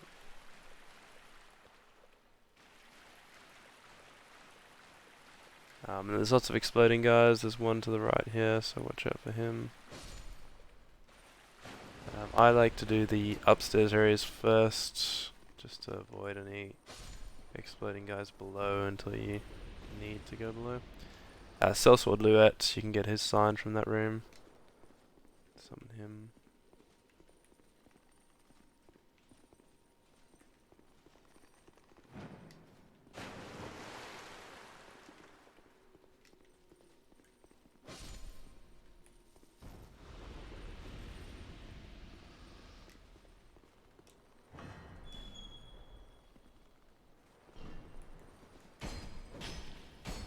Another spear. Hide Knight, so you gotta be a little bit respectful. Okay, don't get too aggressive once. And make sure to roll a lot.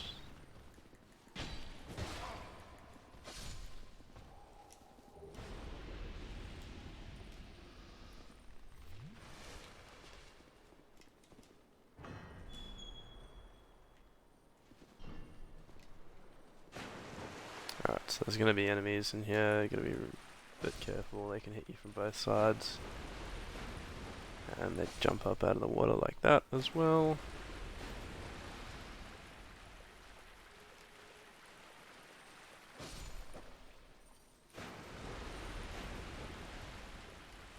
So yeah, if you want to get all the items here, you've got to take it somewhat slow. At the same time, don't let them jump at you. Slow, but very, very watchful. I think there's another one in here, but I can't see him. Maybe not. I think we're all good.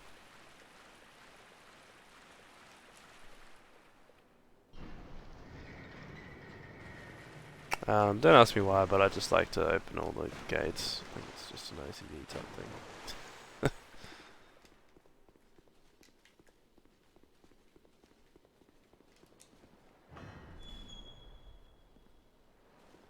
It's just satisfying having them all open.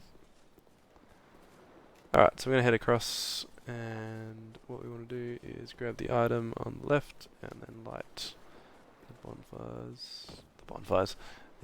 Okay, so there's two things, one on each side. I don't even know what they're called, but basically they light up the room inside the boss room. So it's a lot harder to lock on to the boss if you haven't done these. So we can use a flame butterfly, which just means you don't have to go to a bonfire to light your torch. And then that'll go into the boss arena and light it up.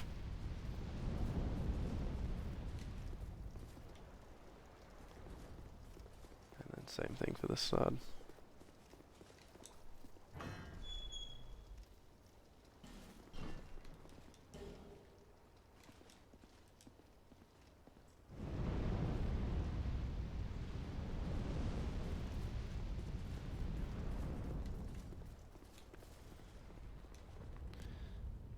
Alrighty, let's do it.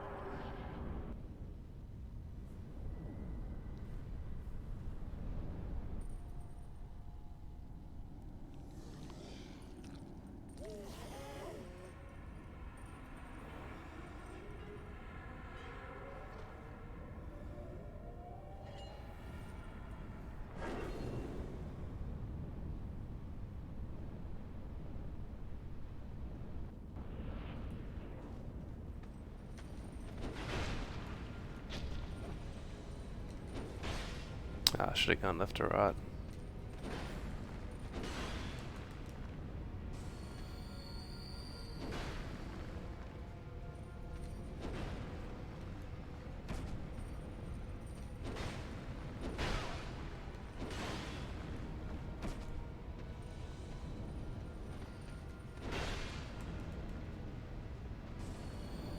Oh no no no no! Oh boy! I need to roll through an attack here. Get another heal off.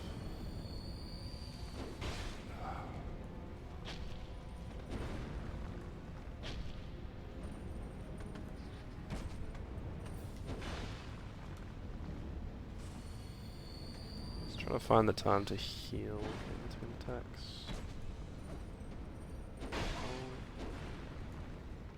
It's actually a lot harder without summons. I've mostly had summons for this fight lately.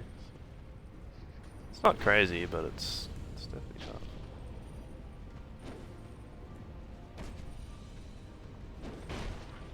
Just to avoid those hitboxes. It's kind of stupid.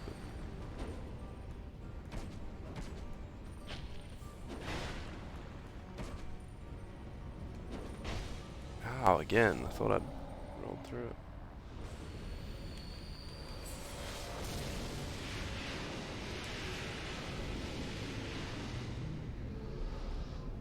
Oh, wrong side.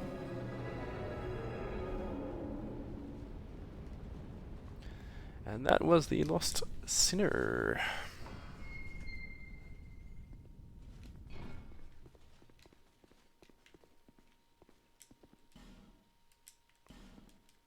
Yeah, okay. Oh, is it the other side? What? Oh, what am I doing? I'm believing Dark Souls 2 messages. That's my problem. Illusion ahead.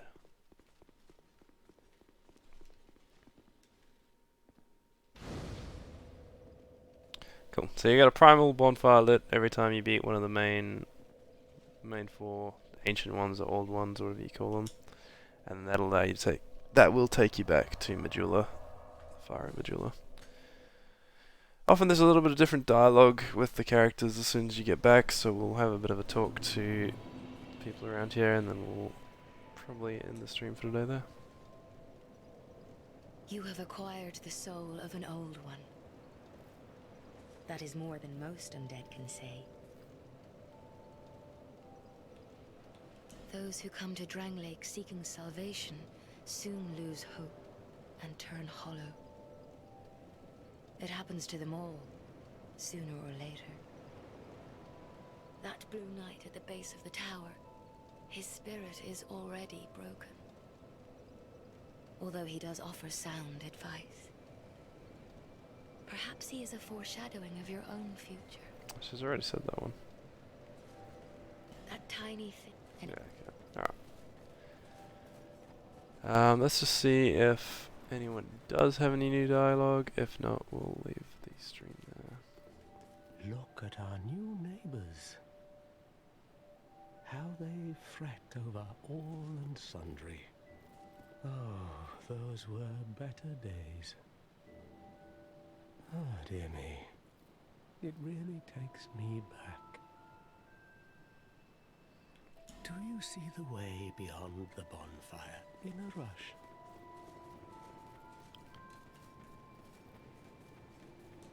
Oh, there you are. Use scrolls to unleash the path is...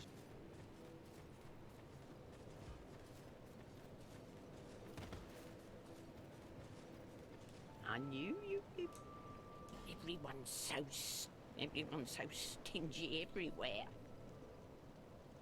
You're my only customer. Don't make me beg. Now buy something. We call this place Majula. Not too special if you ask me. It's just the place where everyone seems to end up. Everyone's so stingy around here.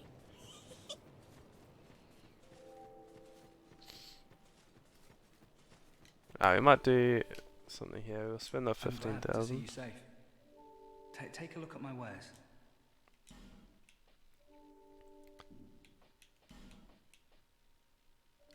Alright, so what do we want to buy? 15,000. All we need to do is buy the mask and the straight jacket, for instance.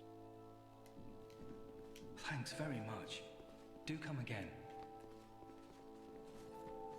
And then what we can do is just go and rest.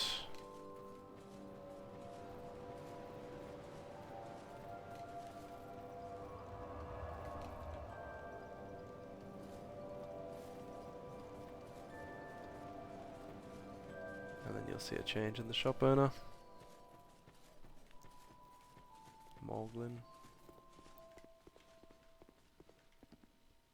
See how he's sitting now? Sorry, have we met? Oh, sorry. It's just I've been awfully busy lately. Care to look over my wares? Please, be my guest. I upgraded my stock recently, although it may be a bit out of your reach.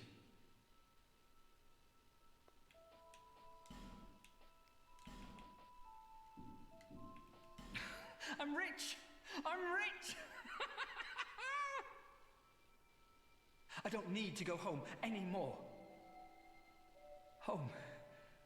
Home? Where is home? Are you sure? Well, I may sell out while you're away.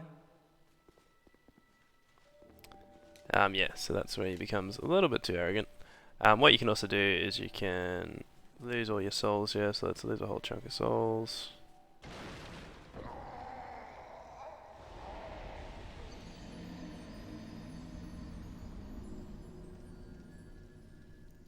And then we'll go talk to him again.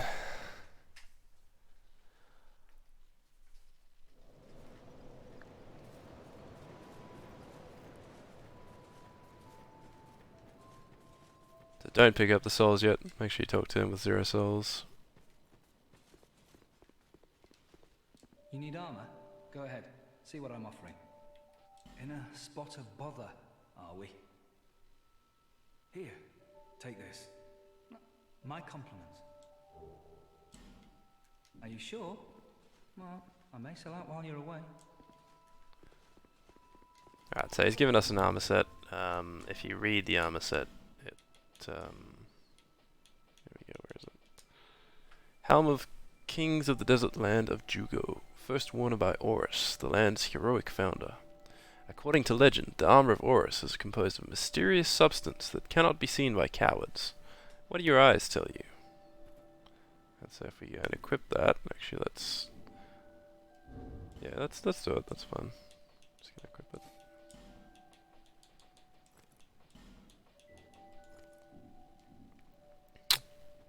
You can see that we've sort of got armor on, but we sort of don't. So, are we a coward? Well, maybe.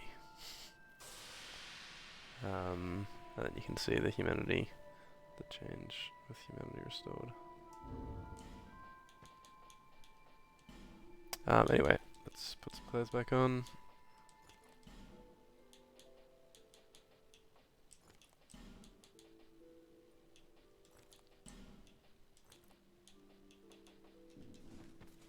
And let's get our souls back.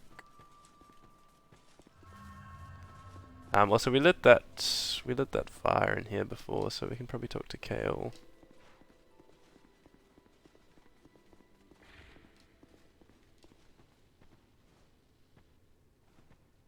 Oh, hello again. You've made it. The map, I presume. Of course. Take a good look. Even more flames have appeared. I don't know what causes it. Did you see the flame on the map? It wasn't there when I came here before. I don't know what explains it. But there is something greatly comforting about that flame. It seems to fulfill something very precious, deep within the soul, something essential. I would not venture far into that hole. It was blocked by a wall, something built long ago. But it was crumbling, and I finished the job. Now a foul sound echoes within. Did you see the flame on the map? It wasn't there. Anyway, see, this map will all get fully lit up, sorry, once you go and light all the main bonfires that lead to each boss, and then defeat the main 4 bosses, and get towards the end of the game. So that's what the map's about, and we'll see that light up more as we come back and talk to Kale each time. Let's just talk to Shalaquare, I think her name is. Oh. Who are you again? No, I'm not serious. You do have a rather pleasant scent. The type I'm quite fond of. This place is fascinating. We receive only the most peculiar visitors. It's an... Are you going to see those four who have grown so incredibly ancient? Nothing suited you, I presume? Well, that's disappointing. Oh wait, actually. Oh. No, you do... Nothing suited you made me just think, actually, I probably should grab the Silver Cat Ring and the Ring of Whispers. I'll grab the Name Engraved. I won't be using it in this playthrough, but it's nice to have. Just as a quick showcase as well, for that Name Engraved ring, you can see if you equip it, it allows you to choose which one you want to be. So like, let's say we go with, just like, Queller, God of Dreams. Then only people who have Queller on will be able to find your summon signs, and you have a wider range that people can summon you from. Anyway, we don't need that. We'll change back to... What did we have? Actually, we should go with the Leo ring. Strengthens thrust weapon counterattacks, which the air stock is definitely a thrust weapon, so that makes sense. Is there anything else that I wanted to equip, or am I think I'm sorted.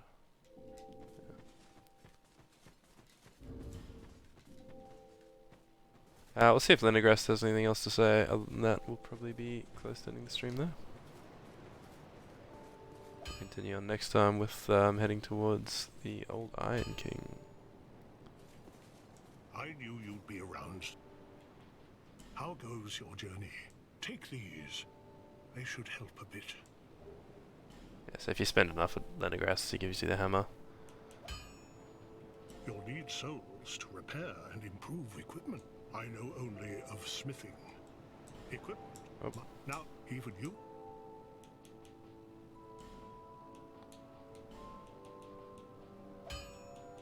What am I doing? Just reinforcing.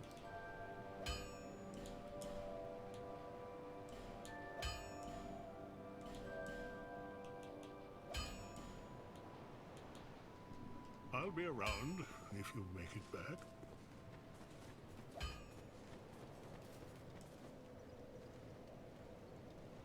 Bearer of the curse, seek soul, seek lest this... Alright, one last level up, and we'll leave it there until next time.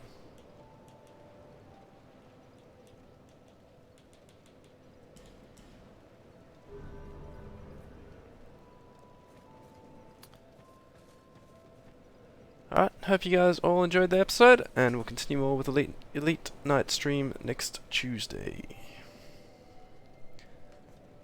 Have a good one all.